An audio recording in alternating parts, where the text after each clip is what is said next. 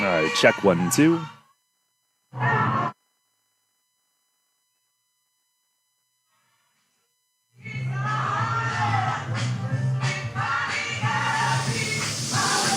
Check.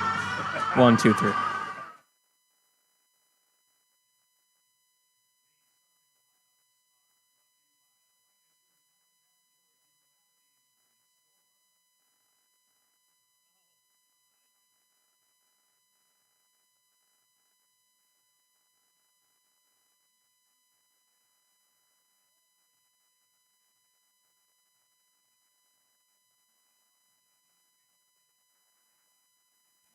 Well, you know how to live. You live in Phoenix. How did you spend?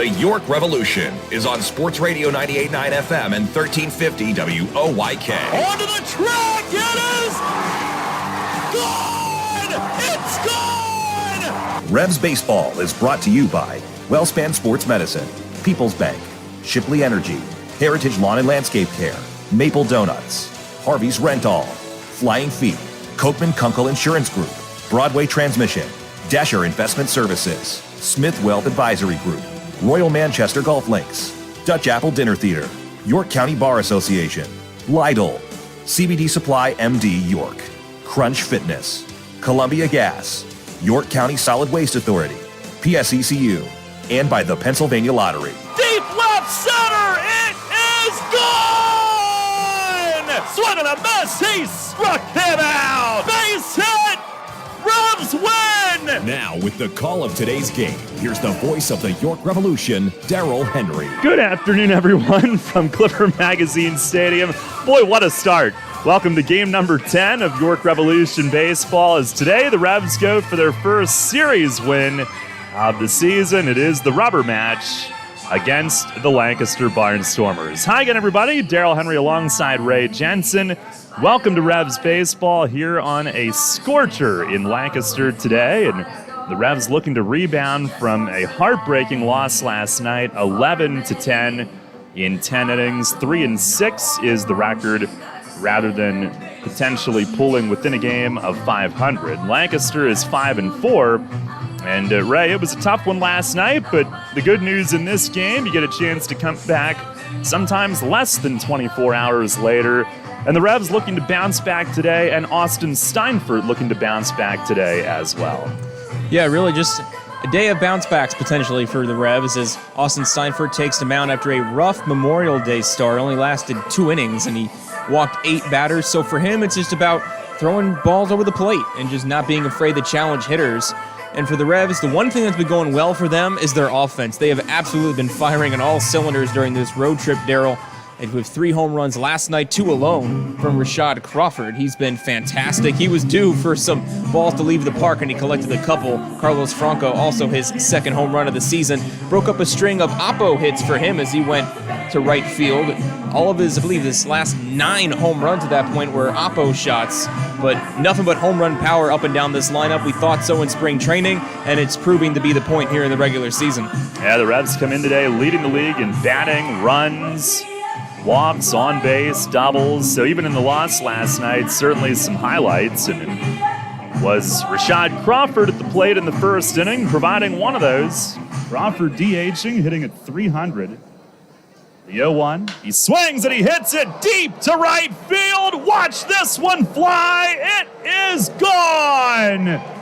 Over the tents in right field and out into downtown Lancaster.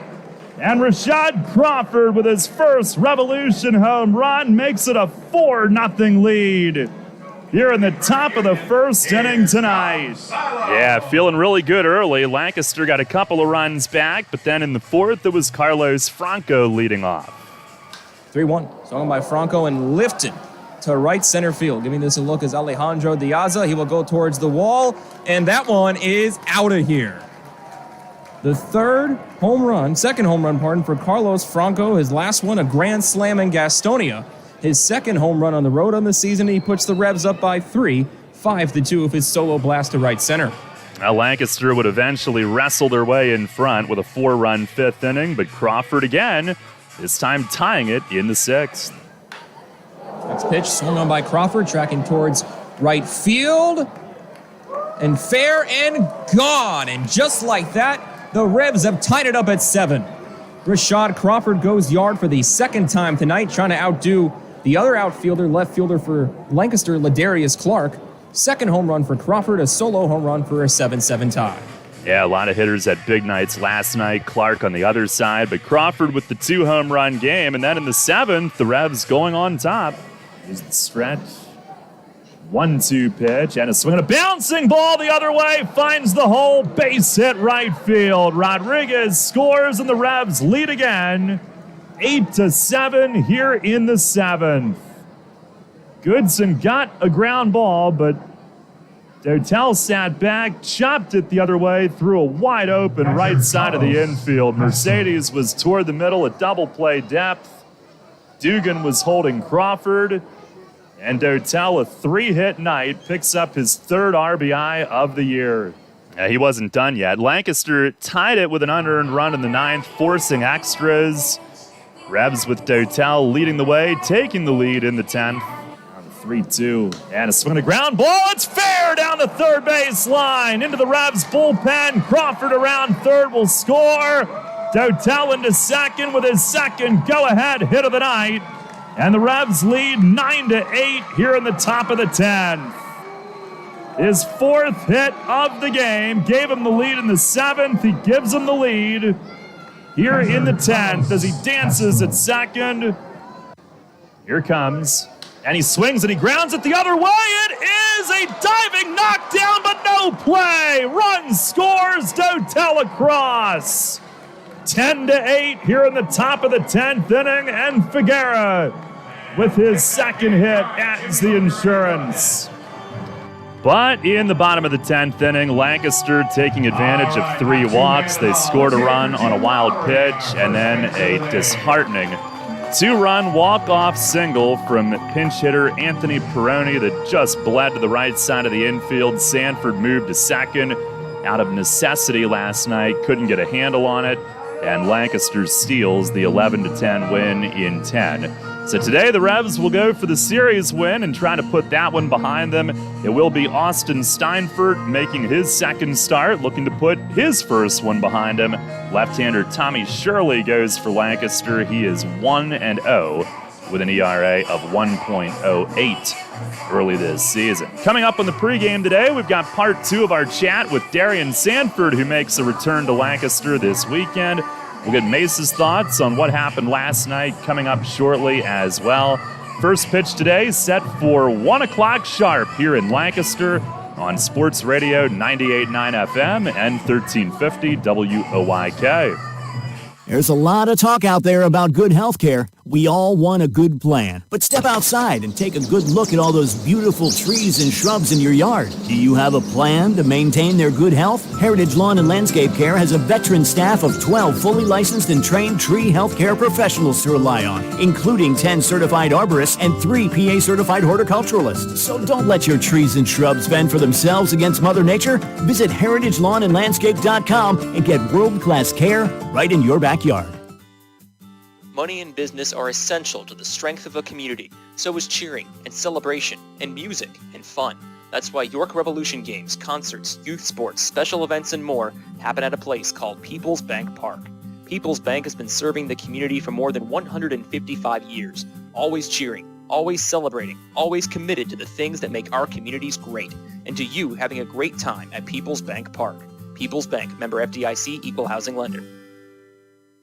Downtown's ready. Are you? The Revs play here. Sports Radio 98.9 FM and 1350 WOYK, York.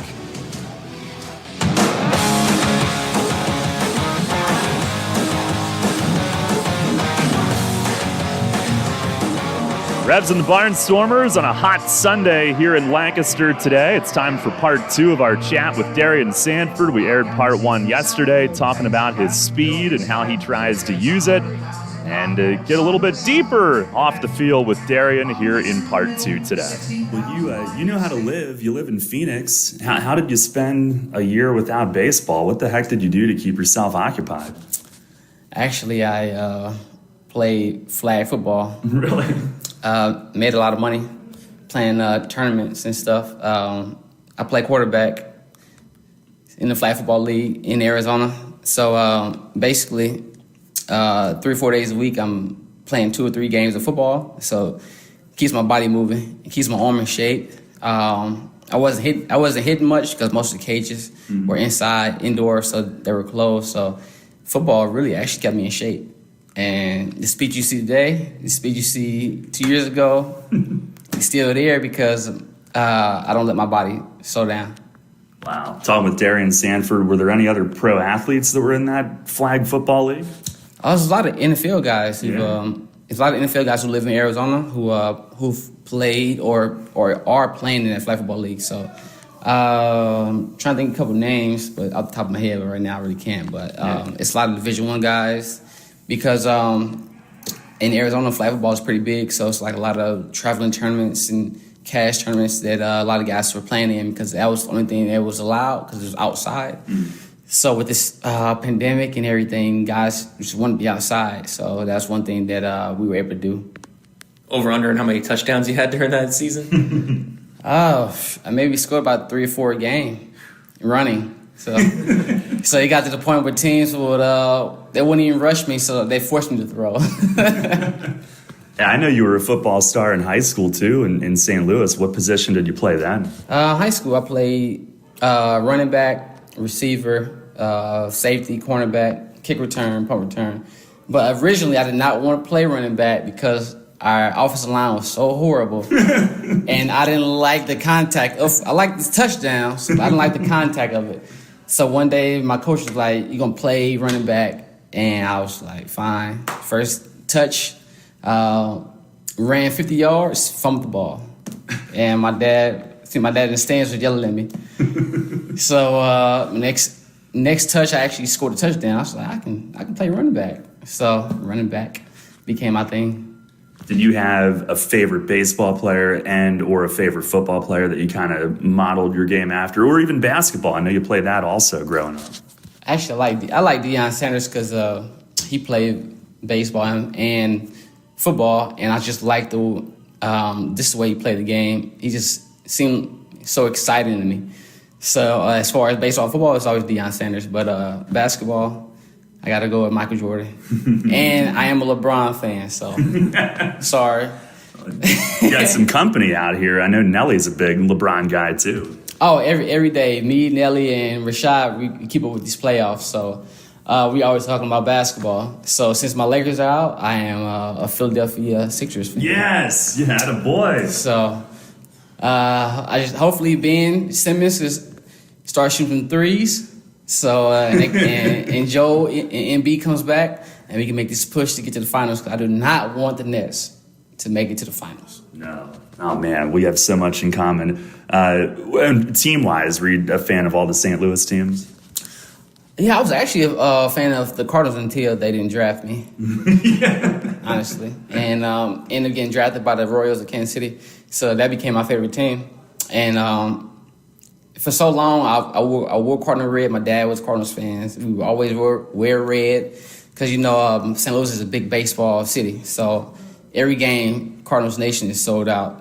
Everybody wears red, but me, not anymore. I wore royal blue before I wear Cardinal red.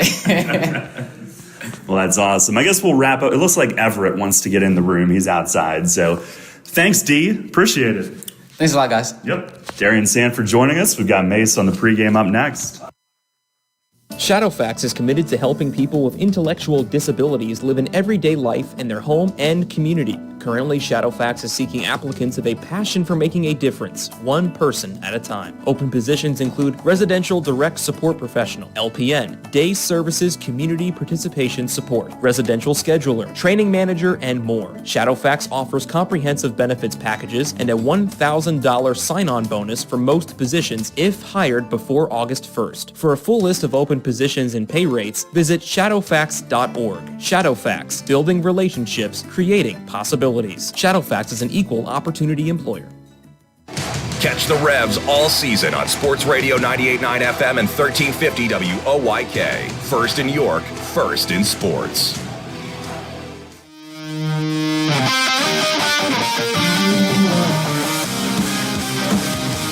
Fans, it's time to go inside the clubhouse for the latest on your York Revolution and tonight's matchup. It's time for the Broadway Transmission Managers Report. Now, here's the manager of the Revs, Mark Mason.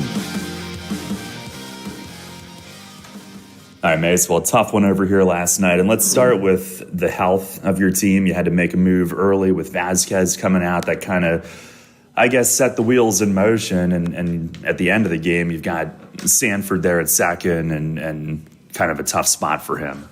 Oh, there's no doubt. The first night here, Dundon he took a ground ball off his thumb. Yeah. So I really couldn't play him yesterday. It was, glove hand, not throwing hand. So we were going to give him the night off, and then Vasquez pulled his oblique in his one at bat. So, yeah. And then I want to make a double switch because at that time, I put Vitters in for Vasquez, and then when I got to make a double switch, I want to keep Crawford in the game, especially in this ballpark. So I make a double switch to make sure I can keep him in the game. And, that part worked out because we scored some runs there. But, that's a tough spot for Darian. I know he's done a little bit of work at second base in the offseason, and one day at our place he took some ground balls. But it's a different game. Game speed is different, and game situation is different. So, it's tough. We didn't make a couple plays, but also we walked guys, and we had a lot of chances to put that game away, a lot. And even with a 6-3 lead, a 4-1 lead, a 4-2 lead, 6-2, 6-3. You can go on and on and on. But at the end of the day, we just couldn't make one more pitch or get one more out. And we took the L. So we got walked off twice this week, which is the most sickening feeling in the world in baseball, to be right down to the last pitch or the last batter or whatever, and to get beat. But, if we're going to get them out of the way, get them out of the way now. The only thing that's good for me in some respects is there's a lot of guys on this team I don't know that haven't played. I haven't watched them play. So we always talk about spring training and then the first 10 days of the regular season. So what's happening is that guys are playing themselves into roles and guys are playing themselves out of roles. And that's just, I can only go by what I see. So that's part of the evaluation process, especially these first 10 games. On the plus side, the offense certainly is rolling. 3 home runs last night, Franco of his second, and Rashad Crawford his first multi-home run game as a Rev. What do you feel about your offense as we head to game number 10 today? I think 50 runs in 3 games or whatever it is pretty good. But, offensively we're fine. If we were doing everything else right now as we are hitting the ball, we might be undefeated. So, really the pitching and the defense, we have to catch up. We have to catch up there. So that's where you're going to win games. As you can see, we scored 10 runs last night and lost a game, and that cannot happen. So once you get a 5 or a 6 spot up on the board, that should hold up. That should hold up. So that's the plan moving forward. I'm probably going to re-rack my bullpen once we get beyond today, and we're going to put guys in different roles based on what I've seen for the past 2 weeks. The start last night from Nicely, no walks, but got hit around a little bit. What was your evaluation? Well, he couldn't get the ball down. That's the bottom line right there. He couldn't get the ball down, and you can preach it all day long, and it's not only him, but you just look at the pitching in this league in general right now. It's like every night somebody has 19 runs, 20. I never seen anything like it. But anyway, the players are all across the league. Everybody's going to have to get better. The pitching's going to have to get better. We cannot sustain 4-hour games every single night. It's going to destroy position players. We're going to get guys hurt because, just overexposure of being out on the field for hour after hour every night, and we're not even into the heat yet. The hot days are still coming. The stretches of hot days, not one here and there. So, no, it's all got to get better. Right now it is not a great brand of baseball. It's just not. So, for the fans, that's a fun game last night because, there's leads and then comeback and then tie and then extra innings. I get it. That's fun for the fans, but the way the game was played is it's really not a good brand of baseball right now. Today, Austin Steinfort makes his second start of the year, trying to rebound off of his rough start on Memorial Day. What have you seen from him and his bullpens afterwards, and what are your expectations for him today? Well, the bullpen he threw in Gastonia was lights out. So you have to take that over the chalk line and onto the mound in the game. That's what has to happen. It's easy to throw bullpens when there's no hitters and no umpires and not a game situation, and everybody does that. The guys throw great sometimes before a game, and then when they get out there, you see everything changes, their rhythm changes, their tempo changes, everything's faster. It's not the same guy that you just left 10 minutes ago. So the key is, can we control our emotion and our adrenaline and get into the game and just pitch like we do in the bullpen. So, like I said, these guys haven't played in a year and a half. Pretty soon that excuse is going to be gone. I mean, for me, it's wearing thin already. We've had enough work now that we should be able to throw strikes, and we should be able to pitch better than we have so far. All right, Mace. Thanks a lot. Good luck today. Yep, thank you. All right, Revs manager Mark Mason. Barnstormers have taken the field. The starting lineups for today's game brought to you by Flying Feet. For the Revs, it's Darian Sanford in center field leading things off. Edwin Figuera, shortstop, hitting second. Melky Mesa will DH and bat third. Cleanup man Nelly Rodriguez at first base. Hitting fifth and playing third base is Carlos Franco. Wellington Dotel in right field is batting sixth. Rashad Crawford in left field hits seventh. Tyler Hill will do the catching and bat eighth. And hitting ninth at second base is Andrew Dundon. Against Sanford, Figuera, Mesa, Rodriguez, Franco, Dotel, Crawford, Hill, and Dundon facing lefty Tommy Shirley. Revs have Austin Steinfurt making the start. And the lineup that he'll face for Lancaster today goes like this. Alejandro De Aza in center field leads off. Melvin Mercedes, second base, bats second. Blake Galen in right field is hitting third. Ladarius Clark in left field is the cleanup man. Kelly Dugan at first base hits fifth. Blake Allemond at shortstop is batting sixth. Anthony Peroni, their hero last night, catches and hits seventh. John DeZamba, third baseman, batting eighth. Devon Torrance will DH and hit ninth. Again, De Aza, Mercedes, Galen, Clark, Dugan, Allemond, Peroni, DeZamba, and Torrance. And we're set to go. Tommy Shirley in 2 outings, 1 start. He's 1-0 with a 1.08 ERA. 8 1/3 innings, 7 hits, 1 run. He's walked 3 and has struck out 12. Lefties just 1 for 13 against him. Righties are 6 for 19. And the Revs have hit .338 against left-hand pitchers as Darian Sanford digs in. Our Dasher Investment Services first pitch. He swings and he hits it high in the air to deep right field. Galen is back at the fence. It's gone! Darian Sanford has done it! A leadoff home run to start the day. He goes opposite field and parks it onto the deck in right. First pitch, home run. And the Revs lead it 1-0 on the first pitch of the ball game. That man's got some pop, and they're giving him the silent treatment in the dugout. Oh, boy. It's his first home run since 2013. Come on, guys.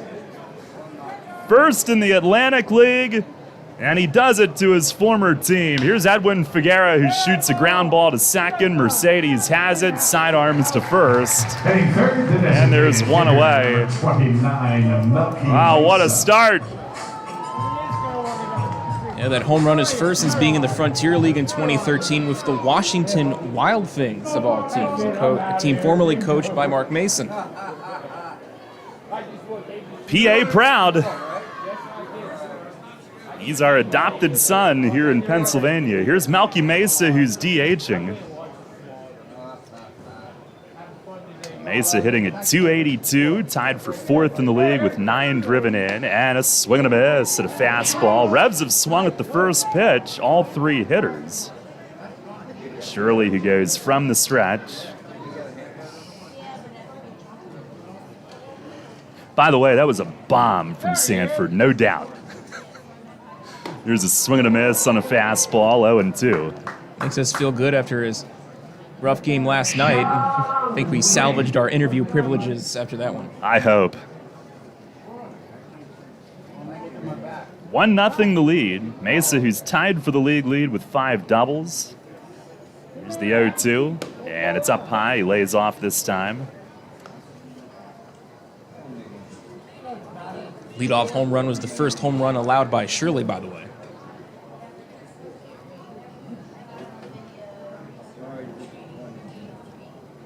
And the tall lefty comes home, and a fastball down and in misses. It's the first leadoff home run by a Revs hitter since James Skelton, July 31st of 2019 at Somerset. 1-0 the lead here early. And Shirley to the plate. He bounced it up there. Barnstormers are in vest jerseys, red sleeves, black hats. The Revs will stay with their new preferred attire, the two-tone dark gray Cityscape road jersey with the gold numbers and letters. Now the 3-2, and a swing and a fly ball straight away center. De Aza is back waiting on it and camped under it, puts it away. 2 down. Our weather today brought to you by Heritage Lawn and Landscape Care, 92 degrees. Sunny, feels like 94. And evidently there's an air quality alert. What does that mean, Ray? I'd have to ask my scientist wife. Should we patch her in and get her on the phone? Live calling. Here's Nelly Rodriguez. And the first one missing down and in. First pitch the Revs have not swung at. My understanding is that it's hot today and the heat is being trapped at high in the sky, which causes the pollution to be kept low, hence allowing the air quality to be not as well as it used to. Ray, I'm so impressed with you right now as Shirley delivers a strike on the outside corner. And I almost fumbled the description of it, so that's the best I can describe. Communications degree paying off for itself.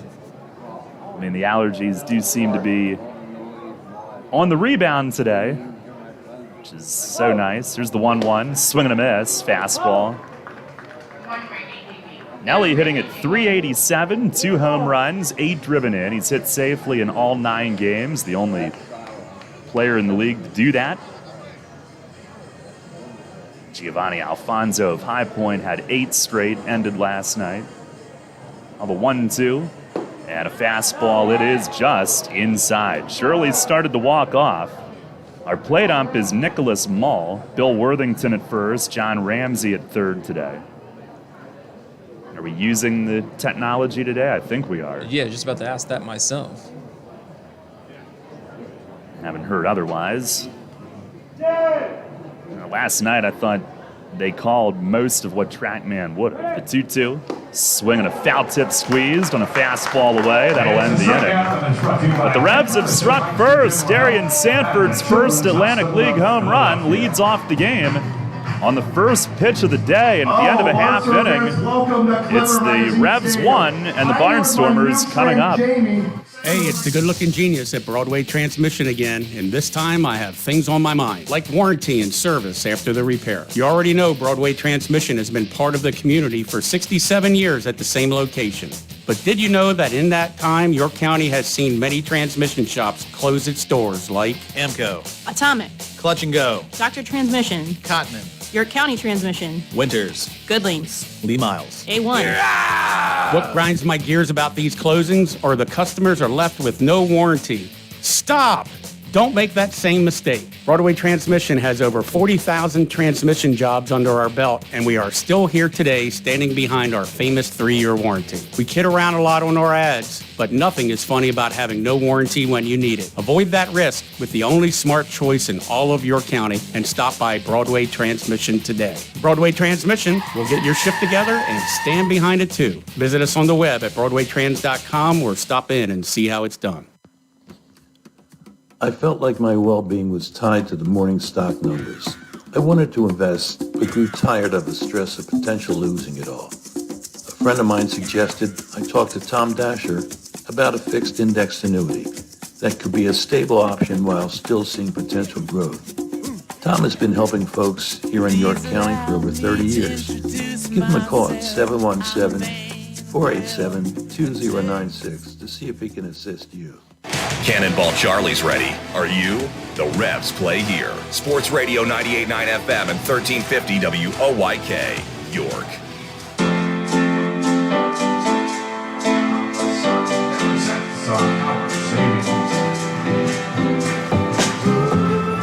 Well, if you're outside today, you're going to want to SPF it up. As Austin Steinfurt gets set to go with a 1-0 lead on Darian Sanford's leadoff home run. Steinfurt looking to put his first start behind him. He was really down on himself, but had a great week of bullpens in Carolina. And he said that once he started to miss the other day, he started to guide it, trying to aim it to the strike zone rather than cutting it loose, got into his own head, and it just snowballed from there. So he's been gnawing on that for a week and looking to rebound today as Alejandro De Aza will lead things off. 3 for 5 in his Lancaster debut last night. And the first pitch from Steinfurt is right down the middle for a strike. De Aza 2 runs scored and a stolen base last night.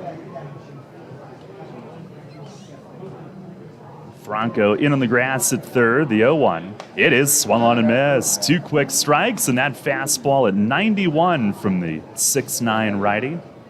By the time he releases it, it's going to get on you even faster than normal with how tall he is. He fires, and a swing, a line drive to center. It's a base hit. 92 miles an hour. De Aza singles it up the middle, but 3 straight strikes for Steinfurt to start his day. And they try to go hard in on De Aza after what they saw from him last night. Maybe just didn't get it far enough in. But 3 straight strikes, and here is Melvin Mercedes. Austin was almost sensed that he almost felt bad that others had to watch it on Monday night, but looking to bounce back. And the first pitch, swing and a miss. 4 straight strikes to start his day. Mercedes 6th in the league in hitting at .441. Has a hit in 8 out of 9 games, 5 multi-hit games. He's 6 for 10 in this series. Second in the league in total hits with 15. The 0-1, and he went off speed, just missed. That was close. Changeup from Steinfurt. And here early on, right around the strike zone, he had 8 walks in the first inning Monday night. 5 straight at one point, 4 straight with the bases loaded. 7 of the 8 came with 2 outs. Mercedes asks for time and backs out. A 7-run first with just 2 hits. Had to be a lonely feeling out there. He fires, runner goes, swinging a foul tip to the screen. De Aza slides, but he'll have to head back.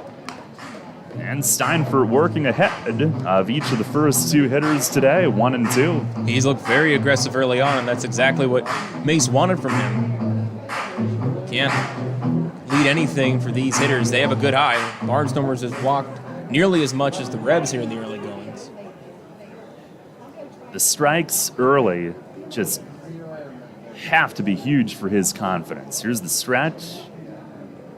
And the 1-2. Breaking ball, and it tumbles over, but stayed just a hair high, evidently. 12-6 that he tried to drop in at 70. 2-2. Now ready with it. And a toss over to first base.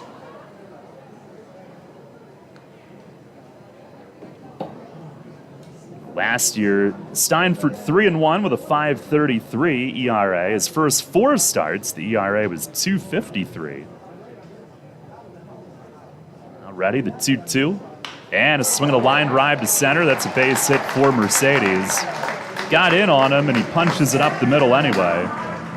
Now the first 2 have reached on singles. Here's the right fielder, number 2, Blake Galen. And that'll bring up Blake Galen.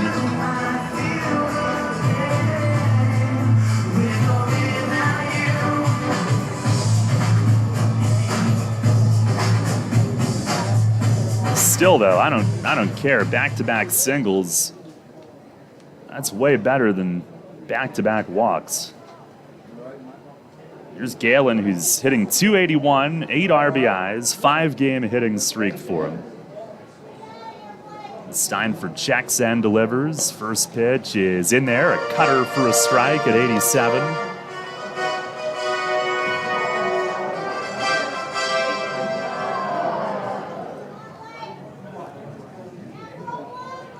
Steinford, who had a great postseason outing in 2019.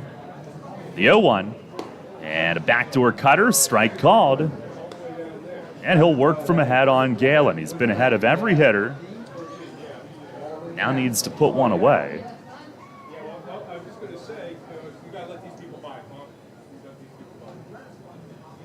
Has his sign from Tyler Hill and delivers, and a swing and a fly ball to right, jammed him. Dotel was deep, he'll scurry in. He's there and makes the grab. And there's one away. The other thing I'm noticing, Ray, he isn't even, when he gets ahead, he's not even wasting pitches. He is continuing to attack the strike zone even with 2 strikes. Yeah, no purpose pitches to try to get hitters to expand their zone here on this Lancaster lineup. He's tracking more further so in, maybe a little away if he feels like it, but is maintaining an aggressive pace so far, and it's very encouraging. Well, that'll bring up Ladarius Clark, who had 2 home runs last night. He's hitting .320, 1 off the league lead in homers with 4. That belongs to Ruby Silva, of all people, with West Virginia. And the first pitch is down and in. Hill able to stab at it. Clark, 9 RBIs, tied for 4th. So he had a 2 home run game for them. Rashad Crawford had a 2 home run game for York. Wild night last night. Revs a 1-0 lead early today. Here's the stretch from Steinford. And the 1-0 pitch that slides away, 2-0. It's just the 4th ball Steinford has thrown in 13 pitches. First batter that he's been behind. Second-year pro, he was with York as a rookie to finish his rookie season 2019. 2-0 pitch, swing and a miss, and Clark lost his bat. The bat broke on a swing. He's left with the handle, and the rest of it went over toward Joe Dahl in the front row taking pictures. That broken bat is brought to you Good Lord. I thought it was the whole bat for a second, Carol, and then you look back at Clark, he's got a little piece of the handle left. How do these things happen? Did termites get into the bat bag? A bewildered Ross Peoples is helping carry it back to their dugout. They forget to staff the bat boy. Well, I guess he had other duties. He had to go get a new one. That's unbelievable. It still looks like a whole bat as it was on the ground as the bat boy picked it up. Now, he clearly broke it previously. He flied out in his final at bat last night, maybe then, and he didn't know it. 2 balls and 1 strike. Steinford to the belt. And comes home. And it's in the dirt, and it sneaks through Hill, who can't find it, just a few feet behind the plate, but both runners saw it and move up on a wild pitch. That's another thing that the Revs need to clean up. It's their league-leading 14th, and Hill almost got it, but just slightly snuck through the wickets.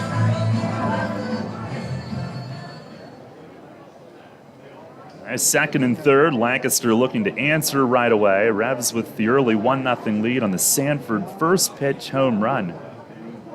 Here's the stretch. 3-1 to Clark, and a swing and a foul tip into the mid. Hitters count on a guy who homered twice last night, and Steinford stays on the aggressive, 3-2. Austin began his career in the Empire League and United Shore League before coming to York. Here's the payoff pitch. Swinging a drive to deep right center. This one back, and he's done it again. A line drive, 3-run home run. Ladarius Clark is on fire.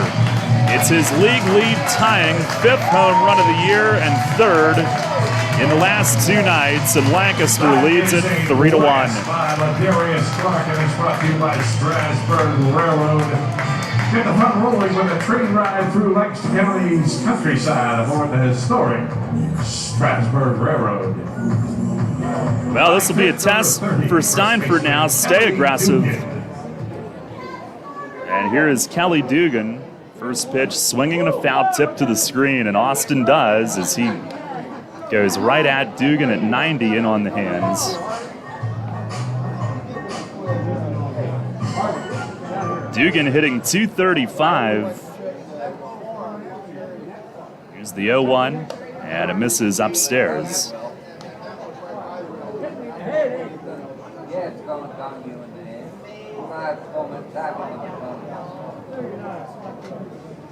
A 1-1, and a swing and a well-hit ball to deep right center. Sanford on the move, out of room, it's gone, out to the same spot. Back-to-back home runs, and Kelly Dugan with his first in the Atlantic League. 4-1 Lancaster here in the first inning on back-to-back homers to the same spot in right center. Kelly Dugan, and it's brought to you by Strasburg Railroad. Get the fun rolling with a train ride through Lancaster County's countryside aboard the historic Strasburg Railroad. Number 6, the shortstop, Blake Allman. Here is Blake Alleman, who swings and hits one deep to right, down the line, it's fair! Back-to-back-to-back home runs, and it's 5-1 on Alleman's second, and he hooked it right inside the foul pole in right. 5-1 here in the bottom of the first inning. And for the 3rd time in Revs history, they've given up back-to-back-to-back home runs. 2010 in Southern Maryland, 2011 in this park.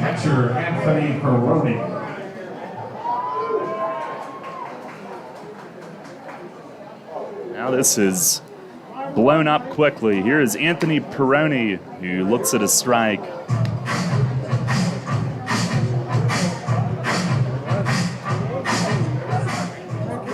The strike throwing has been remedied. Lancaster's been sitting on it. Here's a swing and I wasn't sure if he foul tipped it, but he missed it. It's 0-2.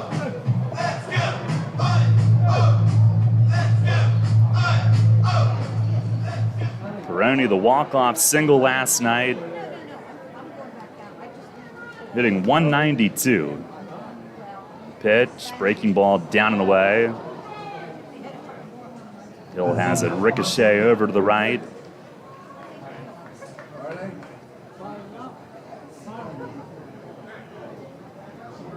The first time that back-to-back-to-backs were hit against the Revs, Travis Garcia hit the 3rd one. Here's the pitch to Perrone. It is down low. And when it happened here in 2011, it was Tommy Everidge, Matt Watson, and Aaron Herr who hit them for Lancaster. Actually, in Southern Maryland, 2 former Revs, as this one is driven deep but foul in right.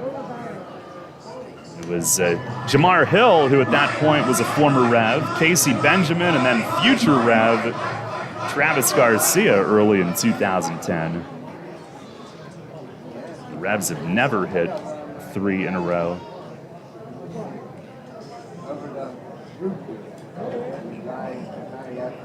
On the wind and the pitch, and a breaking ball slipped up high, 2-2.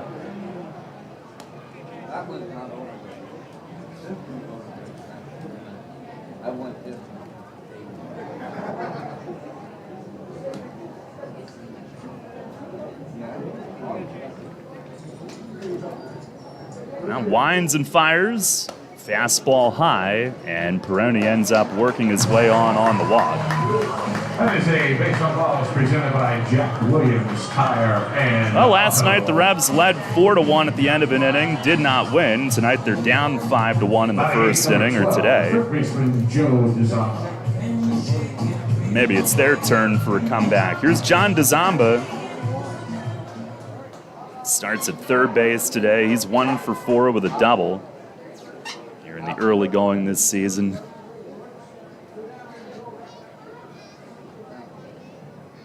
Steinfurt holds, comes home, and in the dirt, Hill has a glance off to the right, and Peroni moves up, takes a big turn, gonna try for third. Hill throws him out at third base. Whoops. Peroni trying to spark his team and take 2 bases on a wild pitch. And Hill gathers and throws a strike to Franco, 2 down. Have we seen everything in the first 10 games of this Atlantic League season yet, or is there still more? I don't know what possible situations we could experience next, but baseball's a funny sport. Only if you laugh with it. There. Here's a swing and a broken bat flare to center. That's going to fall in for a hit. Barnstormers' 6th hit of the inning as DeZamba punches it into center. Hitting ninth, number 4, designated hitter Devon Torrance. That'll bring up Devon Torrance. Lancaster is batted around here in the first inning.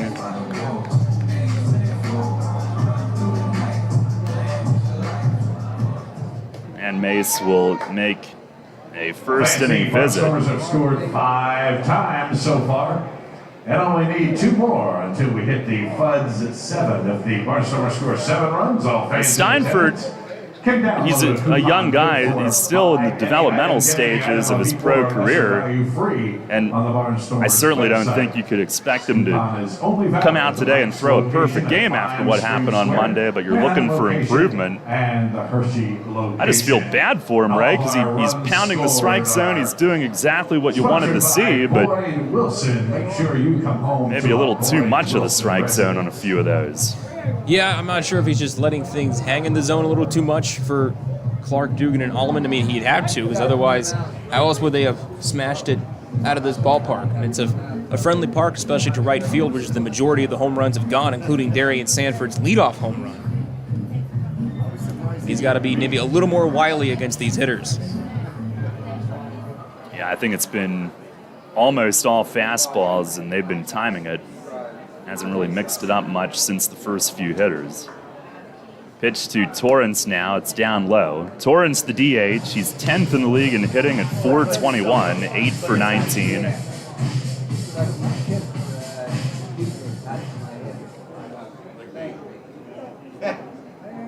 The 1-0, and that runs in tight.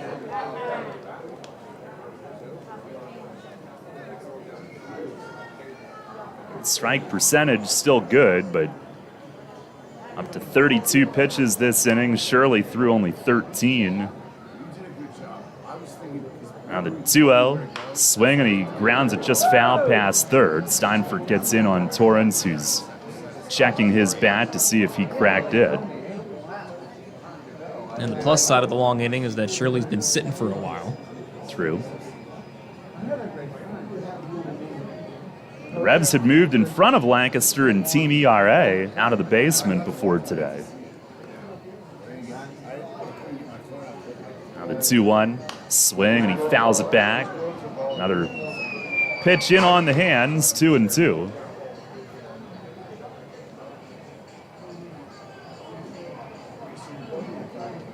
The Revs had actually outscored opponents in the first inning 18-10 coming into play today. That's a lot of first inning runs. And Lancaster had only scored 5 coming into today. Now the 2-2 runner goes. It's up high. Hill to throw down to second, and Figuera trying to get a tag backward as he had to come toward the right of second. The throw sailing a little bit. Stolen base for DeZamba. Find an exclusive coupon to escape on Queen. And a full count on Torrance now.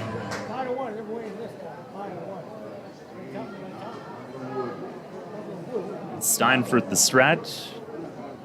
And the payoff pitch, swing and a miss. He struck him out. Fastball in on the hands, ends the inning. But Lancaster scores 5, 6 hits, 1 man left. We'll go to the second. Lancaster on top early. It's 5-1. Runners know the challenge. It's not the uncompromising weather. It's not the pounding repetition. It's not knowing how to dig deep as you start the climb of that last hill. For runners, the challenge is the discipline to keep running. Flying feet. Casual runners, amateur runners, hardcore runners, no matter what level runner you are, Flying Feet Sports Shoes is with you every step of the way. Flying Feet has become the leader in athletic footwear and properly fitting the feet of runners throughout Central PA. Flying Feet has become the leader in athletic footwear, properly fitting the feet of runners throughout Central PA. And that holds true whether you're training or racing on roads, tracks, or trails. For those searching for that discipline, Flying Feet provides the latest shoe innovations, the accessories and equipment, and the inspiration to keep on running. Greg Baum and his staff have the knowledge and the true understanding of what running is all about. As one local runner put it, Flying Feet is family, and all runners are welcome. Flying feet. Flying Feet Sports Shoes, 1511 Melrose Avenue, York, just off exit 18 of I-83. Sports injury? Walk into WellSpan Urgent Orthopedics for immediate care. No appointment is ever needed. Our orthopedic and sports medicine specialists are here to treat you. Visit wellspan.org/urgent orthopedics today for hours at our York and Hanover locations. Get the latest on the Orioles with the Baltimore Baseball Show, hosted by Dan Connolly. Mondays at 6 on Sports Radio 98.9 FM and 1350 WOYK. This is Jake Welch. You're listening to York Revolution Baseball on the home of the Revs. Sports Radio 98.9 FM and 1350 WOYK. First in York, first in sports.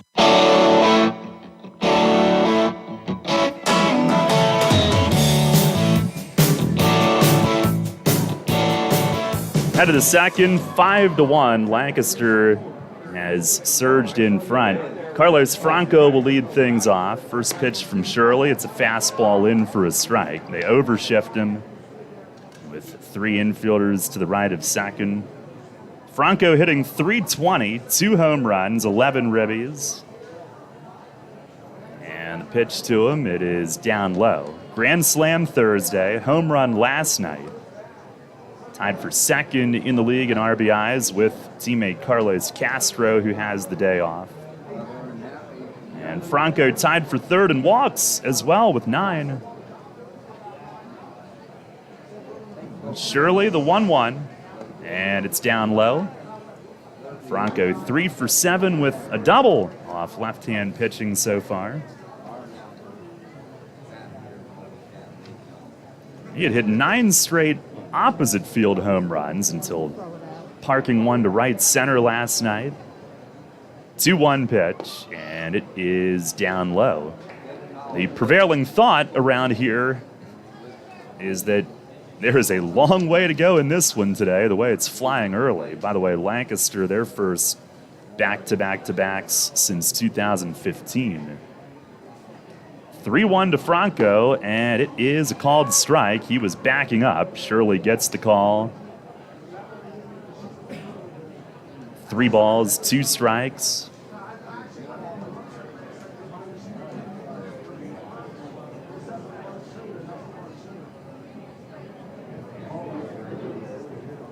And Shirley to the plate. Called third strike. Franco thought he had ball 4 up and in. I don't know, man. As quickly as Nicholas Mall made that call, I don't know if they're using the device today or just comparing again. I didn't see any delay there.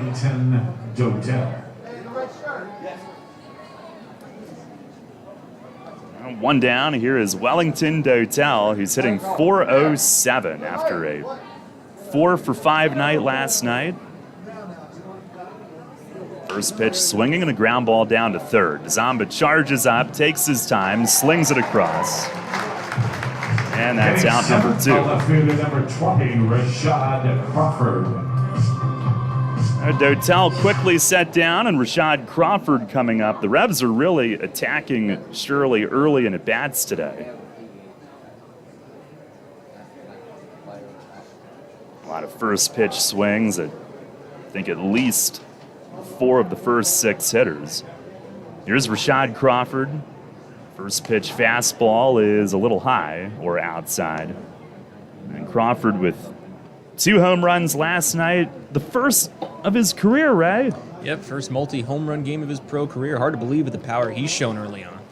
Pitch, he swings and he drives it to straightaway center, sends De Aza back, turns around though, finds it, and makes the grab in fairly deep center. And Shirley does what he's supposed to do after his team scored 5. He's got a quick 1-2-3 inning. We'll go to the bottom of the second, 5-1 Lancaster. Everything you've worked for may be facing a hostile takeover, but step outside the boardroom and look around. Not taking care of business right now could leave you dealing with a hostile takeover by crabgrass later this summer. And broadleaf weeds are just beneath the surface, ready to take their share of your turf too. Prevent hostile takeovers. Call Heritage Lawn and Landscape Care and give your lawn a good, healthy start this year. Heritage Lawn can apply crabgrass pre-emergent and quality fertilizer now to fortify your lawn for later. HeritageLawnandLandscape.com. World-class care right in your backyard.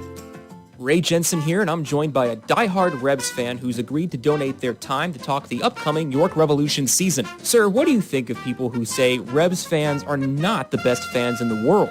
You're an idiot and you don't know baseball. Ouch, but a fair comment. What would you say to all 120 York Revolution regular season games being broadcasted on radio? Yeah. Well, there's something we can all agree on. Sports Radio 98.9 FM and 1350 WOYK, your home for the York Revolution. Tee off this season on the best layout in Pennsylvania and experience Royal Manchester Golf Links, bringing you to the coast of the British Isles while never leaving your backyard. Our unique Pure Links layout in the rolling hills of York County gives golfers an experience like none other, featuring 18 pristine holes with picturesque views of the countryside and consistently ranked one of the top public courses in the state. Also offering outings and event bookings. Book your tee time today at 717-268-0490 or nab our online specials at royalmanchestergolflinks.com. Your source for all of Friday night's action. Central PA Game Day with Steve Navaroli. Saturday mornings at 9 on Sports Radio 98.9 FM and 1350 WOYK.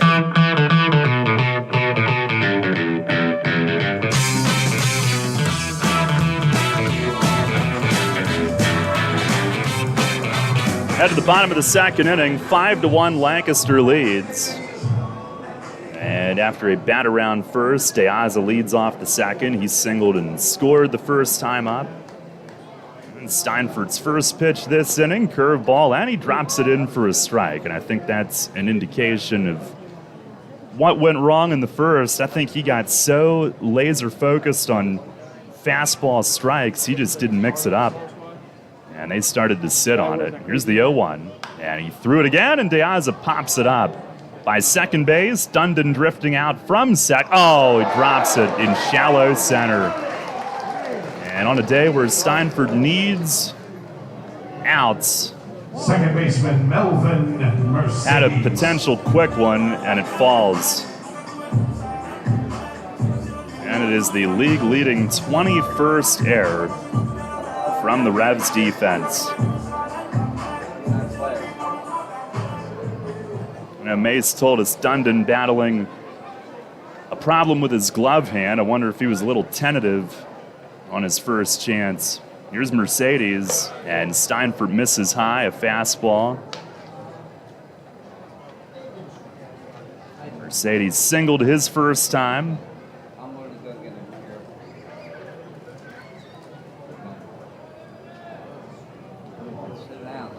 1-0, and it misses in tight. That's rough for Austin. You got a chance at a quick first out, try to set a tone going forward. Instead of another base runner. Now holds, and the 2-0. Fastball, it's a smidge high on Mercedes, who's just 5'6". And Daryl, this game is as mental as it is physical, and I think for Austin, he just can't let any mistakes that the defense causes compound any further mistakes on the mound. 3-0, and it's in the dirt. A walk to Mercedes, and the Revs are getting bullpen activity. Face-off balls presented by Jack Williams Tire. Isaac Sanchez down there. They do have the off day tomorrow, so things will start to change. You have these 10 games in 9 days to begin the season, and now with an off day every week almost the rest of the year, Mace can manage it differently. Go to guys sooner if need be. And that might help some of these issues that every team's had out of the gate. Here's Blake Galen, and it misses high. But every night, I mean, if there's 4 games in the league every night, you might have one that has been relatively clean, but almost every game there's at least a pitcher or two who comes out and has like a 4-walk inning at least. It's been rough across the board. The 1-0, fastball, it is just inside. I certainly can't remember the last time early in the Atlantic League season that we had such a large number of blowout victories already. 19-3 last night, Long Island defeating Southern Maryland. On the 2-0, and it's outside. Didn't seem too long ago that those blowouts were kind of more aberrations rather than commonplace. Yeah. Last night, Southern Maryland had a packed house, lost 19-3, and they had a guy who I think walked 5 and got 1 out, if that. Here's the pitch, and it misses high. Galen walks. Bases loaded, nobody out. Jack Williams Tire and Auto. Back-to-back walks after the error that should have been the first out of the inning. Darius Clark. Bring up Ladarius Clark, who cracked a 3-run homer to right center in the first.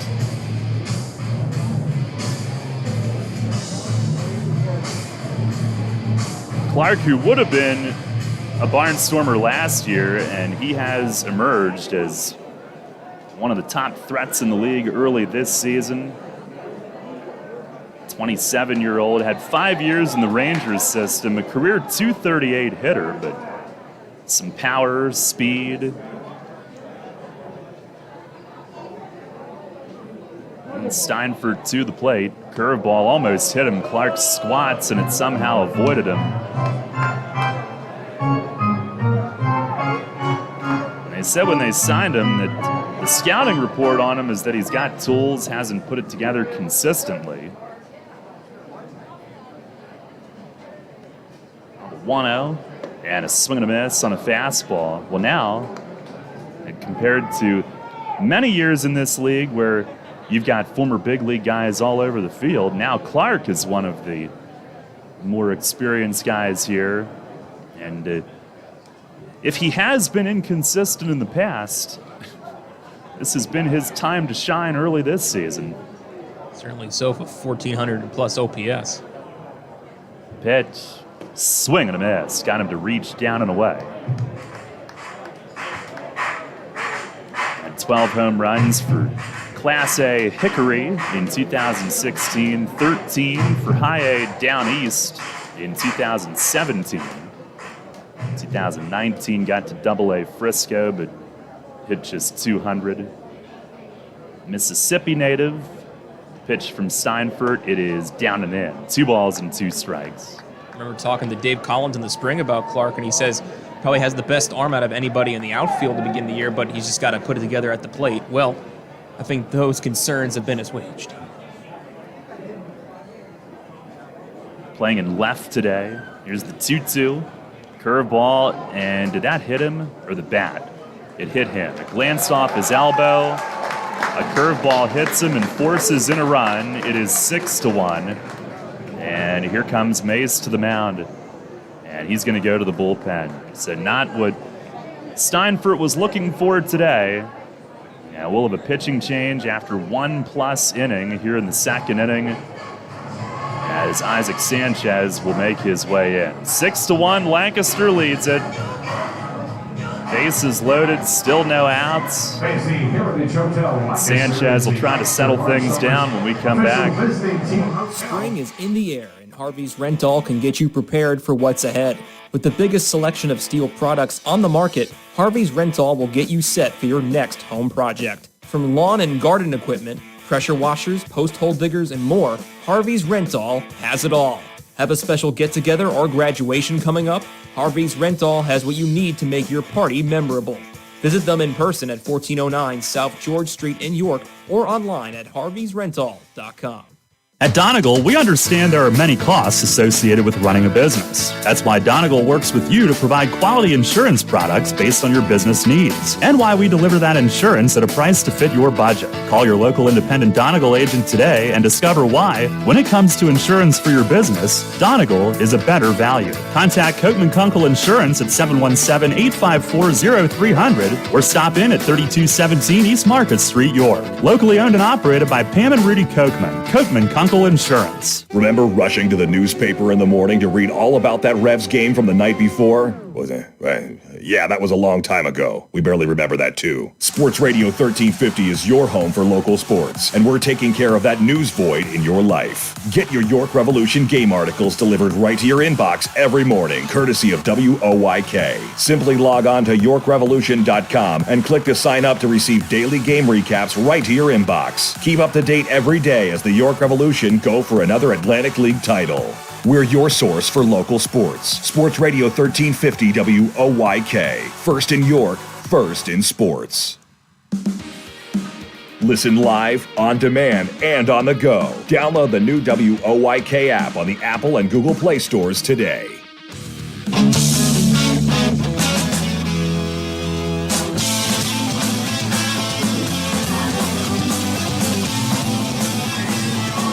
Isaac Sanchez is in here in the bottom of the second inning today. Revs do have the off day tomorrow, and they will use the bullpen for the rest of the ball game, trailing 6-1. No outs, bases loaded. Sanchez was impressive here in his debut Friday night, acquired from High Point for a player to be named later earlier that day. Struck out 2, gave up just a hit in a scoreless inning. And he'll face Kelly Dugan, who homered in the first. And trying to settle things down. Here's the stretch from Sanchez. First pitch, swinging and a ground ball hit sharply but foul. Down past first. As it rebounds out into right. Sanchez, who I have to wonder if he might be a late inning candidate as things get settled. He's got 22 career saves, but he is in early today. You're going to have to use everybody at this point, I think. Yeah, and he wasn't the primary closer in High Point because they had Petrichka down there for a tab before he got signed. Yep, he had 1 save and got plucked by the Angels, who have been big fans of the Atlantic League. There's the stretch from Sanchez, the pitch, and it's in tight. Went off speed. Dugan's home run is first in the Atlantic League. He's now hit safely in 6 straight after a slow start.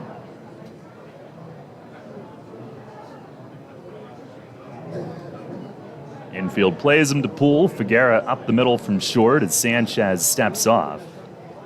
Sanchez from the Bronx and then grew up in the Dominican, now lives in Chicago.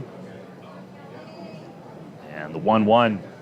Check swing, a slider in, and missed with it, not by much. With High Point, he was 1-0. The win was against York, of course. 3 outings, 4 2/3 scoreless. Now the 2-1, and a swing and a pop-up foul and back out of play. He's been in the Pirates and Mariners systems, reaching Double-A, 11th year pro, also 3 years in the Frontier League. 23-23 lifetime, 22 saves, 3.74 ERA. Oh, actually, he beat Lancaster, beg your pardon. Here's the 2-2, and a swing and a foul tip back. I know he had a good outing against York, but his win was at High Point against Lancaster.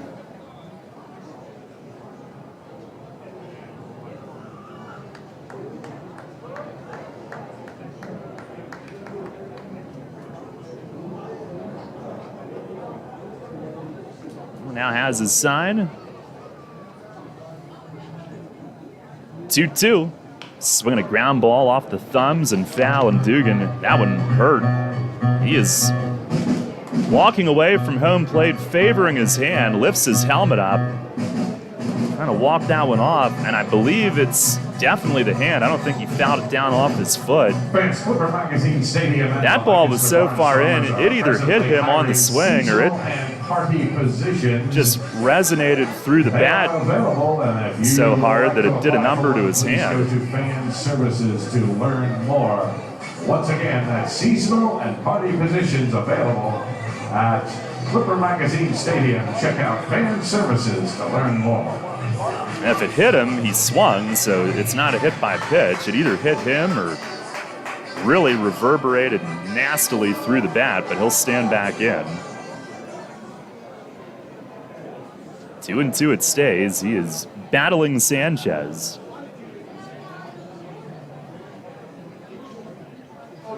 And Isaac set at the belt.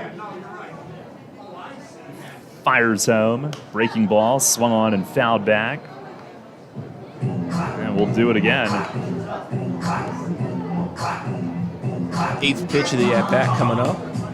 No ifs, ands, or buts about it, Daryl. Dugan has not been an easy out for York here in this series. Had a lot of lengthy at-bats against Austin Nicely last night. He came from the Butch Hobson pipeline. Played for Butch in Chicago. The pitch. Swings and lines it to right center, and it's in for a hit. Sanford cuts it off. 2 runs will score. Fires into second. It's a 2-run single for Dugan, who's driven in 3. Clark in front of him has driven in 4. And it's now 8-1. Here in the bottom of the second inning. Download your coupon. That's good for the next 72 hours from Fuddruckers. Clark goes to third, first and third, still no outs.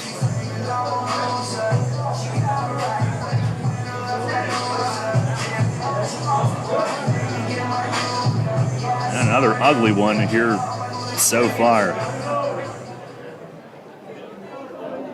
Here's Blake Alleman, who homered to right his first time. First pitch to him, it is down low.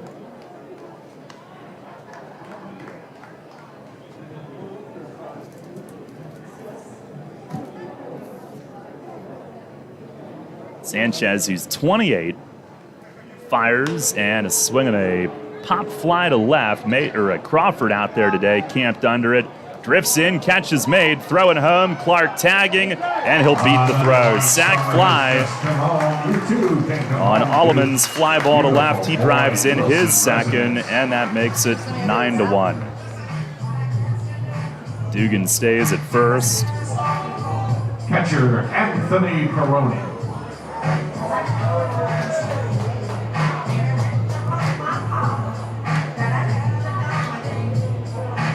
And that'll close the line on Steinfurt today. 1 inning, 6 hits, 9 runs, 8 go down as earned. Although I think it should maybe only be 7, but 3 walks, 1 strikeout. Promising beginning, but ends up rough. And what are they doing here? Do they have a pinch runner or what? Here is Anthony Peroni, who walked his first time.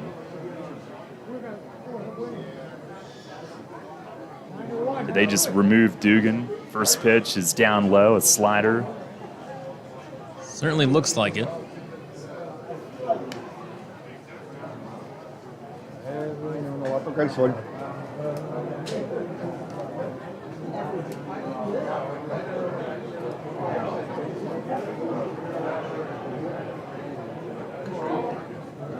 Does anybody want to give a clue? It's the pitch, and that misses high, 2-0. Trying to look for the number, but jerseys the Barnstormers are wearing today, they're into their sleeveless with the red undershirt underneath, or they might be the red sleeves, hard to tell. They kind of mirror the style of the Revs' black sleeveless jerseys. Now the pitch is swinging a foul tip back. I've now resorted to our inside jokes. 2-1. It is Cleo Luis Rondon who's pinch running at first. So we've gotten to the bottom of that.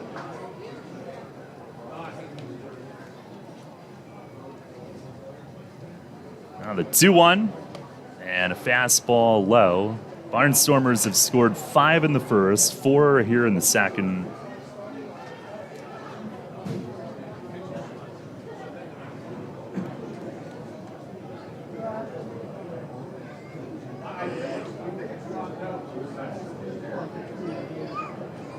Now the pitch, it is up high, a walk. It's the 4th walk issued by Revs pitching. It's another walk, and it's presented by Jack Second that Peroni has taken. The third baseman, John DeZamba. We'll bring up John DeZamba, who has singled and stolen a base. Oh, that's terrible. Sixers are down 60-36. Middle of the second quarter against the Hawks in Game 1. Joel did start. Running at second base for Kelly Dugan, number 7, Cleo Luis Rondon. From what I've seen, Trae Young's been going off in that game at the center. JoJo leads with 11, but it's been all Trae Young with 19. First pitch here is ripped right side. It's a base hit into right. They will stop. Rondon at third. Dotel fires in. A single for DeZamba. And the bases are loaded. Oh, my bad. It was 8 earned runs. I was thinking the sac fly was a potential third out, but that was the first out of this inning. There's still only 1 out. I was thinking about that error that started the inning that should have been an out. I'm thinking we've got 2. It's still only 1. They're loaded, and here is Devon Torrance. He struck out his first time. We've batted around each of the first 2 innings.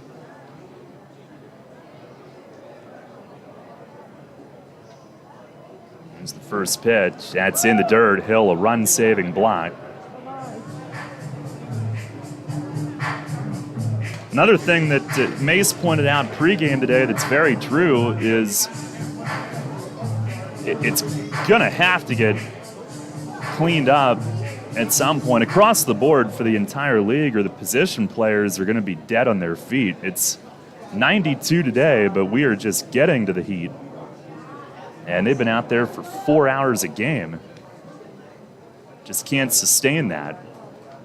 Plus long travel. Here's the 1-0, and a swing and a miss. Strikes are for sure a position player's best friend at this point. Revs' last 3 games, 401, 359, and 359. 1-1 pitch, and it misses high. 4 of the last 5 have gone at least 347. The shortest 9-inning game, 306. And if you take out the doubleheader 7-inning games from last Sunday, the average time has been 337. Lancaster averaging 332. Their shortest is 308. Here's the 2-1, and it misses outside. Could take in a Scorsese film with that amount of time. Goodness.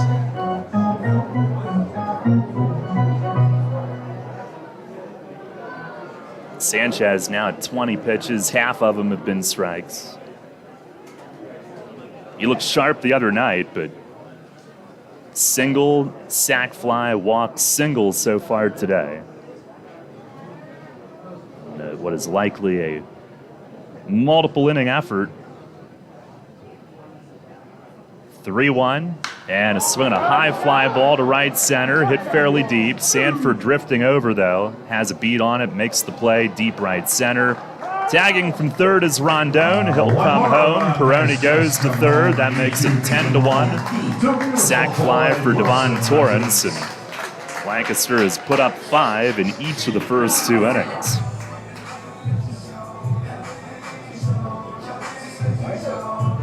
Both outs this inning have been sac flies.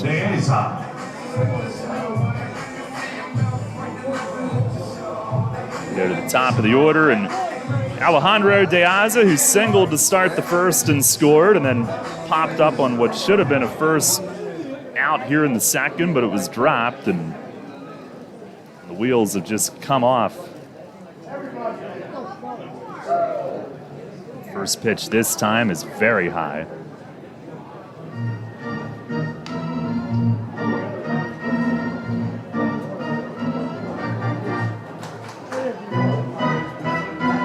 Sanchez grabs the rosin bag. Revs are stirring in the bullpen. Got to think we'll probably see a Bruce Bell appearance at some point today. And now Alberto Rodriguez has a ball in hand. Pitch, it is down 2-0. You figure if the off day tomorrow, pretty much everyone in the Revs bullpen should be considered available. Fuller has gone back-to-back. If we see him, it's 3 straight, but...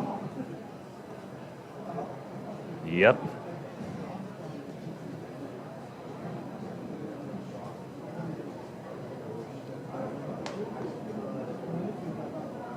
Now the 2-0. Fastball just missed away.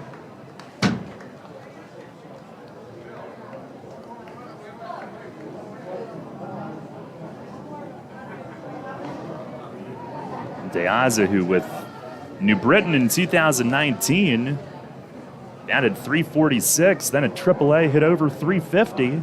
Pitch to him is right down the middle.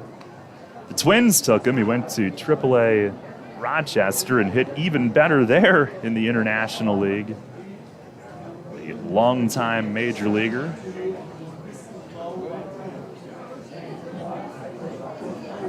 And Sanchez sets 3-1. And a swing and a fly ball right field. Dotel out toward the alley from right. And he'll get there and make the grab to mercifully end the second inning. 5-run score. 2 hits, 1 error, 2 men left.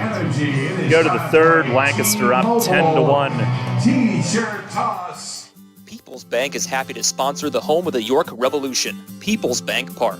People's Bank has been serving the community for more than 155 years, committed to helping their clients achieve their dreams and live confidently. That commitment continues at People's Bank Park, with Revs games, concerts, events, youth sports, and much more. We're proud to partner of the York Revolution, and we look forward to seeing you at People's Bank Park. People's Bank, member FDIC, equal housing lender.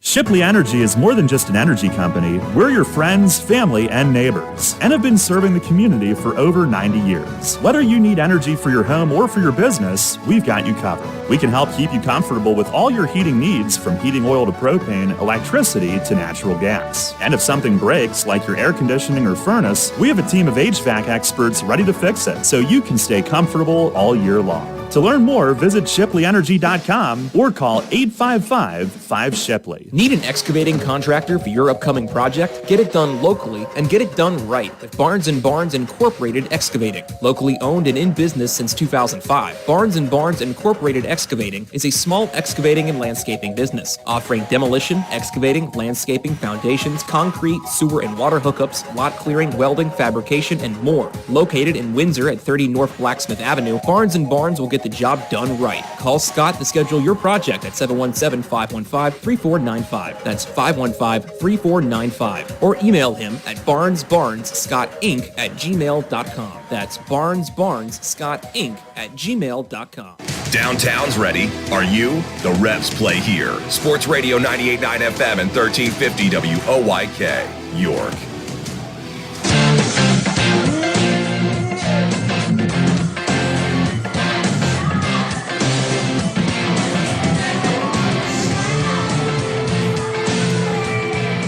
Yep, life is a highway. Sometimes it's a traffic jam. As we head to the third inning, it's 10-1 Lancaster. Lancaster's got some changes here with Dugan leaving after whatever he did to his hand. Rondon, who pinch ran for him, stays into play short. Galen goes from right to first base, which is where Dugan was playing. Alleman goes from short to right. Tyler Hill leading off. Here's Shirley's first pitch, and it's over for a strike. And that should be it for their changes. Shirley's retired all 6 since the leadoff home run from Sanford, which started the game. Here's the 0-1, and swinging a foul tip to the backstop. It has been all downhill since. Hill is 3 for 12. He's driven in 2 here this season.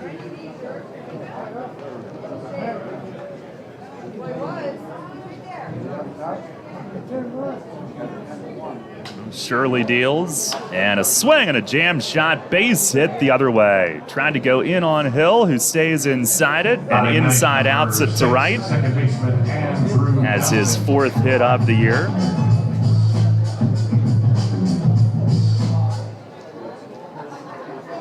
We'll bring up Andrew Dundon.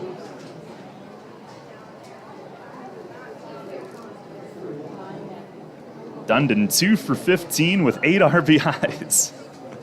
3 sac flies. First pitch fastball is down low. One of his hits drove in 3, and I think the other one drove in 2.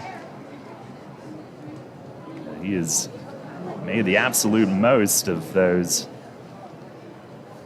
1-0, fastball up. Shirley a no decision his first start, which was at High Point, 5 innings, 1 run, pitched well.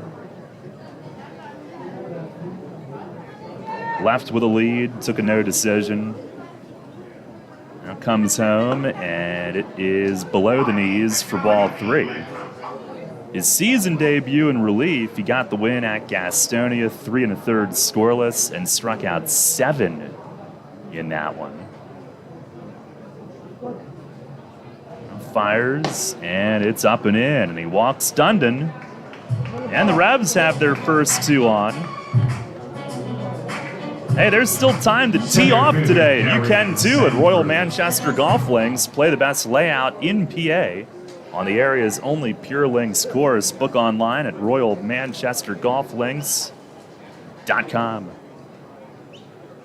Here is Sanford, who homered to right on the first pitch of the game, his first home run since 2013. First pitch is down and in, and then he got the silent treatment when he went into the dugout.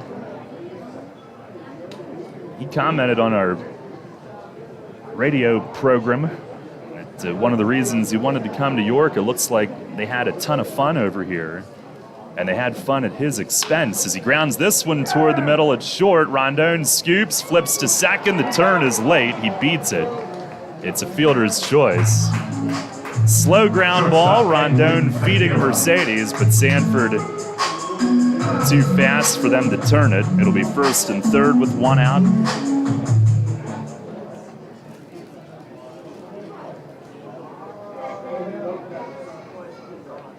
And here is Edwin Figuera, who grounded out to second his first time. Shirley, who pitched for Lancaster in 2017 and 18, combined to go 6 and 7, got traded to Southern Maryland July of 2018. Pitch to Figuera is across for a strike. Pitched for Rockland and Kevin Baez in the Can-Am League in 2019, went just 2 and 7.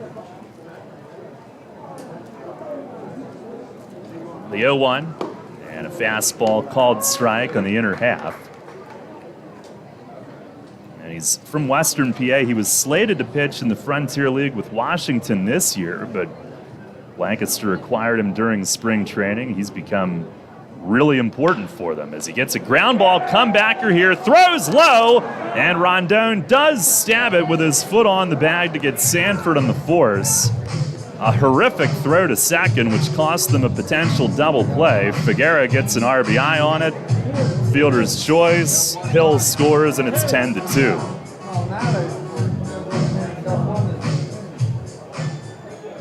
Pitcher Isaac Sanchez.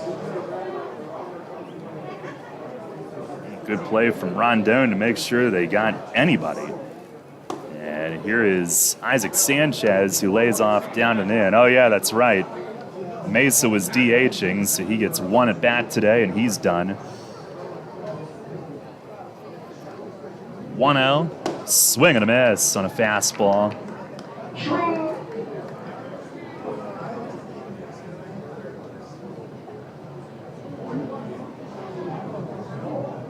Pitch to Sanchez, that's high.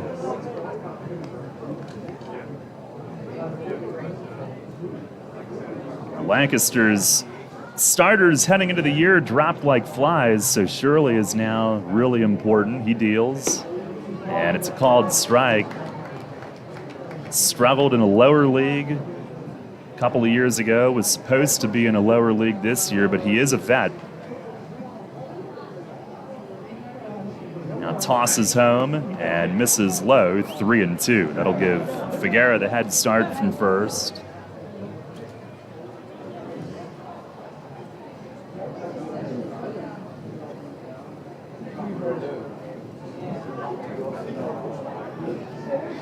Two pitch and a swing and a ground ball the other way, and it's cut off at second. Shirley covering. Sanchez beats it. Base hit for the Revs pitcher as he dribbled it past the diving Galen at first, and Mercedes from second ran it down in shallow right. Tried to hook up with his pitcher covering on the spin and throw, but Sanchez beats it. And Ray is digging on the internet. Type faster, Ray. I'm trying. See what that means for Sanchez. Here's Nelly. First pitch, breaking ball in tight by his front arm. First professional hit for Sanchez. Yes. First at bat? No, it's his second at bat. He had one with High Point. Oh, of course. That was in York. A 1-0 to Nelly. Fastball, strike called on the inner edge. He didn't like it. I'm wondering if he gets the ball. Did they keep it? I didn't see after he got the hit. Yeah, I didn't see either.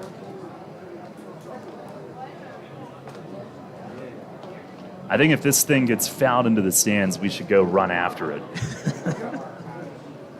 Just in case. The pitch, swinging a foul tip straight back. The DH pulled early. It was a good day for a Revs pitcher to collect their first hit of the 2021 season.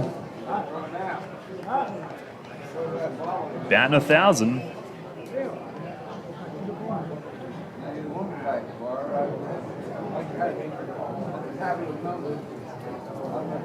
Revs down 10-2 in the third.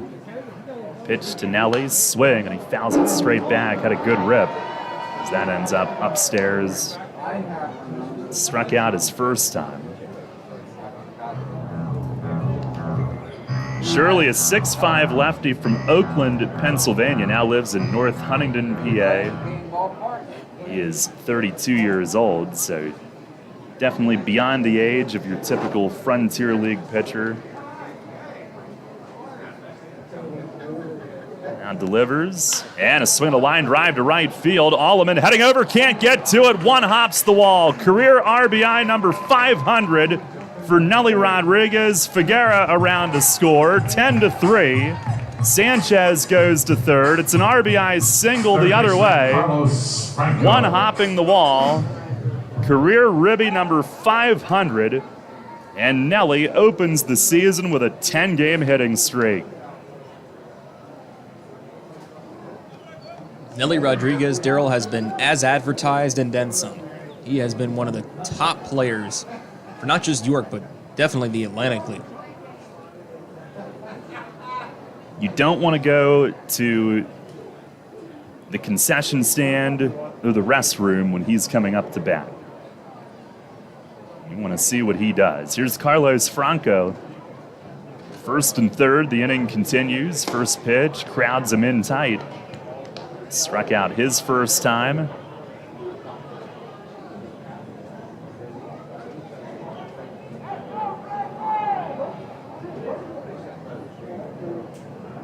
Now the 1-0. Swing and a miss on a fastball. He's trying to get the Revs right back into the game.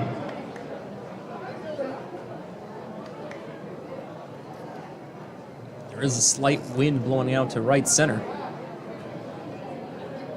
Not that Franco needs a jet stream of any kind to get it out of here. 1-1, fastball over for a strike. I think he's upset he didn't pull the trigger.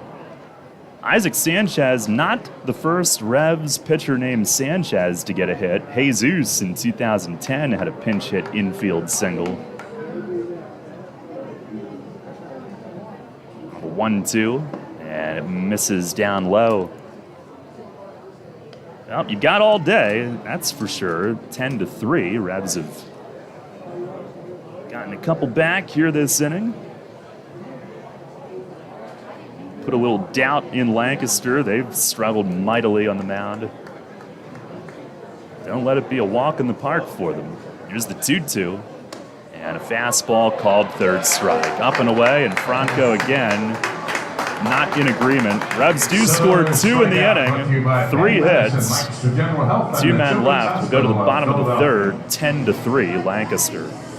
I'm here with Kevin Smith from Smith Wealth Advisory Group of Janney Montgomery Scott, who was recently named by Forbes and the Financial Times as one of the best financial advisors not only in the state, but also in the country. Kevin, explain the meaning of your group's tagline, a wealth of knowledge about wealth. We've built our reputation as one of the premier wealth advisors in the country for many reasons, not the least of which is our vast expertise about wealth in all its meanings and forms. Although traditionally wealth is viewed in a monetary context with all the challenges that entails, which we're fully equipped to address, true wealth has little to do with money. To me, being wealthy is more a state of mind centered upon happiness and contentment. It's memories and experiences with friends, family, and those you love. It's finding meaning and purpose, pursuing passions, chasing dreams, and embracing life for all it has to offer. That's the type of wealth our clients long for and that we help them achieve. You've noted that your group is guided by a quote by Henry David Thoreau, wealth is the ability to fully experience life. Tell me more about that. It's so true. Being wealthy is really about experiencing the richness of life itself. When you think about it, it's not ultimately money that matters, but what money can do. We help our clients educate their children and grandchildren so that they can have promising futures. We help them retire comfortably, support worthwhile causes, and endow meaningful legacies. We help them age with dignity and so much more. For all your financial planning, investment, and wealth management needs, contact Smith Wealth Advisory Group at 779-2769 or at smithwealthadvisory.com. Smith Wealth Advisory Group, helping you fully experience life. Janney Montgomery Scott LLC, member NYSE, FINRA, and SIPC. Take us on the go with the new WOYK app. Download on the Apple and Google Play stores today. Sports Radio 98.9 FM and 1350 WOYK. First in York, first in sports.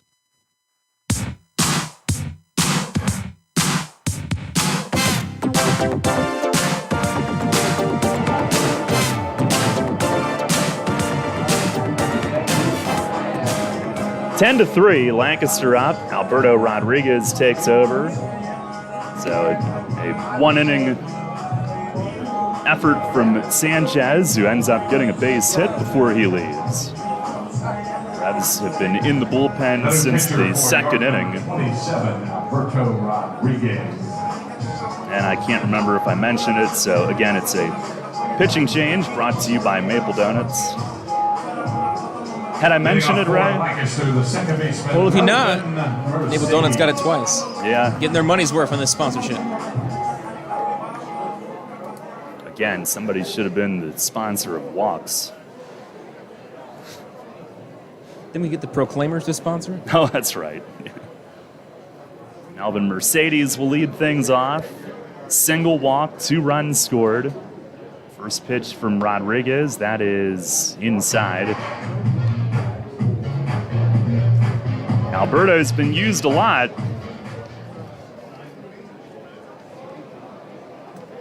It's the windup, the 1-0. And that's a cross for a strike. This is his 6th outing, which now leads the team. 4 2/3 innings, 3 runs, 8 hits, 3 walks, 5 Ks. Fires, and a shot on the ground at second. Diving stop, Dundon. His hat comes off, and he throws him out. What a play, and hopefully he's okay. He goes running out into right field. First baseman Blake. He's playing with a banged-up glove hand, and he's kind of checking out both arms. He might have gotten scraped on the dirt, but he went diving full extension and landed hard. That was a jarring landing, but he stayed with it. His hat came off, his hair was flopping around, and he made the throw to first. Lost a lid, but more importantly, did not lose the ball. No. Good throw from him. An outstanding play. Here's Blake Galen, who's flied out, walked, and scored. First pitch, backdoor slider misses.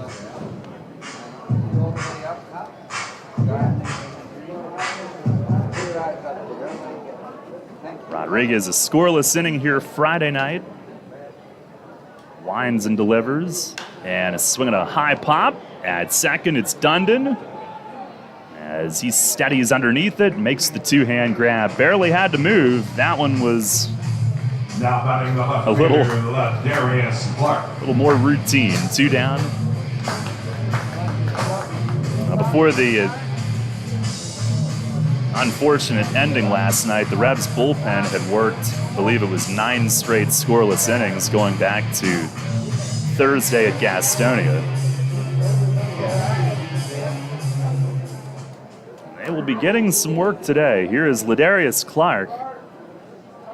Rodriguez the pitch. It's down and in. Clark a 3-run homer in the first after a 2-home run game last night. And then was hit by a pitch with the bases loaded in the second, so he's got 4 driven in already, which would put him into a tie for the league lead. Pitch to him is a little high. 13 RBIs now. And tied for the lead in home runs with 5 with West Virginia's Ruby Silva, who also leads with 13 driven in.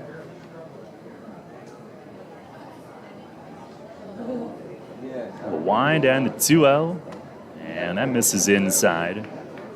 The Power have a bunch of Atlantic League vets in their lineup who have maybe been good players but not stars in this league before, and that's kind of how their lineup is made up. Here's the 3-0. Swinging a bouncing ball deep short. Figueroa backhands a long throw, and Clark beats it out. Figueroa backhanded, kind of stayed back and had to wait for it to get there. And Clark, who hit it softly, beats it out on base again. Almost hit into an out on that 3-0 swing, but ends up with the infield hit. And give a little tip of the cap to Rodriguez there at first base. The throw was a little offline and drew him off the bag, and he had to snag it just short of the dirt to bounce away towards the Barnstormers dugout if he didn't. That'll bring up Rondon, who bats for the first time. One more out until I go get my burger. You mean our burgers now? I was going to ask. Here's a ground ball to second, right at Dundon, down to a knee, and he'll sidearm it over to first. Ketchup, please. Ketchup? What drink? Dr. Pepper. Of course, all right. Oh, Done. Fans, we are live. Dundon handles all 3 outs in the inning. No runs, 1 hit, and 1 left. Room service coming up. We go to the 4th. Ray with the play-by-play. Lancaster up 10-3. Since 1934, PSECU has given Pennsylvanians financial opportunities to live a better life. We are a credit union who offers valuable free and low-fee financial products, broad lending options, and outstanding money management for financing life. At PSECU, we are proud of who we are and committed to who we serve because our Pennsylvania roots run deep. We are banking on a difference. Visit PSECU.com to join us. This credit union is federally insured by the National Credit Union Administration. Equal Opportunity Lender. Hey Revs fans, now's your chance to win big with the Revs and Shipley Energy. This season, during every home game at Peoples Bank Park, it's the all-new Shipley Energy Grand Slam inning. Each game, one inning will be designated, and one name will be selected as the contestant. If the Revs hit a Grand Slam that inning, you could win $5,000. To enter, stop by Fan Services and fill out your form, or enter via the York Revolution app or YorkRevolution.com. Sign up today and win big with the Revs and Shipley Energy this season. Belle, the Beast, and the enchanted world of Disney's Beauty and the Beast. Playing at the Dutch Apple Dinner Theater June 3rd through July 31st. There goes the baker with his tray. It's the classic tale you love when Belle meets the Beast, a young prince trapped under a spell with time running out for the curse to be broken. A show for the entire family. Call Dutch Apple Dinner Theater today at 717-898-1900 or visit DutchApple.com. Listen live, on demand, and on the go. Download the new WOYK app on the Apple and Google Play stores today. Letting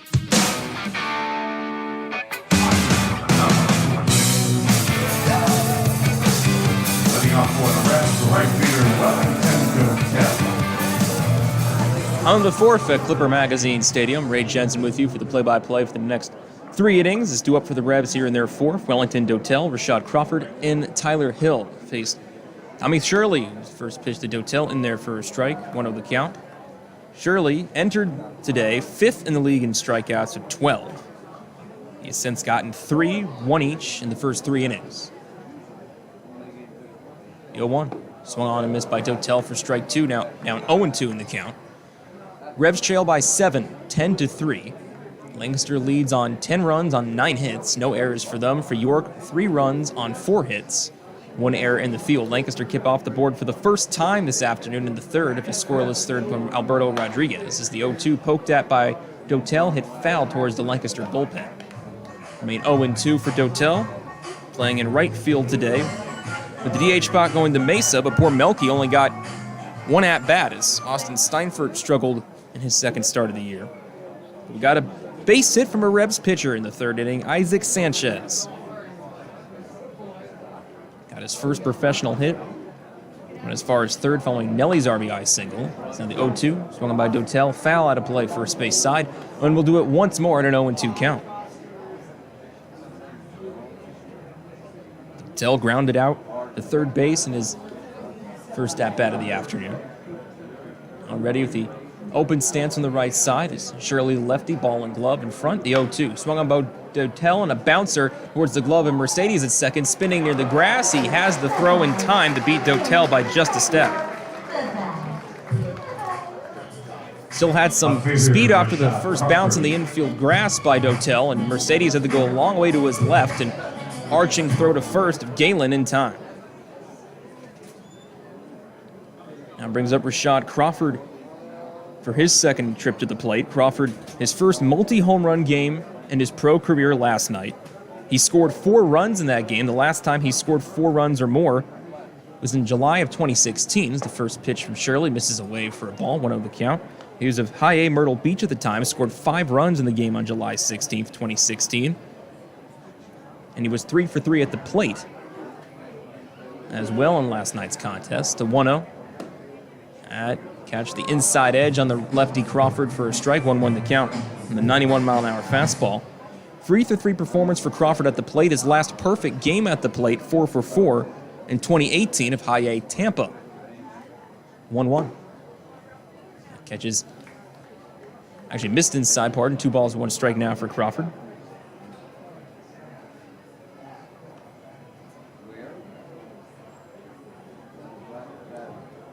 Crawford ready for his open stance from the left as the fellow lefty Shirley, ball just in front of the chin, the 2-1. And misses up for ball 3. 3 balls, 1 strike. Shirley missing in the last couple of fastball offerings to Crawford. Crawford is known more for his glove and his speed, but has shown really good power here in his first Atlantic League season. The 3-1 swung on by Crawford, fouled off the netting to move the count to full. 3 balls and 2 strikes. Talked about Ladarius Clark, as he was kind of known more as well for his speed and his arm in the outfield. Kind of profiles a little similarly to our Rashad Crawford.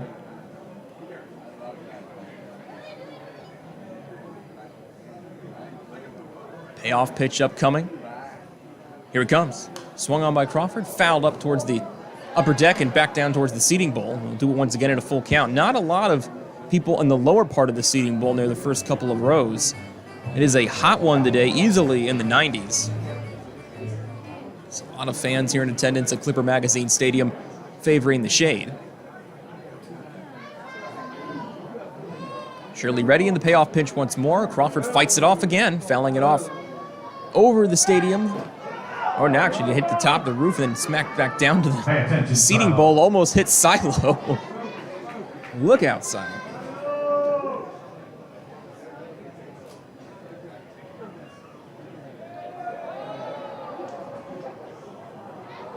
Base is empty, one out for Crawford as Shirley, ball and glove. Payoff pinch once again. Swung on by Crawford and to the leaping glove of Rondon at short. A few inches higher and would have cleared over Rondon's glove, but it settled in there on the leaping snag for out number 2. The second time in this series, the infield has stolen a hit away from York as Melky Mesa last night smoked one in the 6th. But Alleman had to leap up to his left and snag it to save a couple runs. Still a 10-3 lead for Lancaster. 2 outs on the board, no one on for Tyler Hill. First pitch swinging is Hill and tracking towards right field. Will it stay foul or fair? It goes foul. 0-1 the count to start Hill. Got his 4th hit of the season and a base hit back in the 3rd and later scored on the RBI fielder's choice from Edwin Figueroa. Figueroa would then later get scored by Nelly Rodriguez and continue his 10-game hitting streak. Next pitch. Drops in there for a strike. No ball, 2 strikes to count.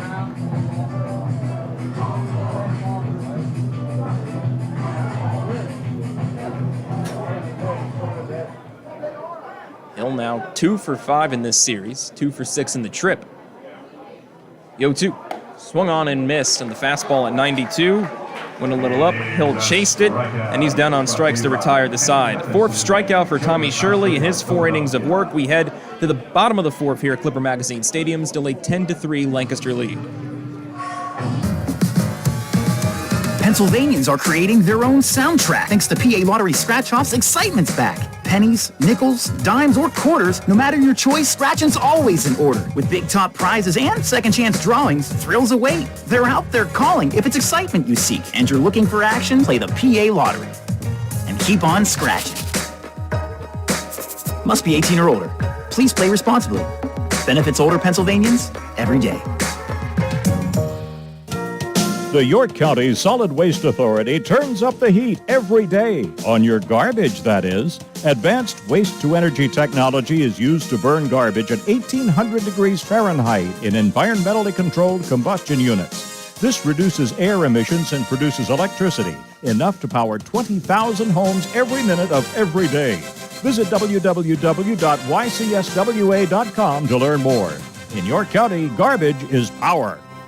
Shadowfax is committed to helping people with intellectual disabilities live an everyday life in their home and community. Currently, Shadowfax is seeking applicants with a passion for making a difference, one person at a time. Open positions include Residential Direct Support Professional, LPN, Day Services Community Participation Support, Residential Scheduler, Training Manager, and more. Shadowfax offers comprehensive benefits packages and a $1,000 sign-on bonus for most positions if hired before August 1st. For a full list of open positions and pay rates, visit shadowfax.org. Shadowfax, building relationships, creating possibilities. Shadowfax is an equal opportunity employer.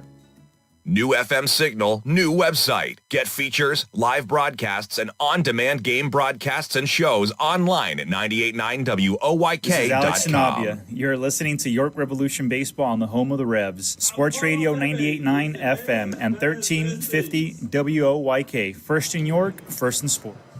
Bottom of the 4th, the first pitch to Clay Luis Rondon from Alberto Rodriguez is in there for a strike.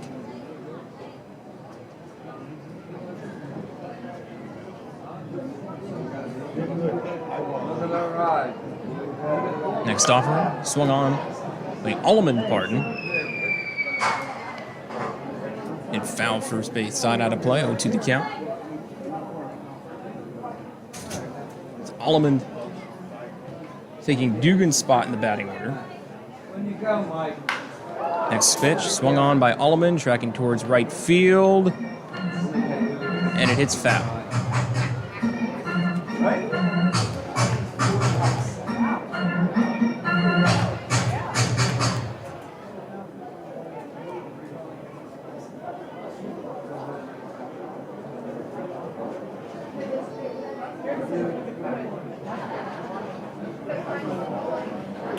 Alleman sits back in, sporting the high socks, bright red socks with the white cleats.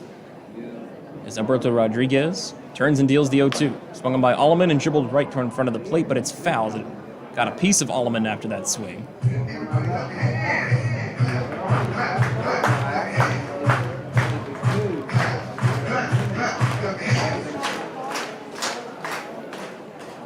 So once more to an 0-2 count.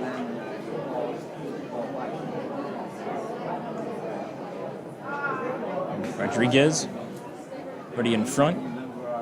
Just at the plate now, pivots and fires the 0-2. Swung on by Alleman, ground ball to short. Figueroa tries to dig it out, but it scoots under. Ranging to his right, try to backhand glove it, but it scoots away from the leather. And Alleman is on safely.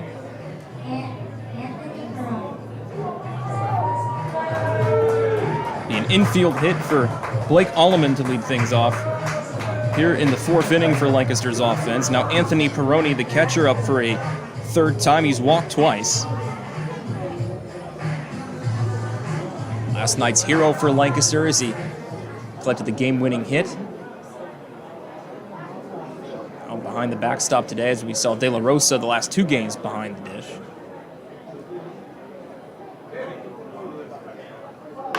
Next pitch, swung on. Fielded by Figueroa, throw to second in time, to first, that is in time! Double play hit into by Peroni, and that clears the bases.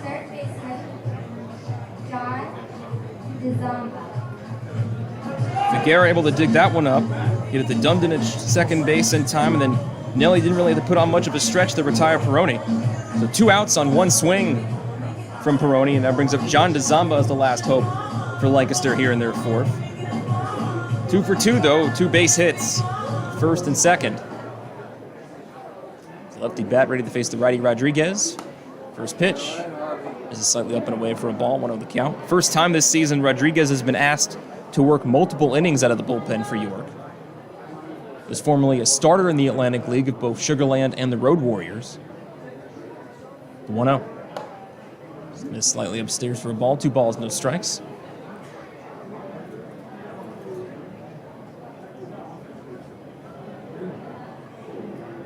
They changed the base hit and Alleman to an error. That's the second error on York. Now the 2-0. Swung on by DeZamba, tracking towards left field. Crawford ranging to his right, short of the corner. Puts it away, and that will retire the side. Thanks to a 6-4-3 double play, Lancaster set down in order for the second straight time this afternoon, but they still lead by a hefty margin. 10-3 lead for Lancaster as we head to the top of the fifth. Suffering from chronic pain, anxiety, or insomnia? CBD Supply MD York has the solution for you. Natural alternatives to pain relief while combating high prescription prices and deductibles. Our products are high quality, organic, and third-party tested. Family owned and operated, CBD Supply MD York is community and family oriented and the most trusted source and supplier of the highest quality Delta 8 and CBD products, including oils, ointments, vapes, gummies, and pet treats. Call us at 817-1097. That's 817-1097. Or stop in and see us at 3923 East Market Street in York. CBD Supply MD York, your quality CBD supply in York. Get ready to crush your goals. Join Crunch Fitness now for $1 and memberships starting at $10.99 a month. At Crunch, you get more of what you want.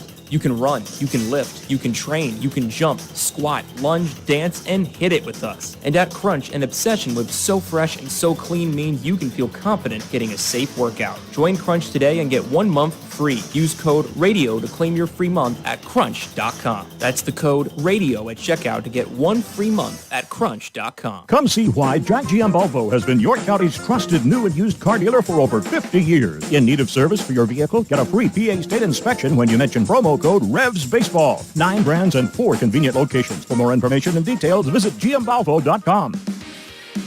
Listen live, on demand, and on the go. Download the new WOYK app on the Apple and Google Play stores today.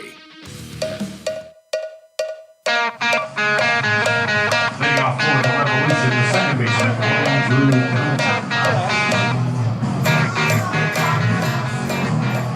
Top of the 5th at Clipper Magazine Stadium. Alberto Rodriguez able to keep Lancaster off the board for a second straight inning in relief, but Lancaster still leads by 7. 10-3 the score. Due up for York, Andrew Dundon, Darian Sanford, Edwin Figuera. Face Tommy Shirley is the first pitch from Shirley. This is away for a ball, 1-0 the count to start Dundon. Dundon worked a walk, but then was cut down at second, part of a fielder's choice hit into by Darian Sanford. The 1-0 from the lefty Shirley. That catches the inside edge for a strike. One ball, one strike, the count, on Dundon. Dundon sitting on 8 RBIs on just 2 hits. One of those including a bases-clearing double during the Gastonia series, the 1-1. Swung on by Dundon and hit foul out of play first base side. Happy to see he is Andrew Dundon on the video board in left today, not Andrew Dunton, as he was for the first 2 games.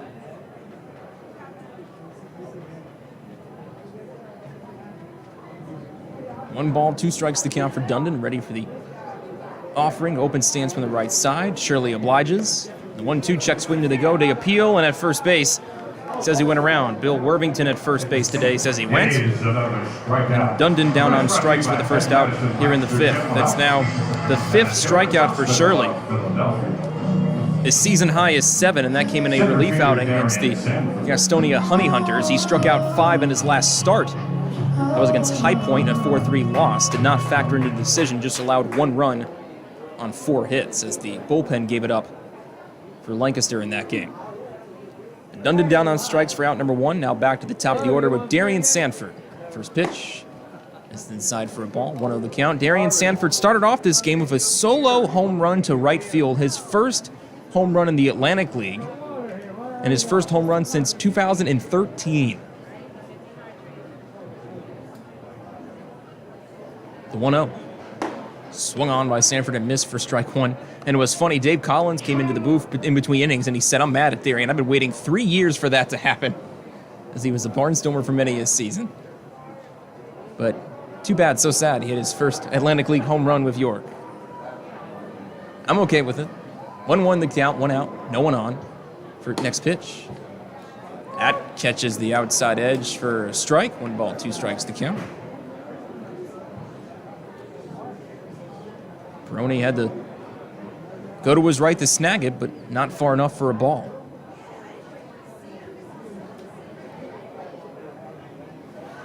One and two as Shirley has the grip, lifts and fires. 1-2 swung on by Sanford, tracking towards shallow right field. Alleman calling everyone off. He puts up the glove and puts it away. Route number 2. Shortstop, Edwin Figuera.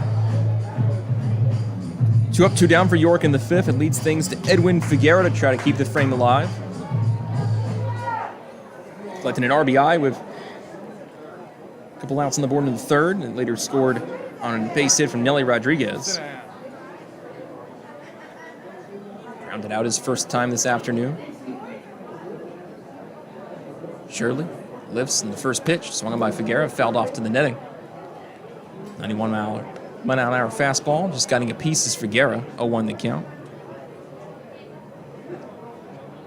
To begin this series on Friday night, Figuera reached base all 7 times he went towards the plate, and his first career 4-hit and 4-run game as well. The 0-1. Swung on by Figuera, but right to the awaiting glove of Shirley on the mound. He'll take a couple steps and stride to first and go over to Galen, and that will retire the side. York able to get solid contact off of Shirley. but not able to avoid the gloves of Lancaster. We head to the bottom of the fifth here at Clipper Magazine Stadium, still 10-3. Brandon and I got Marshall. Hey, psst. Yeah, you. You want to buy some low-priced groceries? Just follow me into this well-lit Lidl grocery store. Here at Lidl, we buy in bulk and cut down on costs wherever possible. Then we pass the savings on to you. Trust me, everything's done totally legit and above board. Nothing to be worried about.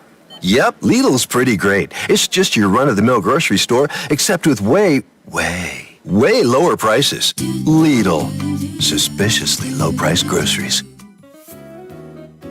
Planting a tree, putting in a mailbox, whatever your project, Columbia Gas reminds you to be safe and call 811 before you dig and know what's below. Safe digging is no accident. Call 811 at least 3 business days before you start your digging project, and your utility companies will come out to mark any underground lines near your work area. Calling 811 is free for Pennsylvania homeowners, and it's the law. For more information, visit columbiagaspa.com. Facing a legal issue can be a frightening time.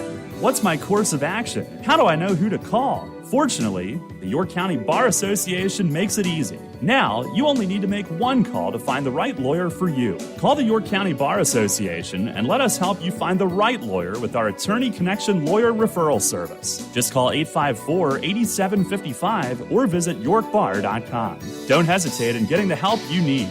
Contact the York County Bar Association and let us help you find the right attorney at the right time. Listen live and on demand with the new WOYK app and online at 989WOYK.com.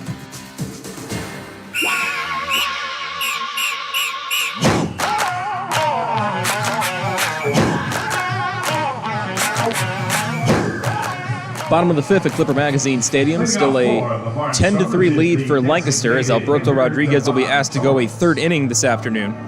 He will face here in the fifth of the Barnstormers order Devon Torrance, Alejandro De Aza, and Melvin Mercedes. The 9 1-2 hitters of their order. Torrance another day in the DH spot. Did so last night as well. 0 for 2 with a strikeout and RBI sac fly. 0 for 1, on the sac fly. First pitch was away for a ball, 1-0 the count. Torrance batting .421 coming into the Sunday's game. 8 hits, 4 runs batted in. And the top 10 in batting average coming into the Sunday. The 1-0 swung on and missed by Torrance in the off speed for strike 1, 1-1 the count. Both teams with 2 in the top 10 in batting average entering play this afternoon. Edwin Figueroa was second with 500. A couple spots below him, Melvin Mercedes at 6th, 441, the 1-1. It's in their first strike, 1 ball, 2 strikes the count after 2 straight off-speed offerings from Rodriguez. Have him ahead in the count, 1-2 over Torrance. Castro 8th at a 435 average, and as mentioned, Torrance 10th, 421. The 1-2. Swung by Torrance, just gets a piece to stay alive, hits it foul. Torrance the backstop, and we'll do it once more to 1-2 count. York's offense has been as desired early on. It's just a matter of the pitching and the fielding catching up. As York both near the bottom in both team ERA and team fielding percentage to begin the season. But leading the league in average is the 1-2. Swung on by Torrance and hit foul out of play third base side, well over the stadium. Once more, Torrance staying alive at a 1-2 count.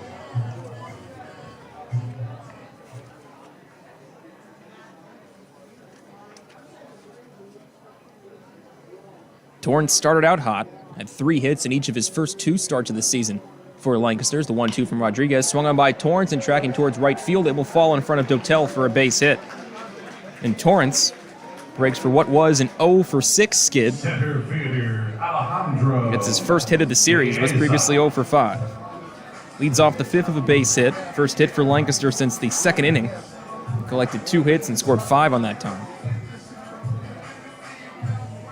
Rodriguez will look to keep him to that singles. He'll now face Alejandro De Aza, who's reached twice on a base hit in the first and an error in the second, and later scored as Ladarius Clark was hit by a pitch. With the bases loaded, the score, De Aza from third.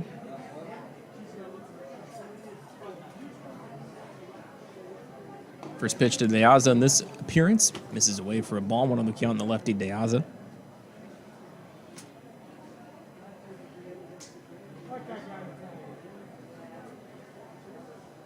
Waves a bat above the plate a couple times, and then a pickoff attempt as Rodriguez trying to catch Torrance napping off first base, but he steps back in time. 1 on the count, and remains to De Aza.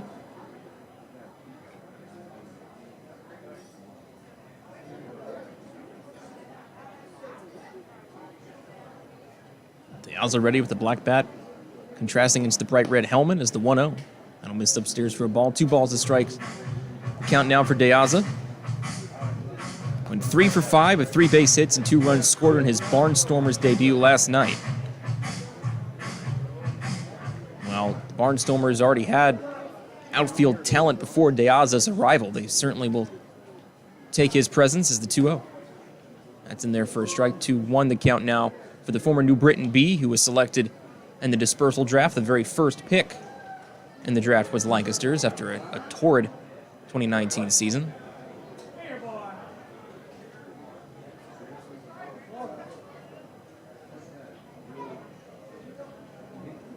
Two on the count as Rodriguez fires. Swung on by De Aza, foul. Third base side out of play. Challenged him with the fastball at 90. It's now 2-2 the count for De Aza.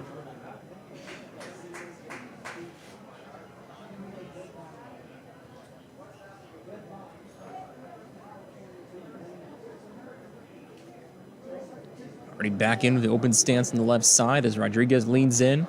Takes a quick look at first of Torrance, who's still within the infield cutout. Ready at the waist to 2-2. Swung on and missed. Maybe just got a piece. De Aza knows that was on him. He knew it as he swung and missed at the 81 mile an hour off speed. And for the first time today, De Aza is retired at the plate. First strikeout for Rodriguez in his relief outing today. Out number 1 is De Aza on the swinging strike 3. And it's Melvin Mercedes' 4th time to the plate. Base hit, walk and a run scored for him.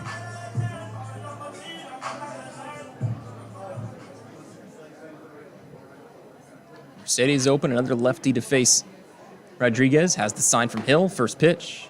Just missed for a ball. 1-1 the count. 1-0 the count to start Mercedes. With his 16th hit of the season in the first.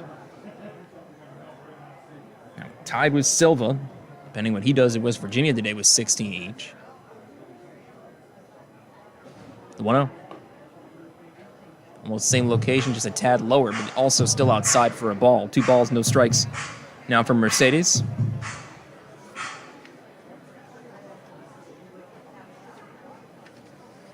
Mercedes, an excellent start to his year. He's reached base in all 9 games thus far, the only Barnstormer to do so.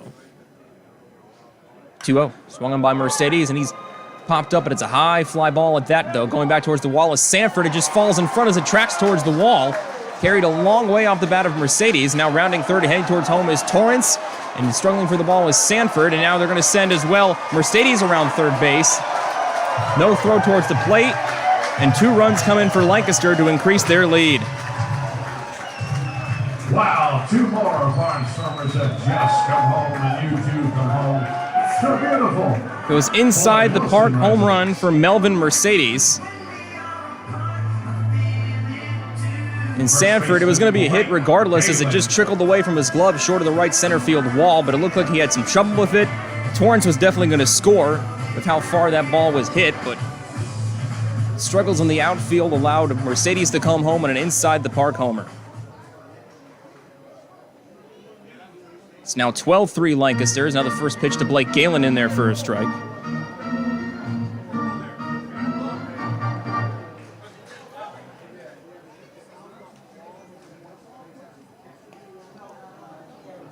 Next offering, misses for a ball as Galen had to step out of the way. 1-1 the count. Galen no hits this afternoon, but a fly out, a walk and a run scored in the second. And then last time up, popped up to Dundon at second base for out number 2 in the third.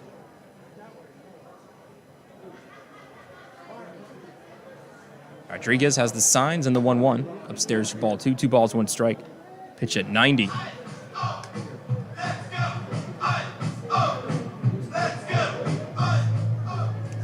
This should be Galen's type of weather. or is it California native? As the 2-1. Wants to check swing. Hill will appeal. Check at third. And John Ramsey said he did not offer. So the count moves to 3 balls and 1 strike on Galen.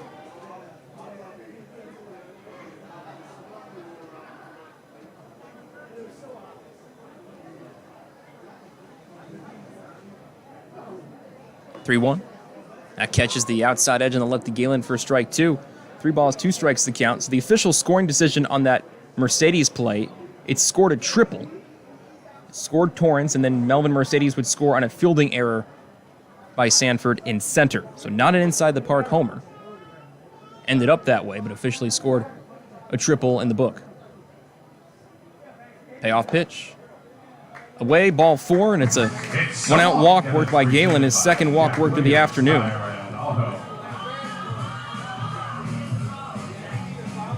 Number 1, the left fielder, Ladarius Clark. So runner on, still 1 out in the inning. Ladarius Clark at the plate. Went yard for his 5th time of the year. 3-run home run in the first. Got hit by a pitch, the bases loaded. And then later scored an RBI sac fly from Blake Allman. And was tied for the final out in the third, or ground out the second. Galen on at first. As the first pitch missed away for a ball, 1 on the count.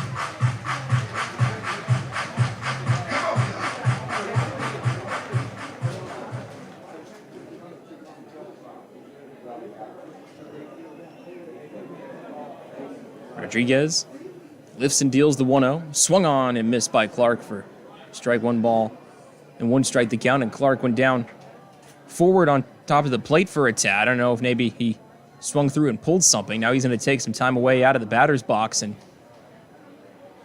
now inside the grass. We already saw Dugan leave with an injury. Looked like it was someone with his hands. And now going down to a low squat is Clark, being checked on by the training staff, and now Ross Peoples comes away from the third base coach's box. Athletic trainer Anya Holmberg checking out Clark and what his situation is, along with the skipper Ross Peoples. It's a 12-3 ball game. Lancaster in the lead with a 9-run lead. Scored 2 runs here in the third. RBI triple from Melvin Mercedes, and later reached on an error from Sanford in center. I'm not sure now. They're working on the upper back, almost the neck area of Ladarius Clark. So I'm not sure if when he swung through, because it's so hot, he maybe cramped up. Seems like he might be okay. Now he's just asking for a little more time to shake it off. And it's a hot one out there, Daryl. We're talking with Mace before the game, and certainly going to get heat acclimatization out of the way. What will be pretty much a hot summer, even though it's barely weeks into it. Yeah. That's my first thought, that he's kind of rolling his neck around, maybe felt a cramp on that swing.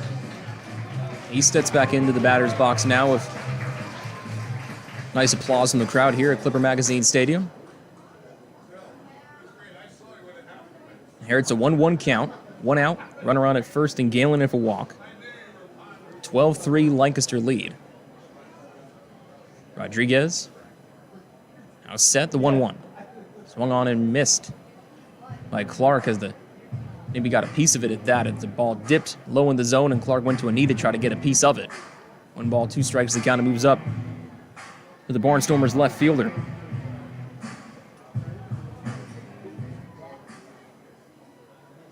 Clay Luis Rondon is on deck, I believe. He's now wearing 7 today with the red, white, and blue jerseys. 1-2, they appeal on the possible check swing. They says he did not go, so it's now a 2-2 count for Ladarius Clark.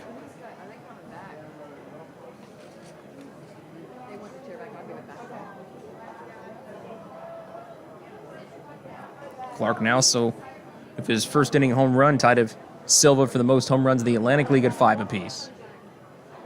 To check in and see what Silva did today for West Virginia. Meantime, the 2-2. Swung on and missed. Clark tried to get a piece of that 91-mile-an-hour heater, but waves at it for strike 3. Another strikeout, the second in the inning for Rodriguez. Struck out De Aza, now struck out Clark for out number 2. And leaves things to Clay Luis Rondon. First appearance at the plate for Rondon here in this one. Was not initially in the lineup, but later came in as a pinch runner for Kelly Dugan. Dugan, solo home run as the Barnstormers went back-to-back-to-back home runs in the first time they've done that since 2015. A 2-run base hit in the second for Dugan when he injured his hands. First pitch in there for a strike. From Rodriguez to Rondon, 0-1 the count to start. The shortstop, Rondon came in the pinch run for Dugan at first in the second, and then a bevy of defensive changes as Rondon went to play short. Alleman, who started there, went to right, and Blake Galen now playing first base defensively, the 0-1. This low for a ball, 1 ball and 1 strike. And Galen, I think we've pretty much seen him play everywhere he could possibly play. He's come in as a relief pitcher in this series, played first, played right field. Why stop there? And the 1-1. That just misses for ball 2. 2 balls, 1 strike. Hill held it. But no good, according to, we believe, TrackMan today. At full operating capacity. 2 balls, 1 strike to count. 2 outs in the inning. 2-1. That just catches the lower part of the zone for strike 2. 2 balls, 2 strikes. I was about to say, if he doesn't call that, it's right down the middle, but that was the delay which confirms that TrackMan's being used. Let's do a 2-2 count. Runner on first, 2 balls, 2 strikes, 2 outs. A strike away, moving out of this bottom of the 5th. Turning and firing the 2-2 Rodriguez, swung on and missed. He struck him out. And Alberto Rodriguez strikes out the side to get the Revs out of the bottom of the 5th inning, but not till 2 runs come in. RBI triple from Mercedes, and he scored on an error from the outfield. And the Barnstormers increased their lead by 2. It's 12-3. There's a lot of talk out there about good health care. We all want a good plan. But step outside and take a good look at all those beautiful trees and shrubs in your yard. Do you have a plan to maintain their good health? Heritage Lawn and Landscape Care has a veteran staff of 12 fully licensed and trained tree health care professionals to rely on, including 10 certified arborists and 3 PA certified horticulturalists. So don't let your trees and shrubs fend for themselves against Mother Nature. Visit heritagelawnandlandscape.com and get world-class care right in your backyard. Remember rushing to the newspaper in the morning to read all about that Revs game from the night before?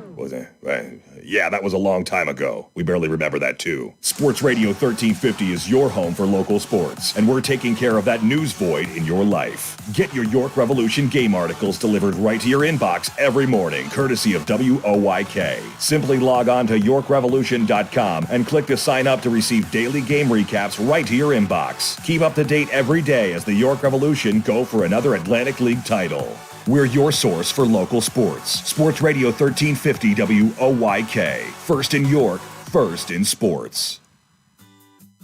Money and business are essential to the strength of a community. So is cheering and celebration and music and fun. That's why York Revolution games, concerts, youth sports, special events, and more happen at a place called People's Bank Park. People's Bank has been serving the community for more than 155 years, always cheering, always celebrating, always committed to the things that make our communities great, and to you having a great time at People's Bank Park. People's Bank, member FDIC, equal housing lender. Downtown's ready. Are you? The Revs play here. Sports Radio 98.9 FM and 1350 WOYK, York.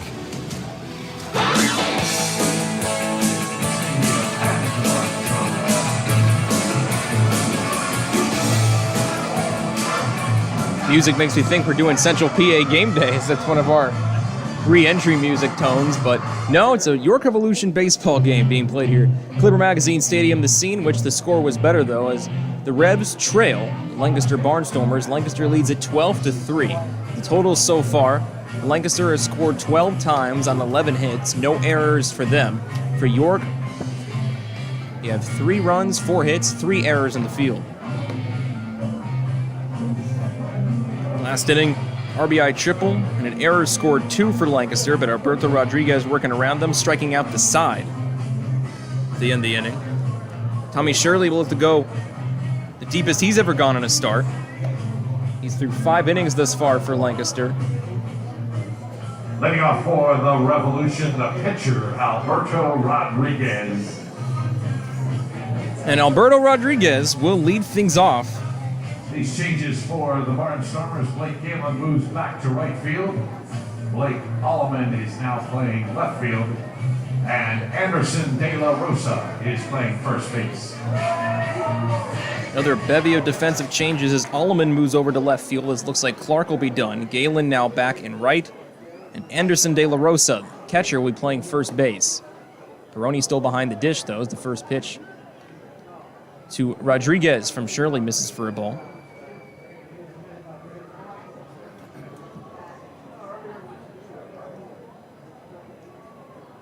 The 1-0. Swung on and missed as Rodriguez wanted something of that one. 1-1 the count. Rodriguez 3 strikeouts on the mound today, all in the bottom of the 5th. Open stance from the right side, and he watches the 1-1 go in for strike 2. 1 ball, 2 strikes the count. Rodriguez, if his stance kind of almost leaning back closer towards the catcher. Now waving the 2-tone bat to the right of the batting helmet, the 1-2. It just misses away. Ball 2, 2 balls, 2 strikes.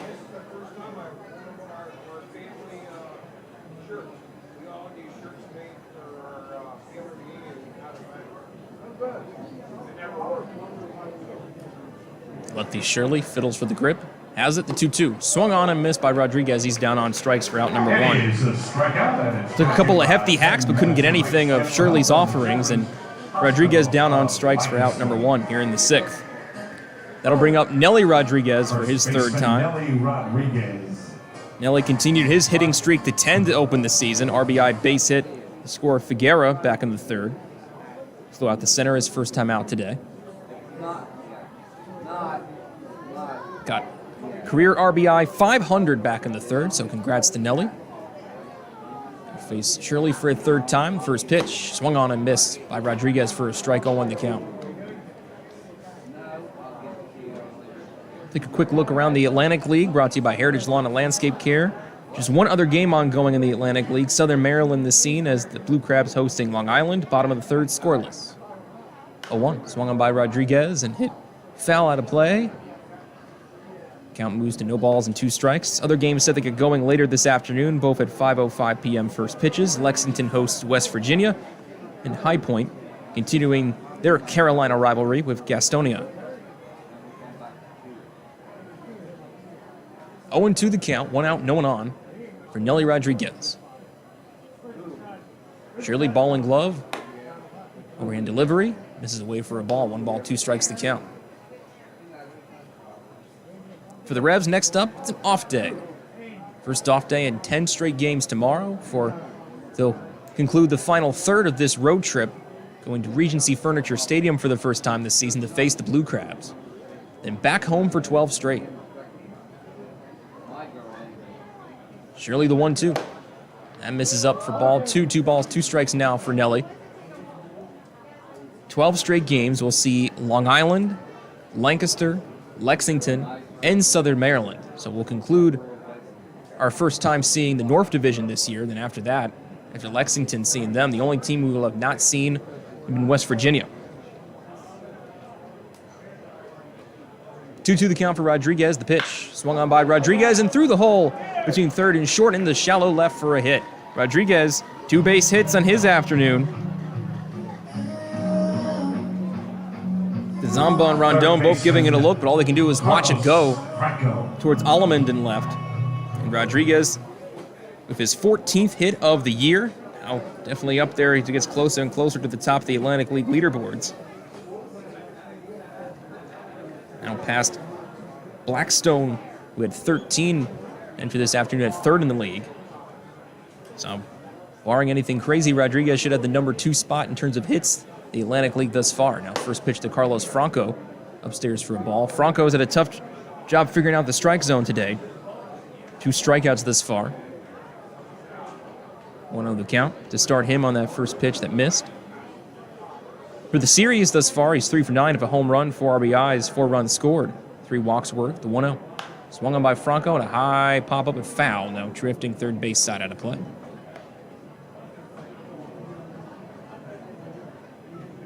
Count 1 ball, 1 strike.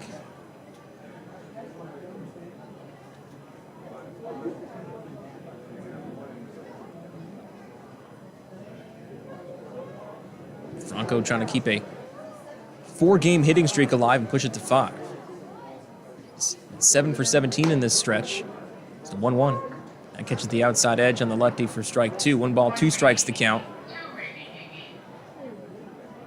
Franco looking back for a tad and now gets back in and settles in the batter's box. Rodriguez, modest lead off the first base bag, well within the infield cutout, is the 1-2. That'll tip away for ball 2. 2 balls, 2 strikes. Franco evens it up.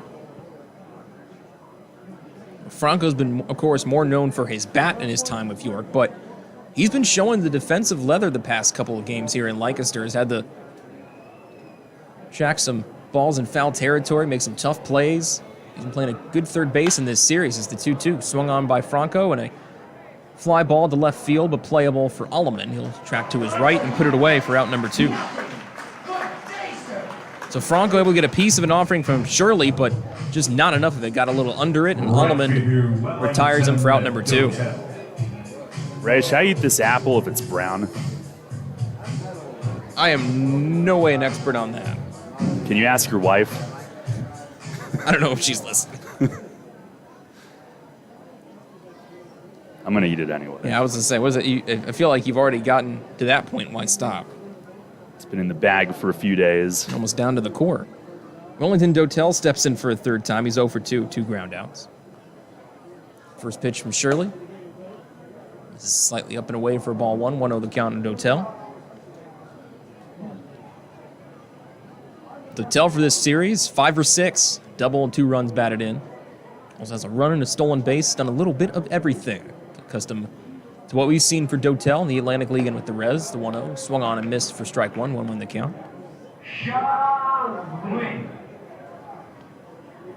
Went 4 for 5 last night. And on the trip, makes him 6 for 15. Started a little slow to begin the year, but he's slowly ramping up the offense. I want to say slowly and discredit what was a fine 4 for 5 performance is the 1-1. Swung on and hit foul first base side out of play. 1 ball, 2 strikes to count. And for York, it's got to be tough because they had Mesa in the DH spot. Steinfurt only able to go 1 inning plus today, and typically his and Dotel's bats are been 2 of the most reliable for York in the past couple of seasons. Down 9, they'll have to do it without the bat of Mesa.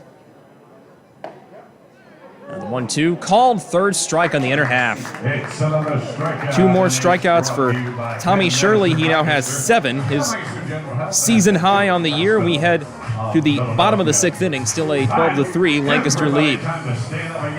The 1741 Club is here. You in? People's Bank Park introduces a revolution in hospitality in York. The 1741 Club, presented by UPMC. Now open on the skybox level of People's Bank Park, the 1741 Club features stylish design and contemporary decor, all-inclusive food and beverages, and totally flexible ticket purchase options. The hottest spot in York is the place to entertain and thank customers, reward employees, celebrate family occasions, or simply treat yourself to an all-inclusive experience at the ballpark. Nightly menus include enhanced classics and a rotation of special offerings, and house selections of draft beer and wine and a full range of non-alcoholic beverages are included in the ticket price. 1741 Club tickets are available for individual purchase through 3 levels of membership or as season tickets, and they can be used for any of the York Revolution's home games based on availability. The 1741 Club, presented by UPMC. You in? Details and pricing at 1741club.com. Shadowfax is committed to helping people with intellectual disabilities live an everyday life in their home and community. Currently, Shadowfax is seeking applicants with a passion for making a difference, one person at a time. Open positions include Residential Direct Support Professional, LPN, Day Services Community Participation Support, Residential Scheduler, Training Manager, and more. Shadowfax offers comprehensive benefits packages and a $1,000 sign-on bonus for most positions if hired before August 1st. For a full list of open positions and pay rates, visit shadowfax.org. Shadowfax, building relationships, creating possibilities. Shadowfax is an equal opportunity employer. Get the latest on the Orioles with the Baltimore Baseball Show, hosted by Dan Connolly. Mondays at 6 on Sports Radio 98.9 FM and 1350 WOYK.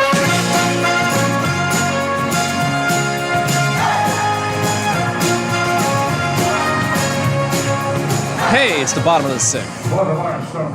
Lancaster, Pennsylvania, the scene. Ray Jensen back with you in the play-by-play live from Clipper Magazine Stadium.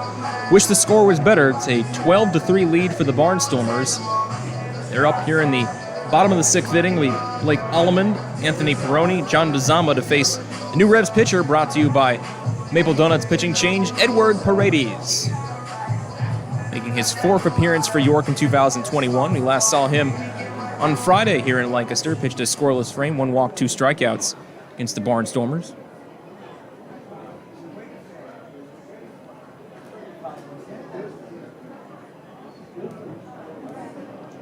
Alleman, who's a switch hitter, batting right against the lefty Paredes. First pitch, catches the edge for strike 1, 0-1 the count on Alleman. So far in his day, solo home run as he finished off a back-to-back-to-back home run stretch for Lancaster in the first, RBI sac fly in the second, and then reached on an error his last time up in the fourth.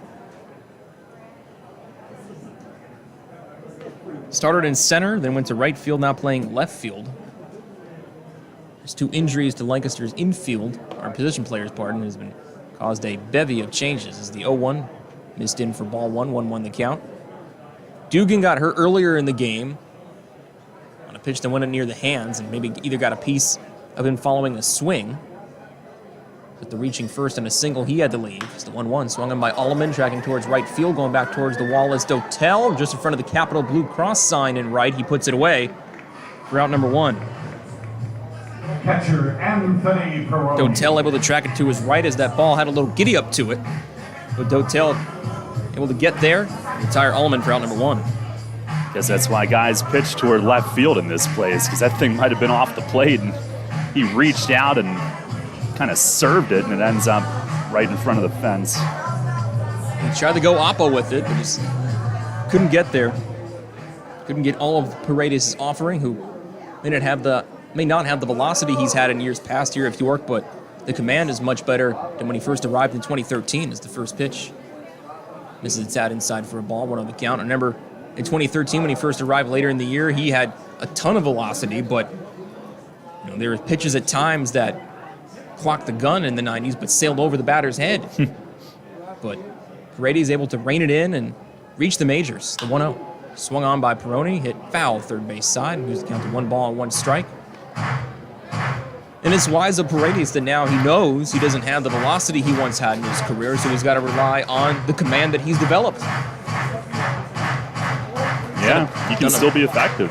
Done a pretty good job at that. Last 2 outings have been scoreless.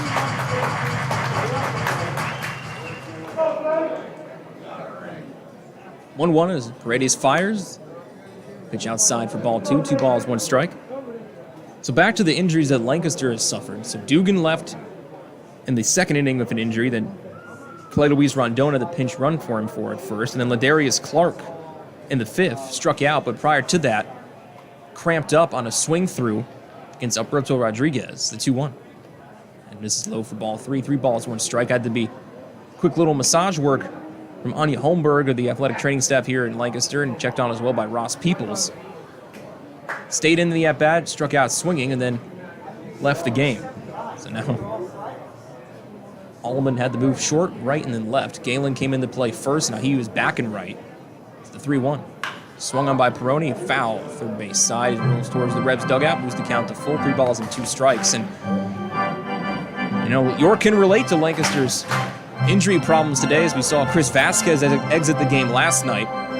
Josh Vitters came in to play second, and then Mace pulled a double switch to prevent Crawford's bat from having to leave the game as he was the DH last night.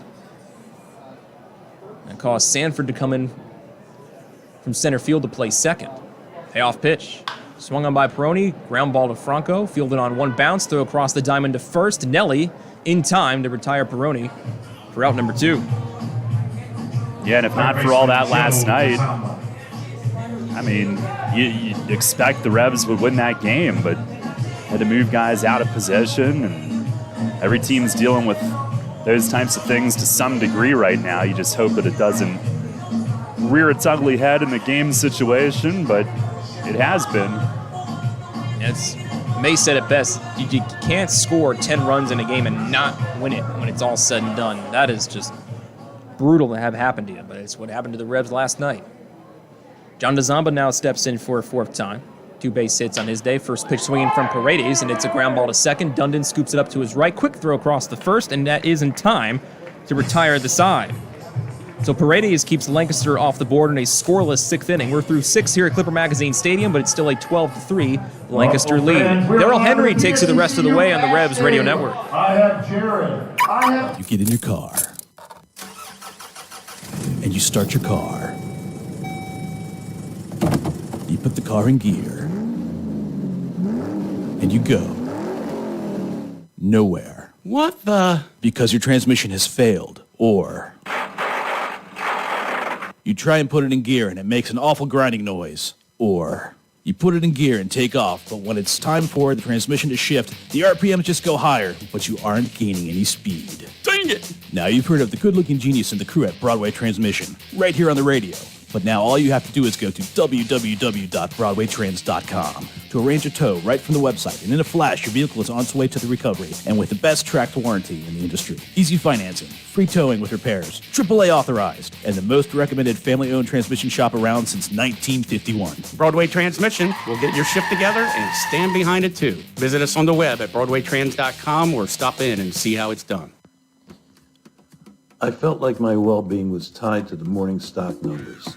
I wanted to invest, but grew tired of the stress of potential losing it all. A friend of mine suggested I talk to Tom Dasher about a fixed index annuity that could be a stable option while still seeing potential growth. Tom has been helping folks here in York County for over 30 years. Give him a call at 717-487-2096 to see if he can assist you. New FM signal, new website. Visit us online at 989WOYK.com and take us on the go. Download the new WOYK app today.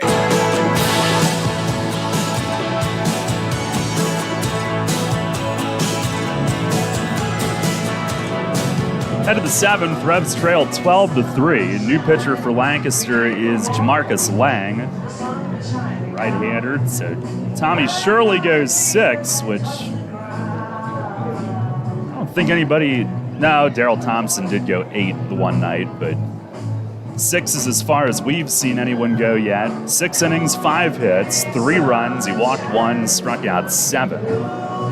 95 pitches, 63 strikes. And now it's Lang, who we saw on Friday night, walked 3, gave up 3 runs, did not record an out. On our WellSpan Sports Medicine injury report today, the Revs are without Chris Vasquez, who strained an oblique on a swing last night, and then it really grabbed him when he was in the field. Andrew Dundon playing with sore glove hand. Alex Vargas placed on the injured list with the forearm strain. And Lancaster had lost Ladarius Clark earlier today with maybe cramps. Hopefully that's all it is for them. And then Caleb Gindel strained a hamstring on Friday night. They've been keeping him out. Ross Peoples over with plate on Nicholas Mull going to the lineup card. Wonder what this is about.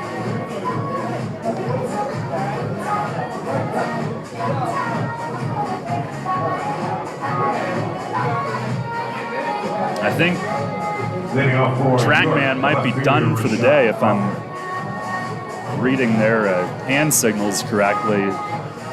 Nicholas Mull saying he can't hear it, I guess, so he's going to be calling it. Or maybe this was pre-planned so they can, what's it called, a control group? Is that what it was? Yes, a control group to help prove your hypothesis. With variables. All right, here's Rashad Crawford, who leads off the 7th. First pitch is up high. He has flied the deep center and lined out to short today.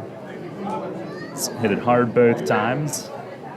There's the windup, the 1-0, and that's low, and it gets through Peroni to the backstop. And Crawford, who coming in 364, and he's hit safely in 6 of his last 7, 423. First 2 home run game of his career last night. The wind and the 2-0 pitch, and a fastball inside corner for a strike.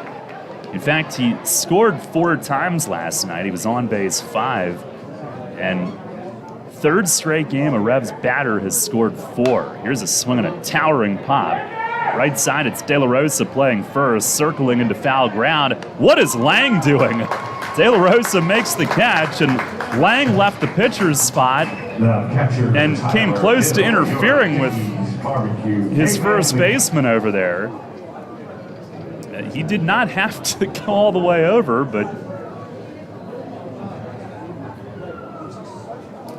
they make the out, 1 down. Here's Tyler Hill, who's 1 for 2, singled and scored in the 3rd. Lang with the pitch. It is a fastball, a smidge high. Yeah, 3 straight games coming into today. The Revs had a batter score 4, which is 1 shy of team's single game record as Lang fires low.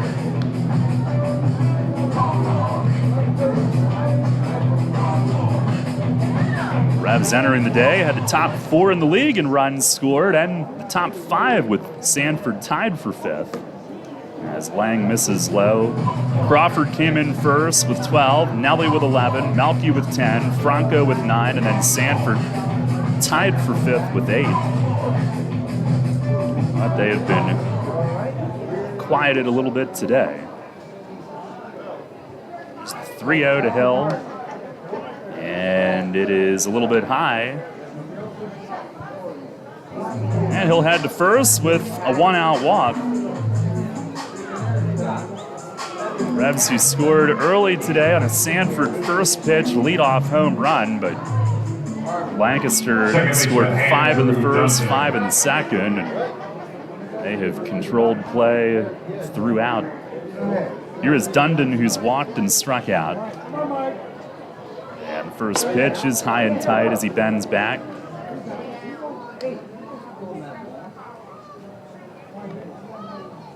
Certainly had multiple chances to finish a win last night and could not. Could have had a series win under their belts, but instead staring at dropping 2 out of 3 over here. As the next one is low, that makes it 2-0.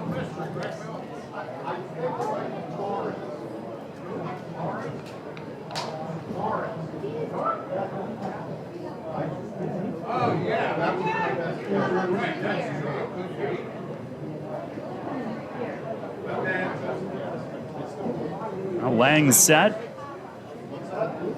and onto the plate. It is a called strike, outside corner. Lang in 2 outings, a third of an inning, 7 runs allowed. 3 hits, 5 walks, no strikeouts. He's hit a batter, 2 wild pitches. Now the 2-1, and it's a little low and off the glove of Peroni, and that'll trickle to the backstop as Hill moves up. That is a pass ball.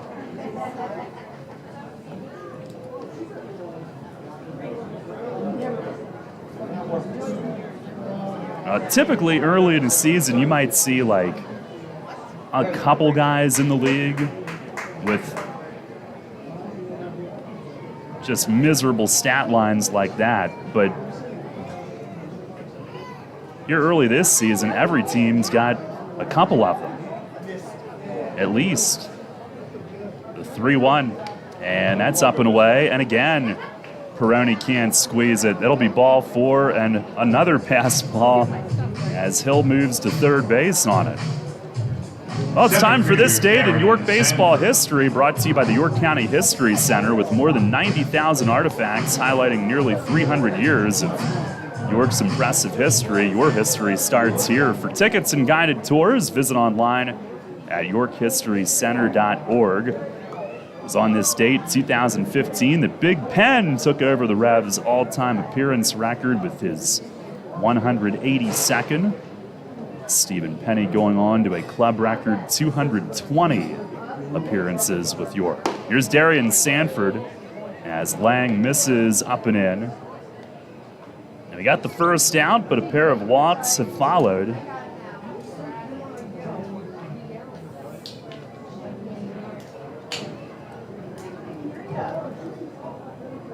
Now the 1-0, and it cuts in and missed. Sanford 1 for 3 with the game-opening leadoff homer.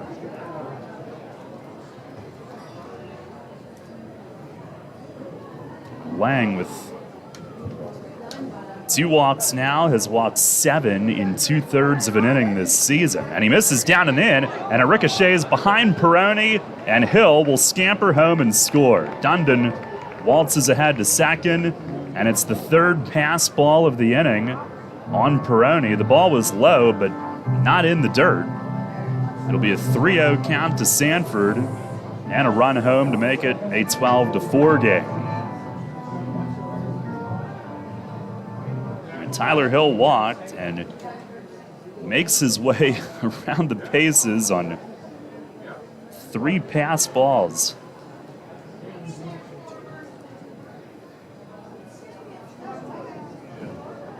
Jeez. Pitch to Sanford, and it's down and in, and he walks 3 straight walks. Lang has now walked 8 in 2/3 of an inning this season. Ross Peoples doesn't have anybody up. He will come out and pay a visit.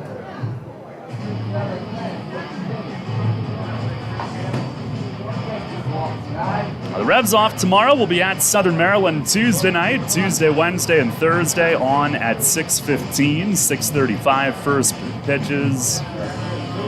And then back home Friday night, June 11th, where the Revs host Long Island. That'll be Pride Night presented by UPMC, a Foodie Friday, and Fast Play Friday presented by PA Lottery.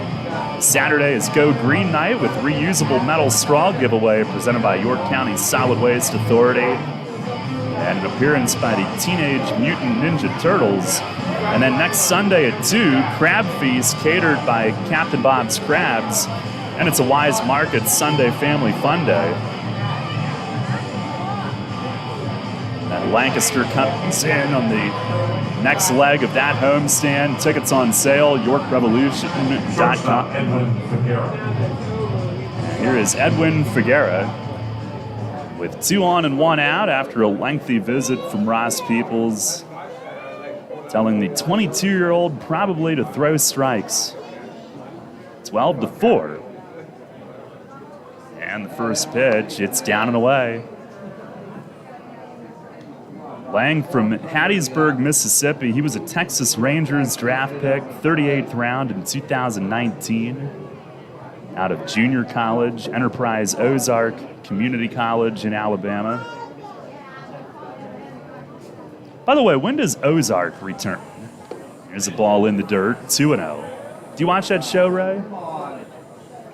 I do not. I know of it. All right, well, you can go back to writing then. Will do. That was my favorite lockdown. I don't even want to talk about last year, but I like Ozark. Here's the 2-0, and it misses inside. Should be another season later this year, I think. I think it's a final season with more episodes than normal.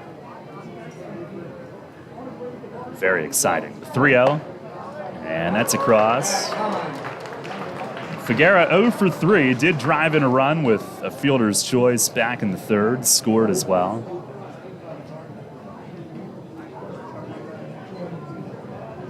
Now Lang ready, and the 3-1.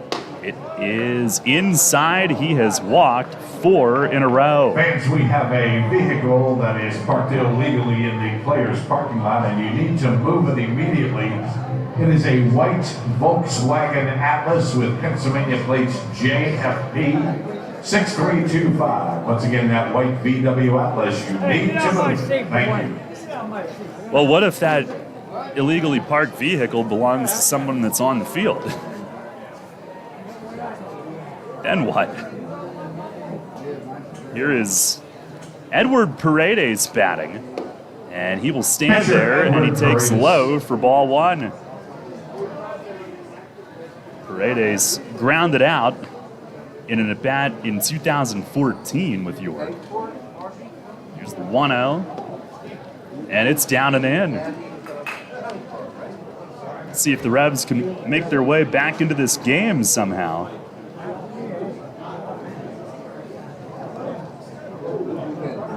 Eduardo Rivera was up. See if he's in the bottom of the inning. Eddie had a 10-pitch inning, and now Lang goes from the windup and delivers a strike. Well, maybe that's the secret to all of it. Switch back to the windup.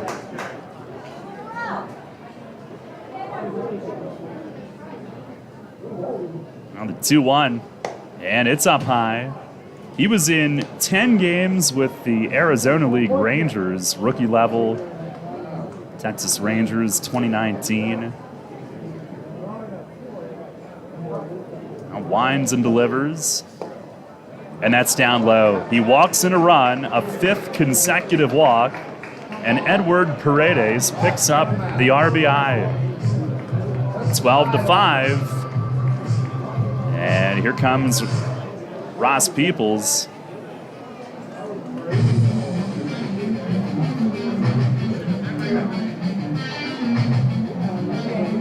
Yeah, he had to get somebody up quickly, and he'll make the move.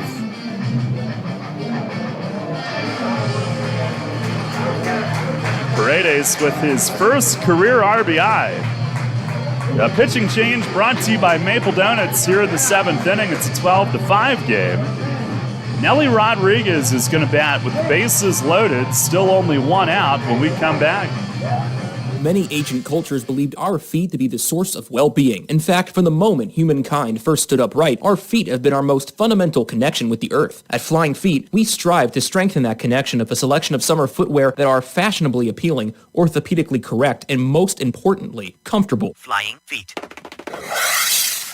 Since we introduced them, OOFOS has been the hottest brand of thongs, slides, and clogs on the market. Lightweight and fashionable, OOFOam technology absorbs 37% more impact than traditional foam footwear materials. Less stress on your feet and joints means OOFOS all-day comfort. Now Flying Feet introduces New Sole. These American-made thongs and slides are soft, lightweight, and super comfortable. Their supportive footbed addresses a variety of foot ailments. New soles are especially good for water fun as they float, are non-porous, and slip-resistant. See all of the men's and women's styles available for your summer fun at Flying Feet. Flying Feet.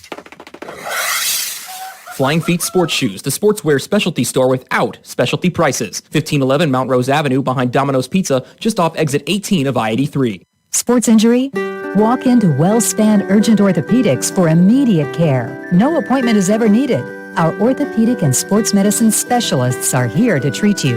Visit wellspan.org/urgent orthopedics today for hours at our York and Hanover locations. Listen live and on demand with the new WOYK app and online at 989WOYK.com. This is Enoe Polanco. You're listening to Your Revolution Baseball on the home of the Red Sport Radio 98.9 FM and 1350 WOYK. First in your, first in sport.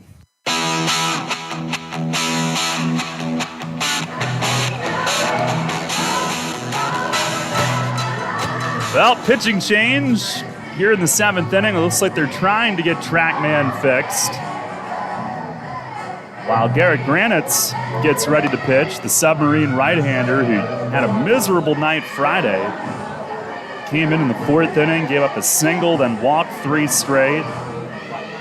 And he did end up going an inning and a third, but allowed 2 runs, 2 hits, walked 3, threw a bunch of consecutive balls at one point, couldn't figure out TrackMan. The first baseman, Nelly Rodriguez. And he will face Nelly Rodriguez with the Revs down 7, and the bases loaded with 1 out, 12-5 here in the 7th inning.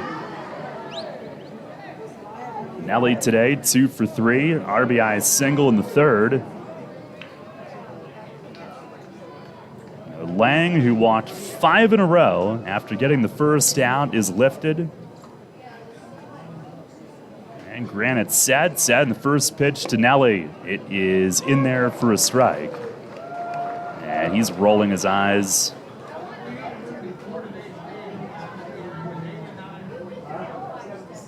I don't think they're using TrackMan at the moment, which might help Granite's after what happened Friday night. Here's the 0-1. Breaking ball, flutters high. And he throws the submarine stuff. He throws it so slow, it dips. And if they moved TrackMan from the front of home plate to the middle, it may dip under the line as Rodriguez swings and he fouls one back to the screen. And Granitz finds himself ahead now, 1-2. Face Carlos Franco next.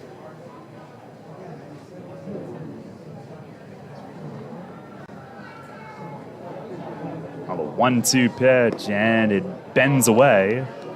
68 miles an hour from down under.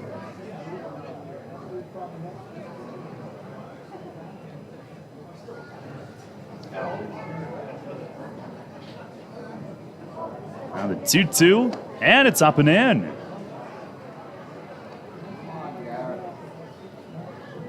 So Nelly works at full, nowhere to put him. Granite's in 4 outings, 5 1/3 innings, 5 walks, 4 runs, 3 earned. The pitch, he swings and he hits it in the air to deep left field. Alleman is back. It is gone! Grand slam home run! Nelly Rodriguez, and it's a 12-9 game here in the top of the 7th. On the Revs' 2nd slam of the year, their 2nd in 4 games. And Nelly now with 5 RBIs on the day, parks his 3rd home run of the year, and suddenly the Revs are somehow back in it. They've scored 6 here in the 7th inning, and that's their first hit. 12-9 with still 8 outs to go. And here's Carlos Franco, who lays off a little bit high.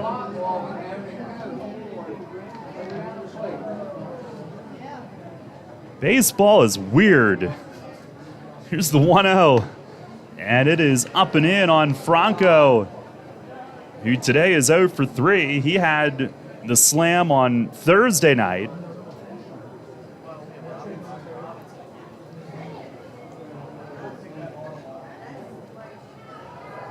Now the pitch, and it is up and in for ball 3. The Revs are in this game. Once down, 10-1 and 12-3. 3-0 pitch. It is over for a strike. And they've also now hit 7 home runs in the last 4 games. 2 of those have been grand slams. They have scored at least 9 now in 4 straight. 3-1. It is up and in. Ball 4, the 6th walk of the inning. And what must Ross Peoples in that Barnstormer dugout be thinking right now? As the 9th hitter of the inning, Wellington Dotel will come to the plate.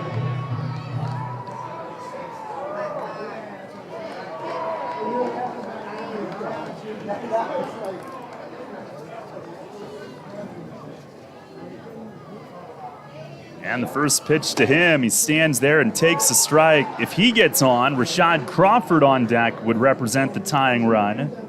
A lefty against this submarine righty. And of course had 2 home runs here last night. Pitch, it is up high. Snap throw to first, and Franco goes back standing as he stares in at Peroni. Nelly with 5 RBIs today, 13 now for the year, 10 on this trip, 7 in this series.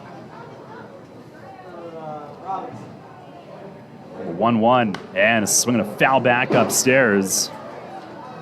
The Revs, who had Melky Mesa drive in 5 Friday night, Andrew Dundon 6 the day before that, so Nelly, the third Revs hitter to drive in at least 5 here in the last 4 ball games.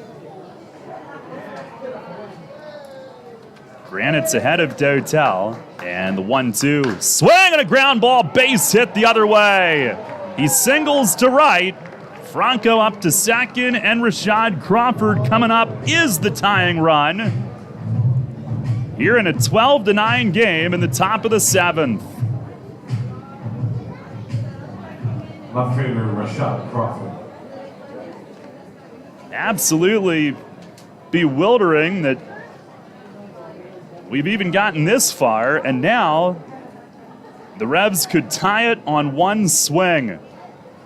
Crawford, who had 2 home runs here last night, and Granite's the submarine righty, delivers inside, ball 1. Crawford 0 for 3 in today's game. Revs' biggest comeback win ever, 7, 3 times. The 1-0, it is inside. I see nobody loosening for them right now. Revs last had a 7-run comeback in 2016 at home against New Britain. The 2-0, and it is inside. Tyler Hill is waiting on deck.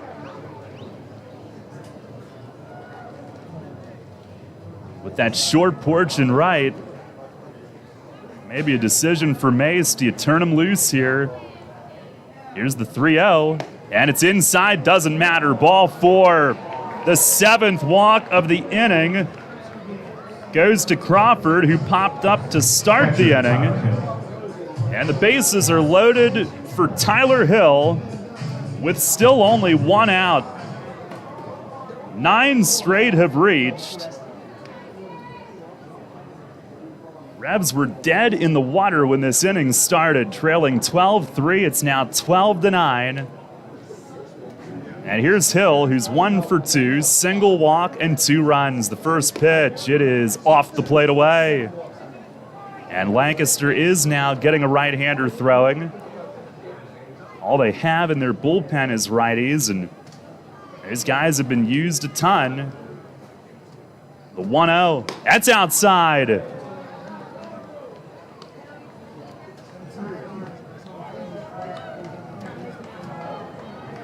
What Shirley gave him through 6 innings was huge. But here in the 7th, Lang and Granites have been crumbling. The 2-0 to Hill, taking, and it's over at the top of the zone, a called strike. Revs also had a 7-run comeback earlier in 2016 against Southern Maryland, and the biggest on the road was down 7 at Long Island in 2010.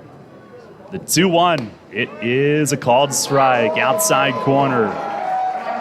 The Granites now has thrown back-to-back strikes to even it.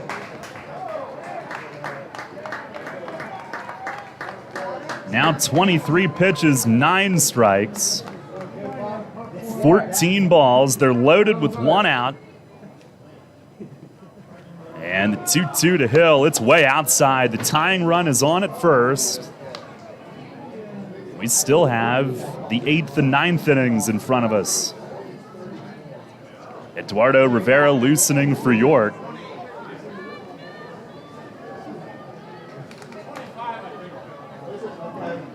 Now the stretch from Granites. 3-2 to Hill. He swings and he fouls it away right side.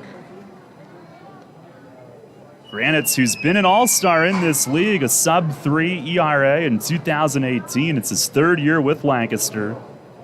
2019, the ERA crept up over 5.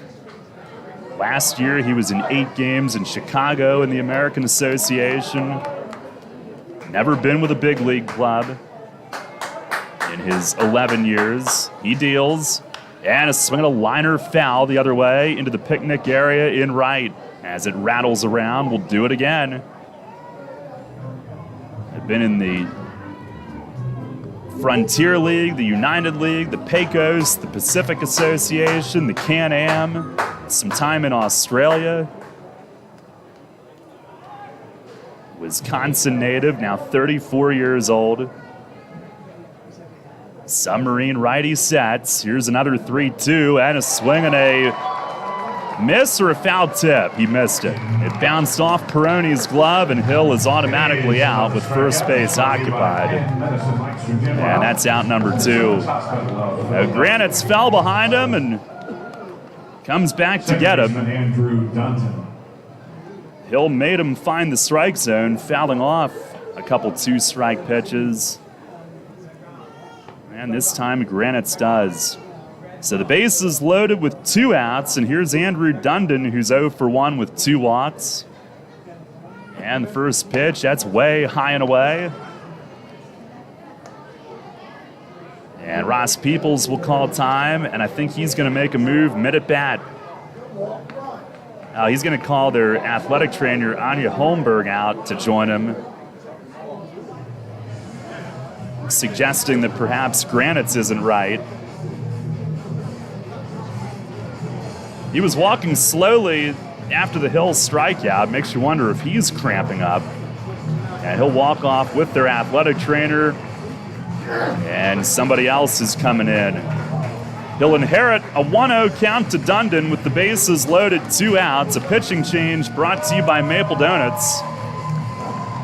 Rebs trailing 12-9. When we come back, everything you've worked for may be facing a hostile takeover, but step outside the boardroom and look around. Not taking care of business right now could leave you dealing with a hostile takeover by crabgrass later this summer. And broadleaf weeds are just beneath the surface, ready to take their share of your turf too. Prevent hostile takeovers. Call Heritage Lawn and Landscape Care and give your lawn a good, healthy start this year. Heritage Lawn can apply crabgrass pre-emergent and quality fertilizer now to fortify your lawn for later. HeritageLawnandLandscape.com. World-class care right in your backyard.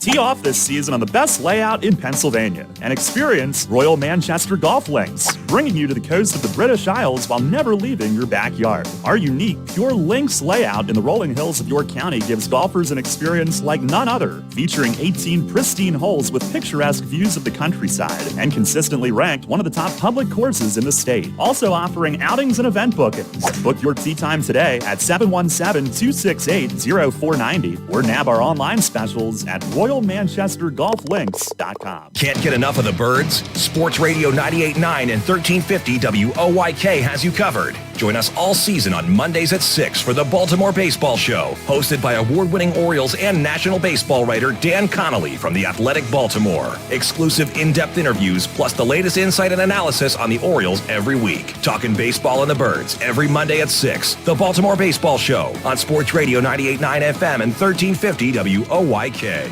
First in York, first in sports. Take us on the go with the new WOYK app. Download on the Apple and Google Play stores today. Sports Radio 98.9 FM and 1350 WOYK. First in York, first in sports. Hip, hip. Hip, hip.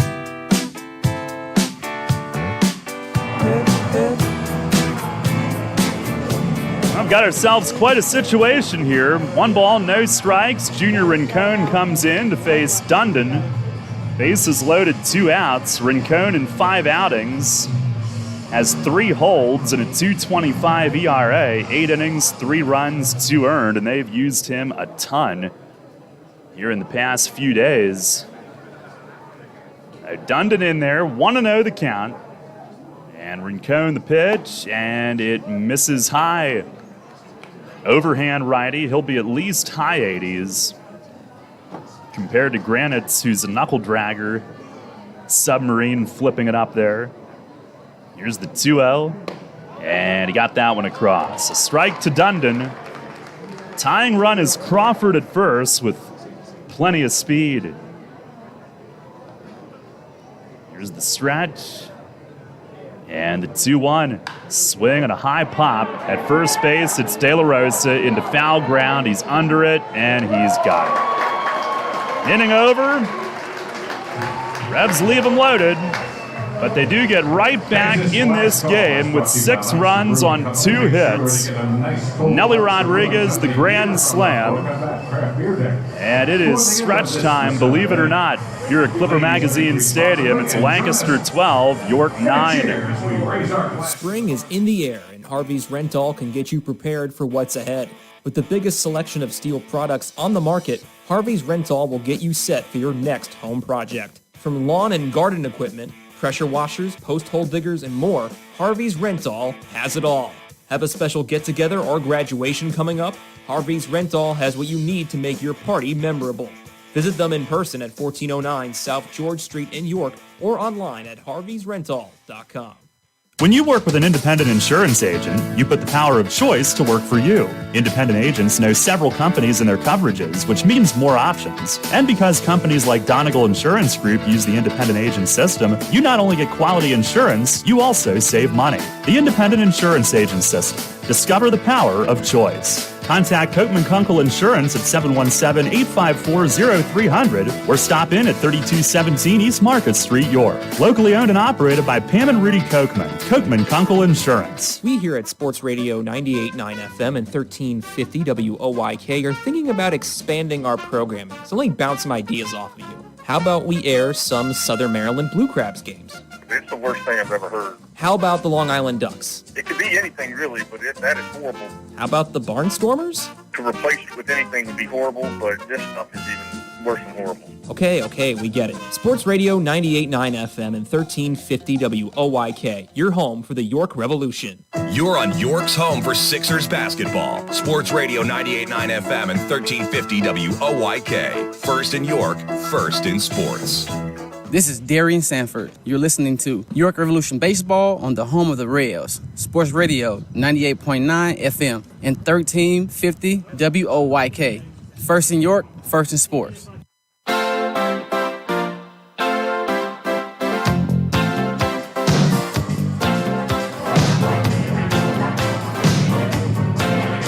Another wild one here today, 12-9. Lancaster still in front. They did their best to give the lead away. And we go to the bottom of the 7th inning. Eduardo Rivera takes over. Devon Torrance will lead off. Pitching change brought to you by Maple Donuts. And the first pitch from Rivera is high. Torrance is 1 for 2. Sac fly early. Singled and scored in the 5th. And now he asks for time and backs out. The overhead wind, the 1-0, and it misses high and wide. Rivera, another good appearance last night. The throwback eludes him. Franco will help. 5 outings for Rivera, 8 1/3 innings, 1 run, 4 hits, 1.08 ERA, 11 Ks. He winds and fires. And a swing and a foul tip squeezed. On a cutter in on 2-0, Torrance swung at it. De Aza and Mercedes coming up. Rivera to the plate. And it just missed high. 3-1.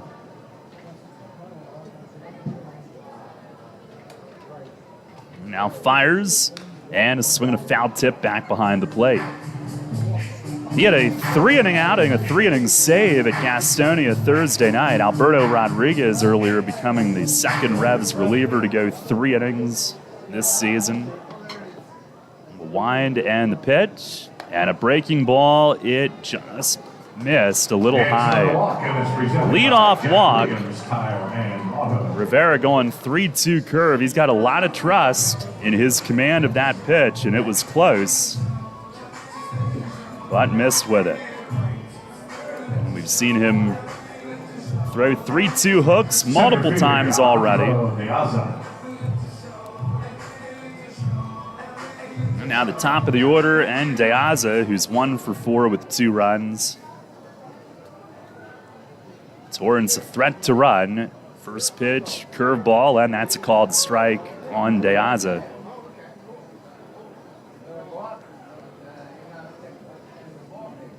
By the way, Rodriguez, 49 pitches today, so they get him built up. A long relief outing. Now the 0-1, there goes the runner. It's in tight. Throw from his knees for Hill is strong but late. Huge jump for Torrance on a pretty deliberate leg lift from Rivera. Steals his first base of the year. And with the Revs climbing within 3, Lancaster now threatening to get a little insurance back. Runner at second, no outs. And a 1-1 count on De Aza. Made his debut last night. Immediate impact. And Rivera with the pitch. It is slapped the other way and foul. Off the hands and down the third base side, 1-2. Rivera 93 on that fastball.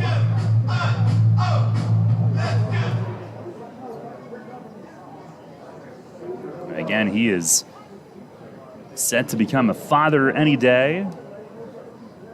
Lives in Richmond now. He's ready. Couple checks back, fires home, curveball, and it bends in for strike 3. Rung him up, and there's 1 down here in the 7th. Well, he's got the mid-90s fastball, and the curveball is a go-to strikeout pitch for him as well. And with 1 down, Melvin Mercedes, the hitter. He is 2 for 3, triple, RBI, 3 runs scored, also a walk. First pitch, fastball, that is in for a strike. A little update today on the 3 true outcomes, or at least a couple of them. Revs pitchers have walked 6 and have struck out 5. Lancaster's walked 8 and has struck out 8. Here's the 0-1, and a slider down in the dirt as Hill stays in front of it. Of the 8 that Lancaster has issued, 7 came in the top half of this inning, which paired with the Nelly Rodriguez grand slam, among other things, has the Revs back within striking distance somehow. 12-9. And an important spot for Rivera to try to keep it there as Mercedes asks for time and backs out.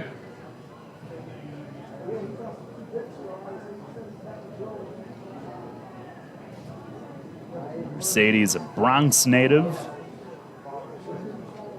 Rivera the pitch, and a swing and a pop-up foul ground. That's back out of play. Here is the winning 50. Mercedes, who came up in the A's system, final day, I believe it was, of the 2016 season. He played all 9 positions for the Stockton Ports in a California League game. Got to AAA in 2017 and 18 with Nashville. Rivera ready. The 1-2, breaking ball, and it just bent low, according to Nicholas Mull, the plate ump. 2-2.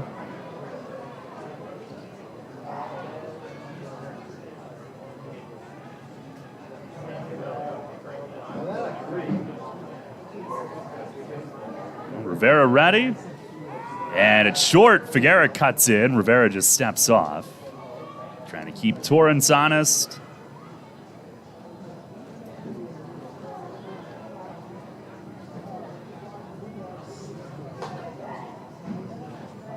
Now set.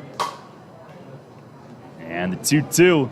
Breaking ball, foul tip, down off his foot. Scores from elsewhere around the league brought to you by Heritage Lawn and Landscape Care. Southern Maryland leads Long Island 1-0 in the 6th. And coming up in an hour, West Virginia visiting Lexington. Gastonia is at High Point. All divisional games this weekend.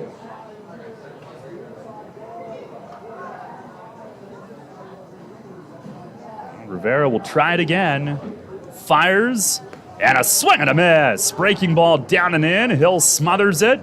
He'll take his time, makes the throw to first. Had to keep one eye on Torrance and make sure he didn't take any liberties from second. Back-to-back strikeouts after the leadoff walk and steal. And Blake Galen coming up.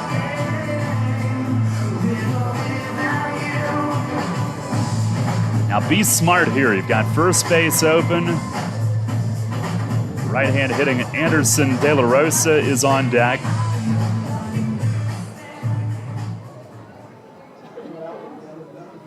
Galen today 0 for 2, 2 walks and a run. Rivera, the jersey rippling in the breeze as he looks in for his sign. He's ready. And the first pitch, it is on the outside corner, change up for a strike. As he deals that one in at 82.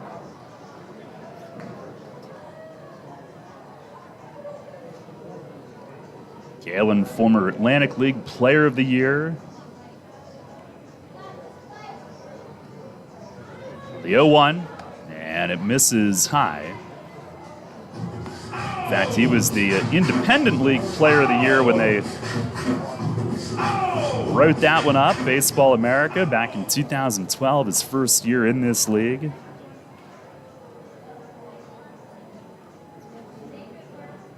Now Rivera, the stretch. And the 1-1 curveball, and it just missed. 8th year in Lancaster for Galen, his first since 2018. He's been signed out of Lancaster over the course of his career 4 times. Couple checks, the 2-1, and a swing and a ground ball, swatted foul, first base side. Went to the Blue Jays in 2013, the Angels in 15, and the Dodgers twice, 17 and 19. He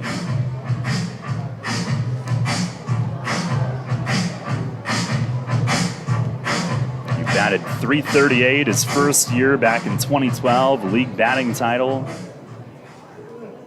Here's the stretch from Rivera. And the 2-2, swing on a foul tip. Just clipped that curve.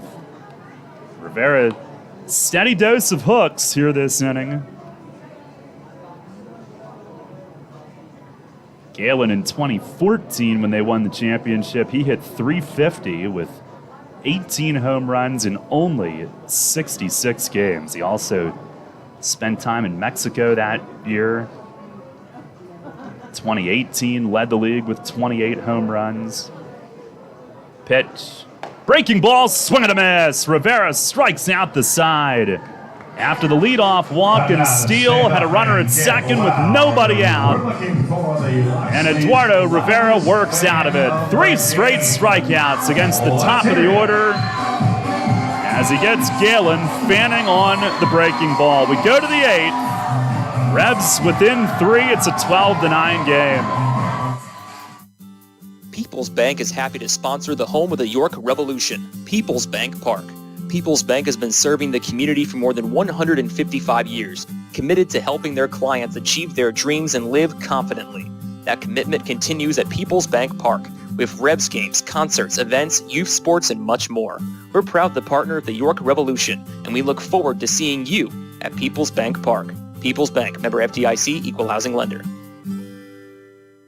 Shipley Energy is more than just an energy company. We're your friends, family, and neighbors, and have been serving the community for over 90 years. Whether you need energy for your home or for your business, we've got you covered. We can help keep you comfortable with all your heating needs, from heating oil to propane, electricity to natural gas. And if something breaks, like your air conditioning or furnace, we have a team of HVAC experts ready to fix it so you can stay comfortable all year long. To learn more, visit ShipleyEnergy.com or call 855-5-SHIPLEY. Need an excavating contractor for your upcoming project? Get it done locally and get it done right with Barnes & Barnes Incorporated Excavating. Locally owned and in business since 2005, Barnes & Barnes Incorporated Excavating is a small excavating and landscaping business offering demolition, excavating, landscaping, foundations, concrete, sewer and water hookups, lot clearing, welding, fabrication, and more. Located in Windsor at 30 North Blacksmith Avenue, Barnes & Barnes will get the job done right. Call Scott to schedule your project at 717-515-3495. That's 515-3495. Or email him at barnesbarnesscottinc@gmail.com. That's barnesbarnesscottinc@gmail.com. The York Revolution plays here. Sports Radio 98.9 FM and 1350 WOYK. First in York, first in sports.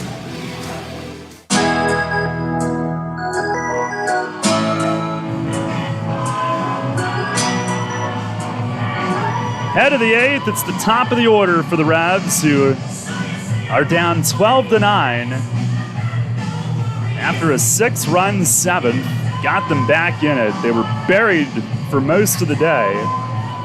Junior Rincon stays in. What a job from Eduardo Rivera, who keeps it a 3-run score.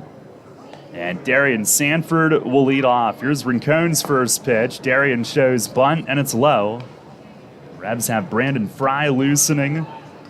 Sanford today, 1 for 3. First pitch homer to start the game. Walked and scored last inning as Rincon misses down and outside. And lost in everything that happened last inning. Darian scored his 200th Atlantic League run. Corners are in. Rincon, who was with York in 2018, fires home. And it is over for a strike. I've heard rumblings that Lancaster might try to transition him into a starting role. The 2-1, it is up and outside. Figuera, and then the pitcher's spot, although you do have Castro and Vitters on the bench still. And then Nelly, that's what's due. The 2-1, or 3-1 make that, and it finds the outside corner. Count goes full. Revs did have Melky Mesa leave after an inning due to the double hook. Pitch, it is up and outside, and Sanford walks to begin the 8th. Second time that he's walked. And the Revs have now taken 9 free passes in this one.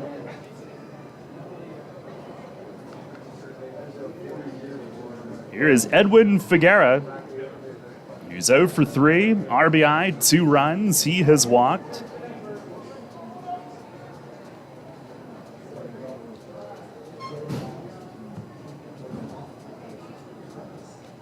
De La Rosa will hold Sanford, but York trailing by 3. And Rincon to move over. Darian dives back. You could potentially try to use his speed to get a run closer this inning, but certainly don't want to be thrown out in this park. Get a couple men on, you've got a chance. Ball's been flying. First pitch to Figuera is up and in. See Josh Vitters in the on-deck circle, so the Revs will elect to pinch hit for Rivera. Rincon got the final out of the 7th. Delivers, and this one poured down the middle. There's a strike.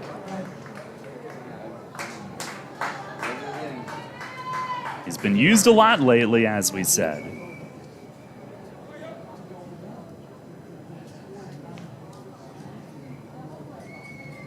Now move to first, and he threw it high, and De La Rosa saves it with Sanford diving in. Now, since Tuesday, Rincon has worked 5 1/3 innings in 3 outings.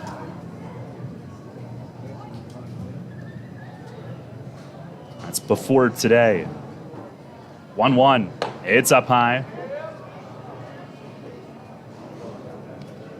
Vitters on deck.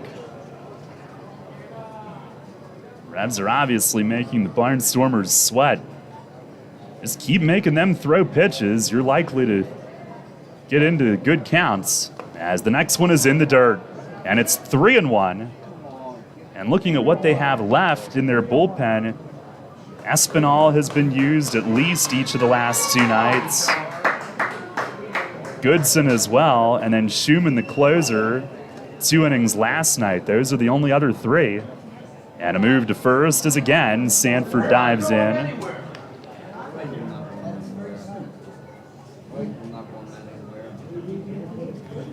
Revs down 12-9 here in the 8th.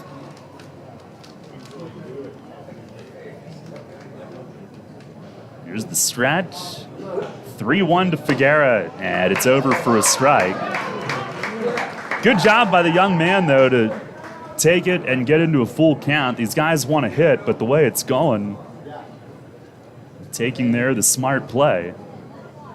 Now the 3-2, and there goes Sanford, and it is down and in. Throw down to second late. Would have been a steal, but instead it's ball 4. And back-to-back walks to start the 8th. And the Revs will bring the tying run to the plate again. It'll be pinch hitter Josh Vitters this time.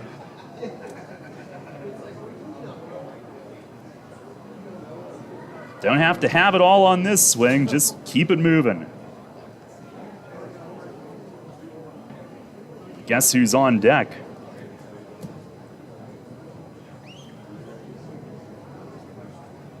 That would be Nelly, who had the grand slam last inning.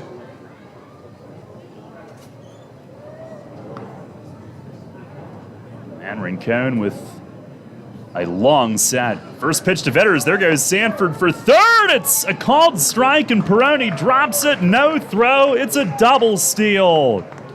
As Sanford claims his 8th, Figuera takes second behind him. And now a base hit could make it a 1-run game. Sanford had him figured out, knew he could make it. 0-1 to Vitters. Pitch is down and away, a slider. Sanford's 209th Atlantic League steal. The next will move him up to 4th. And it's our Harvey's Rental steal of the game. Visit Harvey's at 1409 South George Street for all your steel power equipment needs. Harvey's, the most to rent under one roof. Down 3. Pitch to Vitters. Breaking ball stays high. Second and third, nobody out. That double steal definitely taking a little bit of pressure off Josh. Now you don't need to absolutely crush one, just get one to the outfield grass. On the stretch from Rincon, he deals. And a swing and a line drive to left field. Alleman back. He's going to make the catch deep. Sanford will tag from third and come in to score. Vitters smoked it. Probably the hardest hit ball he's had here so far this season. It's a 12-10 game on a sac fly that he belted to left. Figuera has to stay at second. But the Revs, another run closer, and Nelly Rodriguez coming up as the tying run.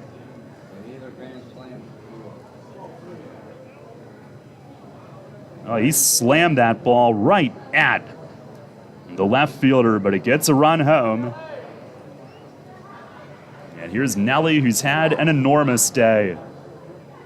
First pitch, breaking ball, it bends outside. 3 for 4, 5 RBIs, including the grand slam last inning. Hitting streak to 10. Got to 500 career ribbies. The pitch, he swings and misses. Had a good rip at it. 1 ball, 1 strike. And they still have to deal with Franco, who's on deck behind him. The 1-1 pitch, breaking ball, that's down and away. The number of pitches that continue to be thrown by Lancaster pitchers, the better for York. Rincon now up to 21 with just 9 strikes. The 2-1 and a breaking ball tumbles in. That one is a strike. 2-2. 10 runs, 7 hits, 3 errors for York, 12 runs, 11 hits, no errors for Lancaster. 2-2 pitch, and it is down and in. It would be a real shame if the Revs have a third game this week where they score at least 9 and don't win. But they still have 5 outs to try to complete the biggest comeback in team history. Scoring has not been the problem. 3-2, breaking ball is high. Nelly will take his base. Another walk.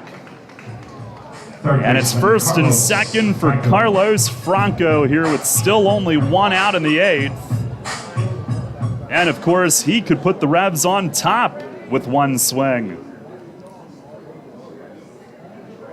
0 for 3 with a walk today. Walk number 11 from Barnstormer pitchers. 10 of those have come in the last 2 innings. 3 this inning from Rincon.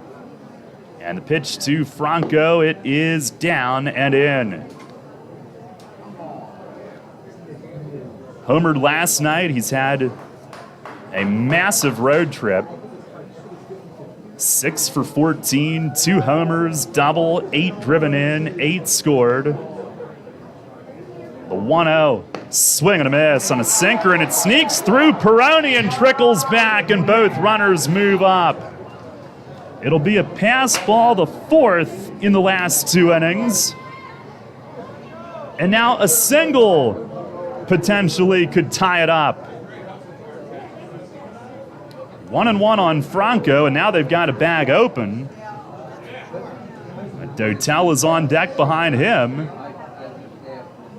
I believe it's Espinal now who gets up in their bullpen. Here's the stretch. The 1-1, and a swing and a foul tip right down at the plate. Rincon took a little off there. Franco could only nick it.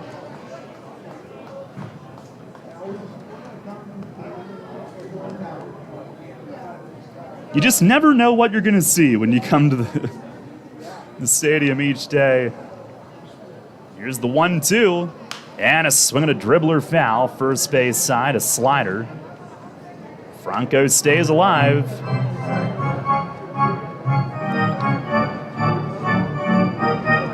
Never more so than this year so far.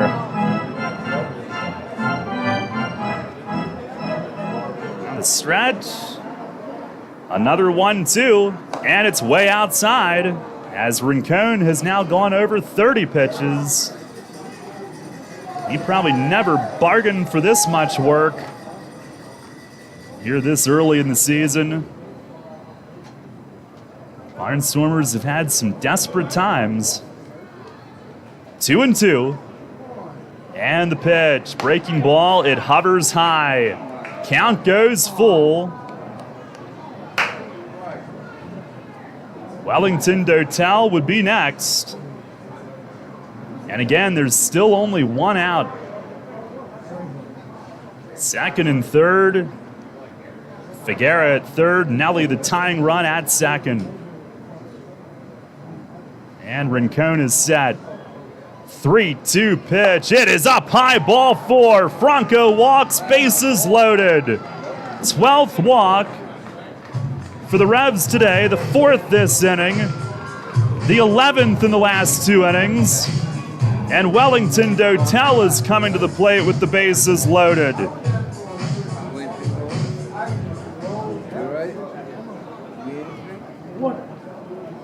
One for 4 in today's game.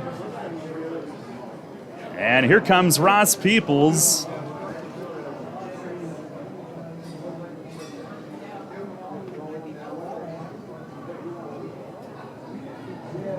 See if it's a visit, maybe buying some time.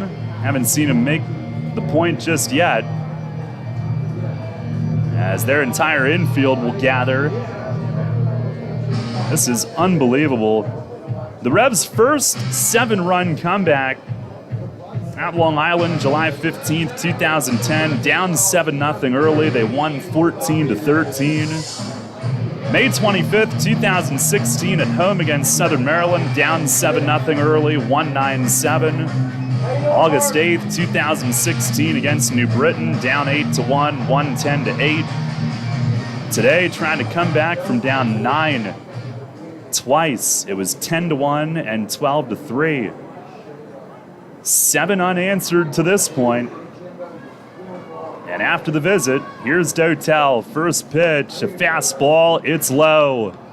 And Rincon asking where it was. All the work he's done this week, he is now at 33 pitches, and time is asked for. Ball loose in right field from the Lancaster bullpen. 33 pitches, 13 strikes, 20 balls. Now the 1-0, and a swing and a miss. Fastball, he tried to square one up. Rincon kept it down, a good spot.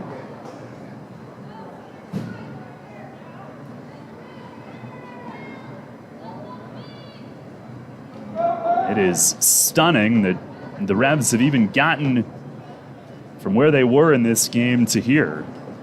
Pitch. It is just inside. 2-1. Rashad Crawford follows Dotel in today's order. He's watching from the on-deck area.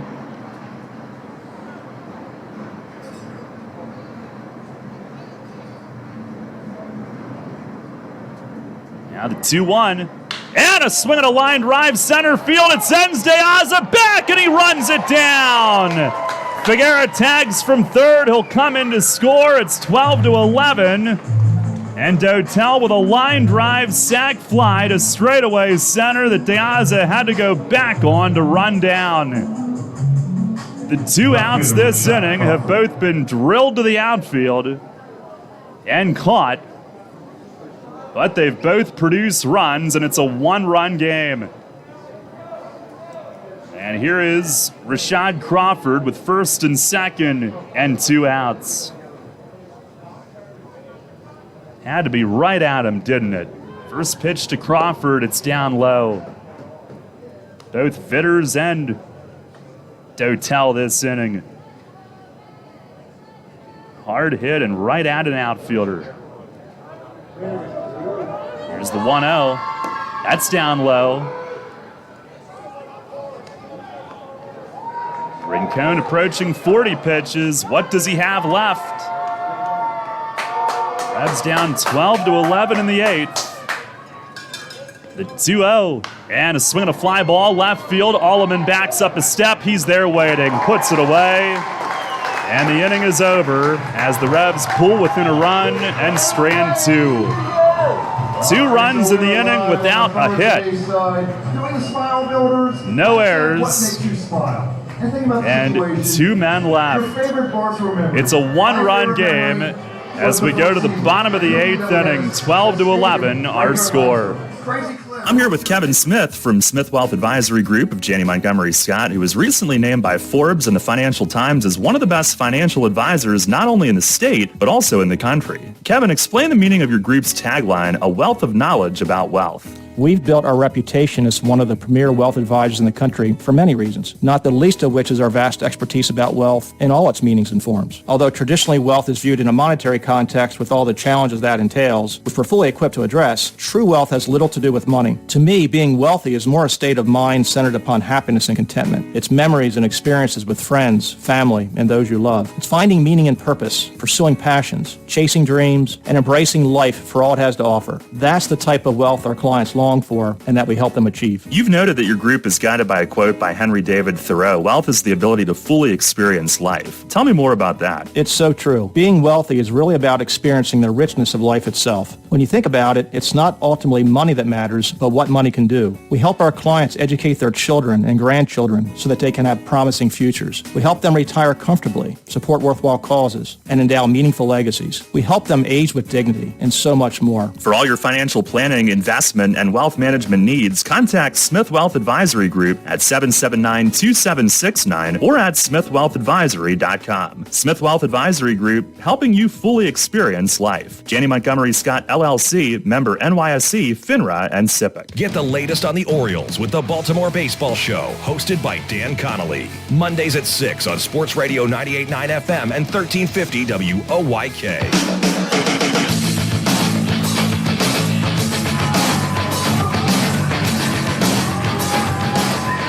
Head to the bottom of the 8th inning, the Revs are in stunning fashion within 1 run. 12-11. Brandon Fry comes in. Pitching change brought to you by Maple Donuts. And I don't know what to think here. It looks like Blake Galen is loosening down in the Lancaster bullpen. Saw him throw a knuckleball on Friday night. Is he going to try to close it out? Look ahead to the 9th inning. Revs will have Hill, Dundon, and Sanford, 8, 9, and 1. But they have started some rallies from the bottom of the order today, certainly. And combined, the last 2 innings, 8 runs on just 2 hits. And during that stretch, 11 walks in those 2 innings. 2 runs without a hit in the 8th. And Anderson De La Rosa will lead things off. Brandon Fry last night was in the game for an inning and 2/3 scoreless. Now in 5 outings, a 2.70 ERA for one of the Revs' 3 left-handed relievers. 6 2/3 innings, 2 runs, 5 hits total, 2 walks, 2 Ks. That's what he's done so far on the year. So it'll be De La Rosa, Rondon, and Allemond here in the 8th. Revs down 12-11. Lancaster had 10 the first 2 innings, but Revs bullpen has given them a chance incredibly. And the first pitch is a 2-seamer away. Isaac Sanchez gave up 1 run in the 2nd inning. Since then, Alberto Rodriguez, 3 innings, 2 runs, 1 was earned. Paredes and Rivera, scoreless innings. Here is a 2-seamer that's in at the knees for a strike, 1-1. The Revs bullpen today, now 6 innings, 2 earned runs, just 1 in the last 5 innings. Fry, the 1-1 pitch, and a swing and a tap foul behind the plate. Last night and the couple of nights before, the bullpen had been excellent until the 9th inning unearned run and the 10th inning last night.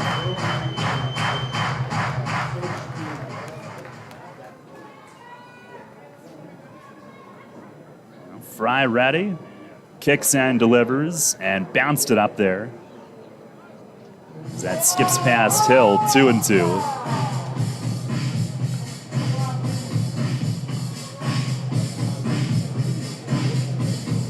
Now, Galen made the last out last inning. He is still down there throwing and right. Fry trying to keep this a 1-run game. 2-2 pitch. It is swung on, chopped to short. Figuera is there. Clean hop. Fires to first. 1 away. Brandon Fry wins the battle. Gets the leadoff man here in the 8th.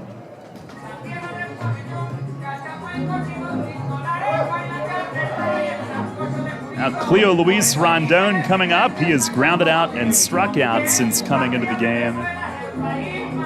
Replaced Kelly Dugan early. Dugan had a banged up hand after a swing that he took, a foul ball. Ladarius Clark left with what might have been cramps. Fry, the pitch to Rondon. It is a little high.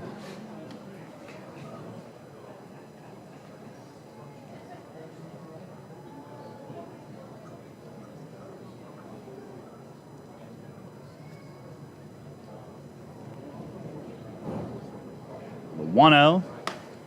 And that misses away. Fry, who really strikes me as a student of the game. I've seen him down in the bullpen, helping out some other guys. Here's the 2-0. And that one just missed away. He wanted it. And he also has like his own set of every piece of exercise equipment that you could ever dream of for his during the day stuff.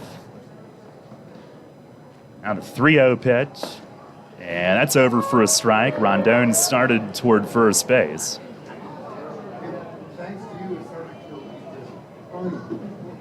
In the Padres system initially, and then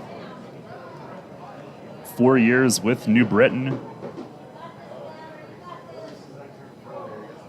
The 3-1. And that's over for a strike. And again, Rondon was starting toward first base.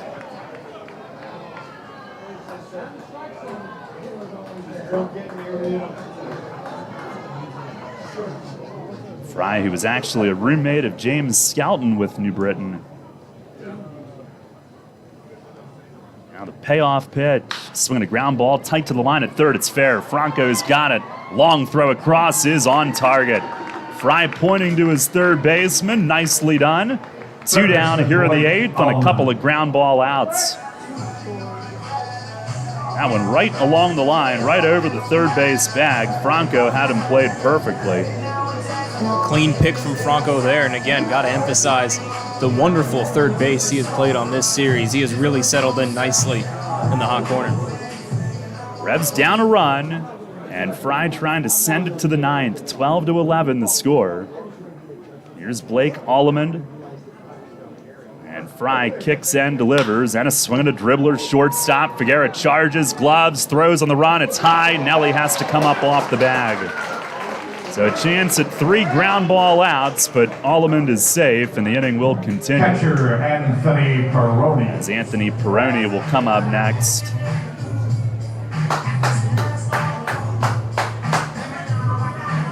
Haven't scored that one yet. Figueroa gonna go infield hit. He charged, but maybe not first step. I don't think he realized how hard he had to come up until it took a bounce or two. First pitch to Peroni is fouled back to the screen. And then trying to get it across as quickly as he could, and it sailed high. Peroni 0 for 2. He's hit it on the ground twice after walking his first 2 times.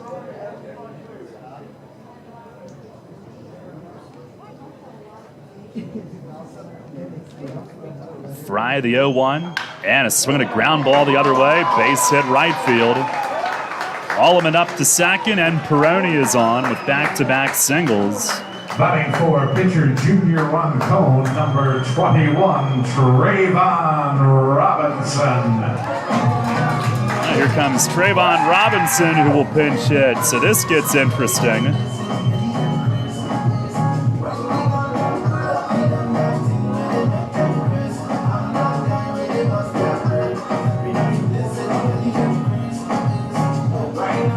Actually,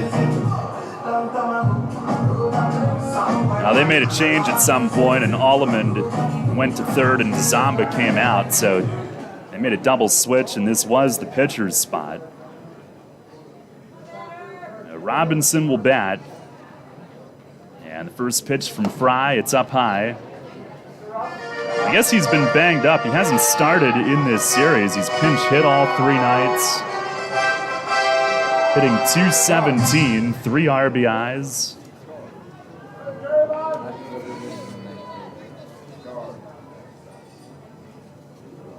A 1-0, and he swings and he fouls it back. 1 for 2 in this series with an RBI.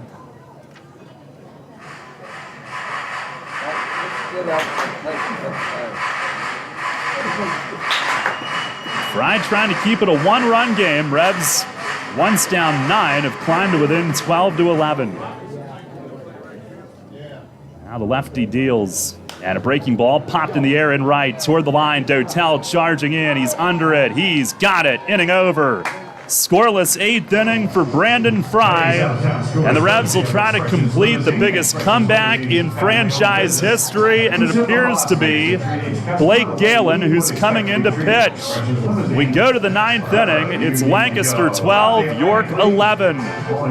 Since 1934, PSECU has given Pennsylvanians financial opportunities to live a better life. We are a credit union who offers valuable free and low-fee financial products, broad lending options, and outstanding money management for financing life. At PSECU, we are proud of who we are and committed to who we serve because our Pennsylvania roots run deep. We are banking on a difference. Visit PSECU.com to join us. This credit union is federally insured by the National Credit Union Administration. Equal opportunity lender.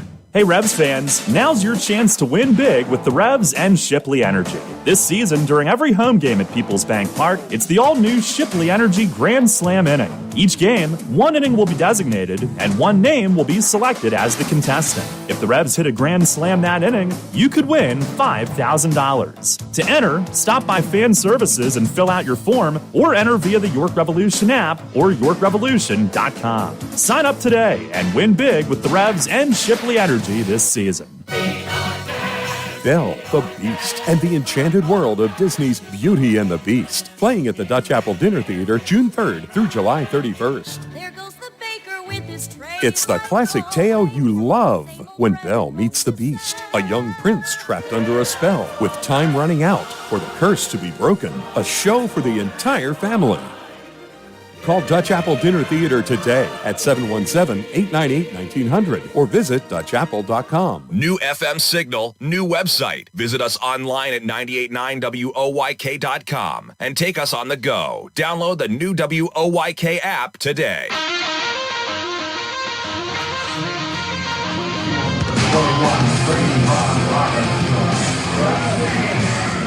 Head to the 9th inning. Blake Galen comes in to pitch. Trayvon Robinson goes to right. 12-11 Lancaster. Ray, it's unbelievable that we're even in this spot, but here we are. Yeah, and the Revs have done it by feasting on Lancaster's bullpen, as the bullpen has thrown 94 pitches. Just 33 of those pitches have been for strikes. But Blake Galen, he was as efficient as could be. He just allowed one unearned run the last time we saw him for a total of 1 1/3 relief innings back on Friday. 2 hits, that unearned run, 1 walk, 1 strikeout was one of the more efficient relievers for Lancaster on Friday, throwing 19 strikes on 35 total pitches as no one else eclipsed 15 strikes other than Granite's. He had 22 strikes. Revs who have scored 59 runs the last 4 games, but in danger of losing 2 of those if they don't scratch across a run here. Tyler Hill, Andrew Dundon, Darian Sanford due to face Galen, who will pitch for the 3rd time since Wednesday.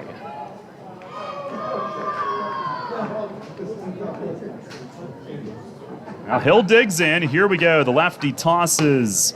And it's in for a strike, 77 miles an hour. Galen did pitch in the South Coast League in 2007 and the AA in 2008. He deals knuckleball high and away. 1 outing at AA Tulsa in 2017, 1 at AAA Oklahoma City in 19. He got a win. 2 so far this year. He deals, and a little half swing and a foul back to the net. Hill was fooled, and in off the hands and back to the top of the netting, 1-2. The one thing that Galen will do here is really foul up their timing. This run that they need is not a gimme. Here's the pitch. It is down and in, 2-2. Hill today, 1 for 3, single walk, 2 runs scored.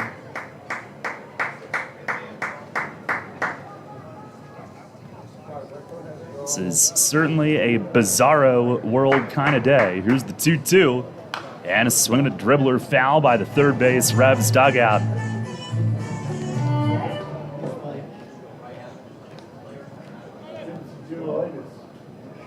Galen is a rookie in 07, was a two-way guy. South Coast League. Hasn't done it much since 08, though. He fires, and a swing and a miss. A slider strikes out Hill for the first out. Medicine, Lancaster General Health, and the Children's Hospital of Philadelphia. I mean, it looks like he's going to come in and throw strikes, which is something nobody else could do. Here's Andrew Dundon, who's 0 for 2, 2 walks and a run. First pitch from Galen, a swing and a ground ball foul off the front of the third base dugout. They have used Caleb Gindel here in years past as a legit two-way player. Here's the 0-1, and a swing and a foul tip to the backstop. Slow knuckleball at 71, and Dundon just waiting like in slow motion for it to get there to pull the trigger. Galen ahead 0-2. And here it comes, and he misses high with it. Sanford on deck.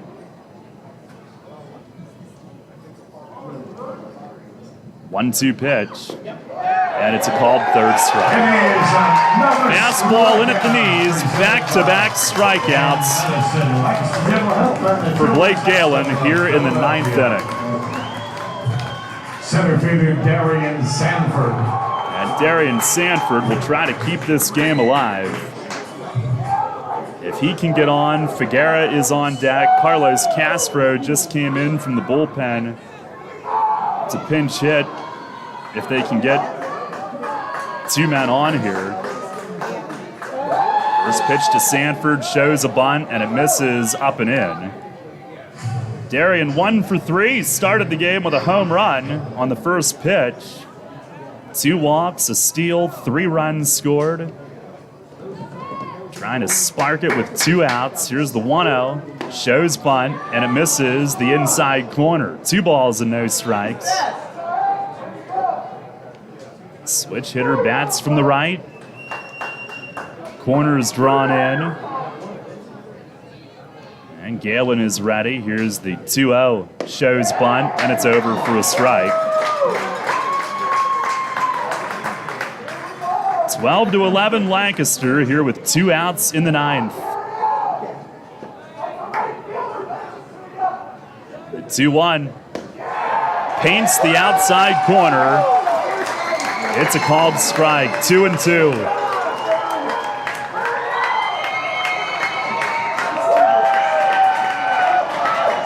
Galen going for his first career save.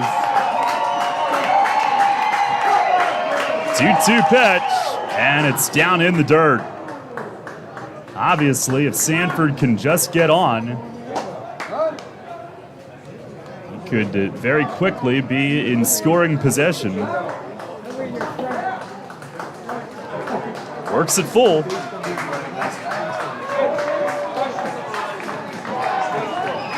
Now the 3-2 pitch, and it misses high, ball 4. Tying run is on as Sanford flipped the bat back over his shoulder and heads to first with his 3rd walk of the day. And Edwin Figuera coming up. Tying run on base with Sanford's speed.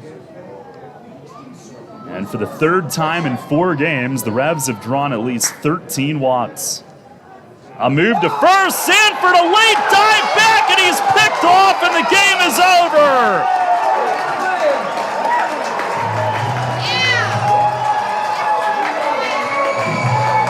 What a unbelievable! The game, and the week weekend series, opening weekend with the York. He thought Galen balked. He argues with Bill Worthington. And Galen made the move. Sanford never even looked. He thought he was going home. And he gets picked off, and that's how the game ends. Unbelievable. Lancaster wins it 12-11 in 9 innings. Here are the final totals on this afternoon's game for the winning Barnstormers. And the Revs dropped 2 out of 3, losing the last 2 after winning back-to-back games before that. And they'll head into the off day now with a 3-7 mark. A save to Blake Galen, his first of the year. Home runs in the game, Darian Sanford. They fall to 3 games back through the first 10. Back-to-back in the first inning for the Stormers. And just an unbelievable way for this one to finish. Kelly Dugan solo shot his first. Blake Allman a solo shot his second. And finally, Nelly Rodriguez for York, a grand slam in the 7th. His third of the year. Time of the game, 3 hours, 44 minutes. 2003. Lancaster with 13 walks. You would venture to say they had no business winning, and they found a way to win. But for the Revs, it was another ugly game on their side. 12-11 is your final score. Stay tuned. Post-game show is coming up next. Pennsylvanians are creating their own soundtrack thanks to PA Lottery Scratch-Off's Excitement's back. Pennies, nickels, dimes, or quarters, no matter your choice, scratching's always in order. With big top prizes and second chance drawings, thrills await. They're out there calling if it's excitement you seek and you're looking for action, play the PA Lottery. And keep on scratching. Must be 18 or older. Please play responsibly. Benefits older Pennsylvanians every day. The York County Solid Waste Authority turns up the heat every day. On your garbage, that is. Advanced waste-to-energy technology is used to burn garbage at 1,800 degrees Fahrenheit in environmentally controlled combustion units. This reduces air emissions and produces electricity, enough to power 20,000 homes every minute of every day. Visit www.ycswa.com to learn more. In York County, garbage is power. Shadowfax is committed to helping people with intellectual disabilities live an everyday life in their home and community. Currently, Shadowfax is seeking applicants with a passion for making a difference, one person at a time. Open positions include residential direct support professional, LPN, day services community participation support, residential scheduler, training manager, and more. Shadowfax offers comprehensive benefits packages and a $1,000 sign-on bonus for most positions if hired before August 1st. For a full list of open positions and pay rates, visit shadowfax.org. Shadowfax, building relationships, creating possibilities. Shadowfax is an equal opportunity employer. Cannonball Charlie's ready. Are you? The Revs play here. Sports Radio 98.9 FM and 1350 WOYK, York.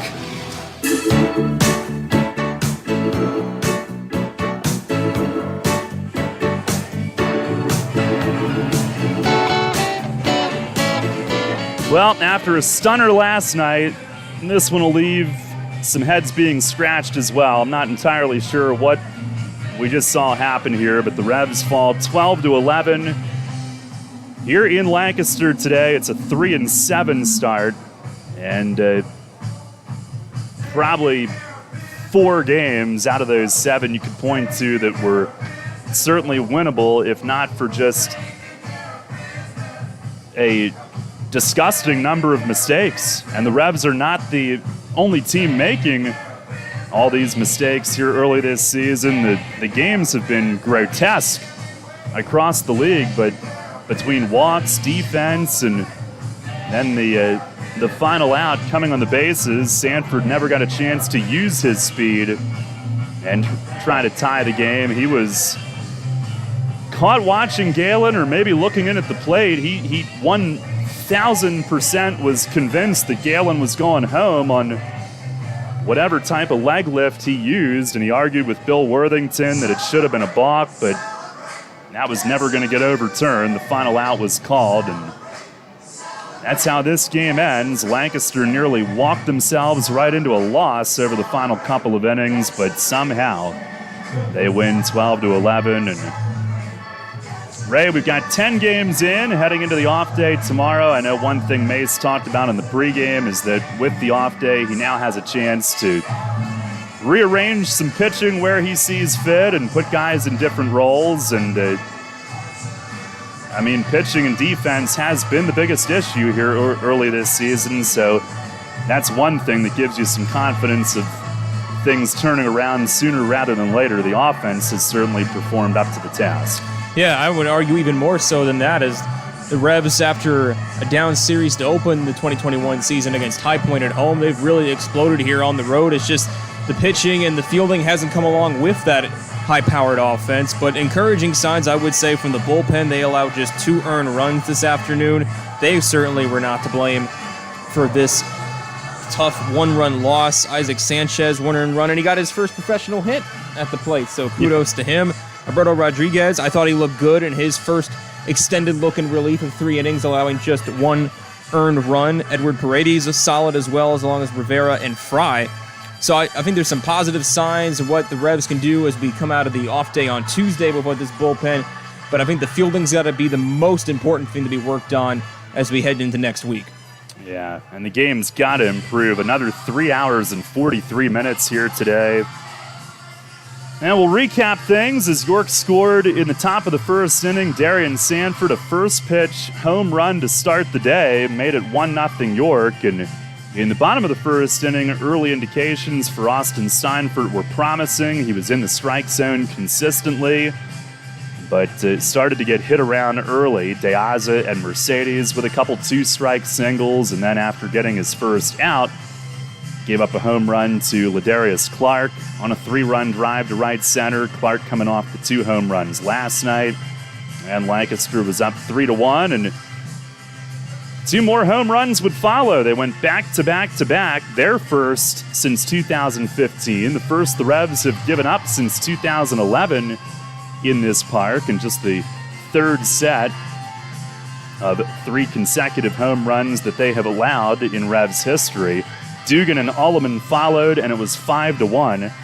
And then 5 more runs in the second inning, and in that second inning, Steinfurt did run into command problems, an error that started the inning. 2 walks followed to load the bases, then a hit by pitch with the bases loaded spelled the end of his day. Sanchez came in, Dugan greeted him with a 2-run single, Alleman a sac fly, Torrance a sac fly, and it was 10-1 Lancaster after 2 innings. Revs got 2 back in the 3rd. Figuera, a ribby on a fielder's choice. Nelly Rodriguez, RBI single to right, 500th career RBI, and a 10-game hitting streak for him to open the season. That made it 10-3. Alberto Rodriguez scoreless in the 3rd and 4th, but Lancaster 2 runs in the 5th on a Melvin Mercedes RBI triple that hit the base of the fence in right center, kicked away from Sanford, who then muffed the initial attempt to pick it up and was charged with an error as Mercedes circled the bases, made it 12-3. But Rodriguez, that's all he gave up in 3 innings, and one of those 2 runs was unearned. And then the rest of the way, scoreless frames from Paredes, Rivera, and Fry. And the Revs, who were held in check by Tommy Shirley through 6 innings, trailed 12-3 heading to the 7th. But then the unthinkable happened. Jamarcus Lang came in, got the first out, but then 5 consecutive walks. The first run scored on a pass ball. The second on a bases-loaded walk made it 12-5. And Garrett Granitz came in, and Nelly Rodriguez provided his greeting with a grand slam to left field. That made it a 12-9 game all of a sudden. Granitz allowed walk, single walk, but then got a second out strikeout, gave way to Junior Rincon, who got an inning-ending foul out. So the Revs were still down 3, but had gotten right back in it. And in the 8th, Rincon, 2 walks to start the inning, a double steal with Sanford and Figuera set up a Josh Vitters sac fly, made it 12-10. 2 more walks, loaded the bases. Dotel, a sac fly to center, made it 12-11. Another walk, they fly out from Crawford ended the inning, but Rincon backed his way into a 1-run game. But speaking of the unthinkable, in the 9th inning, it was Blake Galen who came in for the save. And finally, the Barnstormers found somebody who could throw the ball over the plate. And he got 2 strikeouts to start it, walked Sanford, but then picked him off to end the game. And Lancaster wins it 12-11. Just another brutal loss over here. But if the Revs would have won this game today, Ray, it would have been a total gift. I mean, they were down 9 a couple of times, and if not for Lancaster just throwing ball after ball after ball, the game would have never been close. Last night was the one that York led and couldn't finish. But still, on this road trip now, the Revs are 2-4, and 3 of the 4 losses, they've scored at least 9 runs and have not been able to win. Yeah, it's a tough pill to swallow. It's just no ifs, ands, or buts about it. And the offense has been good. It's just hasn't been able to hold off against pitches that honestly allow them to expand their zone and the chase. But again, you can't put the onus for these losses on the offense because they're put in positions where they have to make plays in the later innings because the errors in the field have been bad. And the starting pitching, has not been up to snuff. Mace knows it, and he'd be the first to say it. And the bullpen as well, I think, has locked in as much as they can, but I think we just need deeper starts from our starting rotation, and hopefully Jake Welch can right that ship starting on Tuesday against the Blue Crabs. On 12-11, the final today, Lancaster 6-4, Revs 3-7, dropping the last 2 after winning the opener here on Friday night. We'll take a timeout here in the post game. Ray's got the scores from elsewhere, and then we'll wrap things up for you when we come back.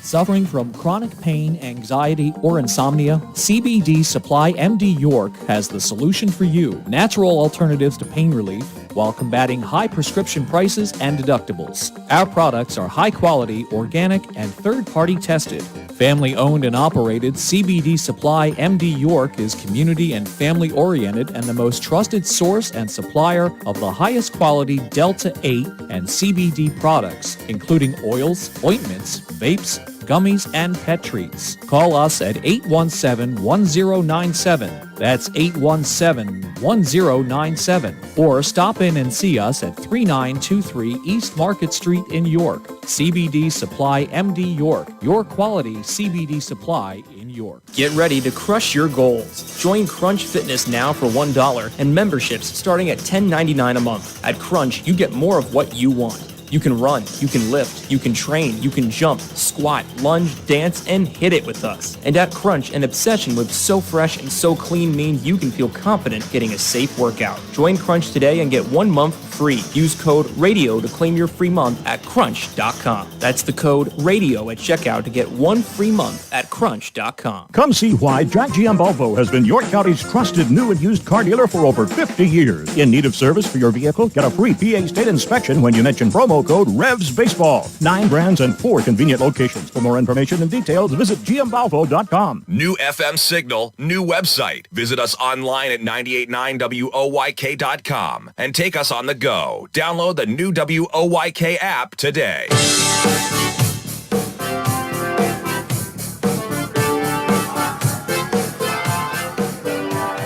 Ray Jensen back with you as we continue our post-game show here from Clipper Magazine Stadium. Again, this final score from Lancaster, Pennsylvania. The Barnstormers win by 1 run over the York Revolution, 12-11. Time to look across the Atlantic League and beyond in our Atlantic League update brought to you by Heritage Lawn and Landscape Care. The only game ongoing in the Atlantic League in Southern Maryland as the Blue Crabs host the Long Island Ducks. Blue Crabs were blanking the Ducks 1-0 through the first 6 innings, but Long Island scored 3 times in the top of the 7th to take a 3-1 lead currently in the top of the 8th. Long Island, just scoreless so far, as Southern Maryland looks to try to come back, at least even or better yet, take the lead for them at Regency Furniture Stadium. We'll see them next week starting on Tuesday for a Tuesday to Thursday series. Now look across the major leagues.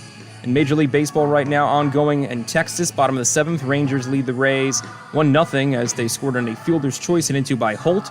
Padres and Mets getting together in San Diego. Mets lead 1-0 on Billy McKinney's RBI single in the bottom of the third. Phillies up 12-6 over the Nationals in the top of the eighth there. JT Realmuto with his 100th career home run, a 12-6 lead right now in the eighth. Twins and Royals playing in Kansas City, 2-1 lead for Minnesota. The bottom of the ninth currently. Brewers, 2-0 lead in the bottom of the eighth over the Diamondbacks. Tie ball game in St. Louis as the Cardinals are tied at 7 apiece with the Reds in the top of the seventh. Jesse Winker with a 3-run home run to make it 7-0 Cincinnati after 3, but St. Louis scored 7 times in the sixth to tie that game, now in the top of the seventh. Rockies hosting the Athletics, 2-1 lead for Colorado in between the sixth inning right now as they head to the bottom of the frame. Ramiel Tapia's RBI single, giving Colorado a 1-run lead in the fourth. Giants-Cubs, bottom of the third in San Francisco, as the Giants able to get a couple of runs in their very first inning over the Cubs. Justin Upton with a solo home run, but that's been it so far, as the Mariners currently lead the Angels 2-1 in the top of the third. Yet to get underway, Red Sox and Yankees later tonight at Yankee Stadium in the Bronx, 7:08 p.m. Eastern first pitch. Finals, Orioles clobber the Indians 18-5, topped off by Ryan Mountcastle's RBI double. Marlins winners over the Pirates 3-1. Blue Jays lose to the Astros 6-3. Braves win against the Dodgers 4-2 in their final. And White Sox victorious over the Tigers 3-0. And those are your scores around the major leagues. And a quick update on the Sixers as they fall in Game 1 of the Eastern Conference semifinals to the Hawks. Trae Young, pesky as always, getting the better of the Sixers in Game 1. Back to you, Daryl. Yeah, so this entire day just stinks. I mean, Sixers kept it close, 128-124, but couldn't seal the deal like the Revs here as they fell by 12-11 to Lancaster. All right, thank you, Ray. Final totals in this one for the Barnstormers, 12 runs, 13 hits, no errors, they leave 8. For the Revs, 11 runs, 7 hits, 3 errors, they leave 8. Tommy Shirley the win, he is 2-0. Austin Steinfurt the loss, 0-2. Blake Galen, his first career save. Time of the game, 3 hours, 43 minutes in front of 2,365. And our Kochman Kunkel Insurance Group player of the game today, Nelly Rodriguez, a grand slam, drove in 5, went over 500 career RBIs and 10-game hitting streak to start the year. He has been a stud as advertised. So the Revs will head into the off day tomorrow, and you get into this rhythm now where you have an off day almost every Monday.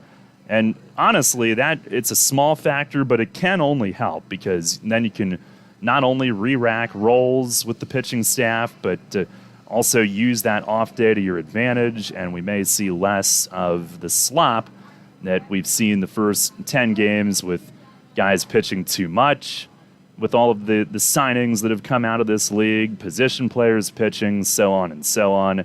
But let's root for some cleaner baseball when we get back at it on Tuesday night, 6:35. First pitch in Waldorf will be on at 6:15. All 3 nights before returning home next Friday. And on Tuesday night, Jake Welch will make the start for the Revs, pitch well on Tuesday at Gastonia, but they really struggled to catch the ball behind him, and that caught up to him. So hopefully things will go better on Tuesday in Southern Maryland. And Ray, you enjoy yourself. I look forward to being back with you next Friday when we reconvene at Peoples Bank Park. Yeah, looking forward to the stretch of 12 straight home games, broken up by a couple off days at Peoples Bank Park. It'll be the longest stretch of home games for the Revs in 2021, so be sure to get your tickets at YorkRevolution.com, 717-801-HITS, or in person at the Shipley Energy Ticket Office. We'd love to see you in person starting June 11th at Peoples Bank Park. Yes, indeed. By the way, coming up later tonight on WOYK, some more live sports. Stanley Cup playoffs, Colorado at Vegas at 8 p.m. And until Tuesday night, for Ray Jensen in the booth with me, Daryl Henry saying so long from Clipper Magazine Stadium. Again, the final score, Lancaster 12, York 11. Thanks for listening. Enjoy the rest of your Sunday. We'll talk to you Tuesday at 6:15 for the pregame, right here on Sports Radio at 98.9 FM and 1350 WOYK. Thank you for listening to York Revolution Baseball on Sports Radio 98.9 FM and 1350 WOYK. Catch the Revs all season on York's only place for local sports. Tune in 20 minutes before first pitch for a trip to the clubhouse with player interviews and the manager, Mark Mason, every game. Listen throughout the day for the Revs Report and check out 989WOYK.com for highlights and features on York's pro team. York Revolution Baseball all season on Sports Radio 98.9 FM and 1350 WOYK. First in York, first in sports. Now we return to our regularly scheduled programming already in progress on Sports Radio 98.9 FM and 1350 WOYK, York.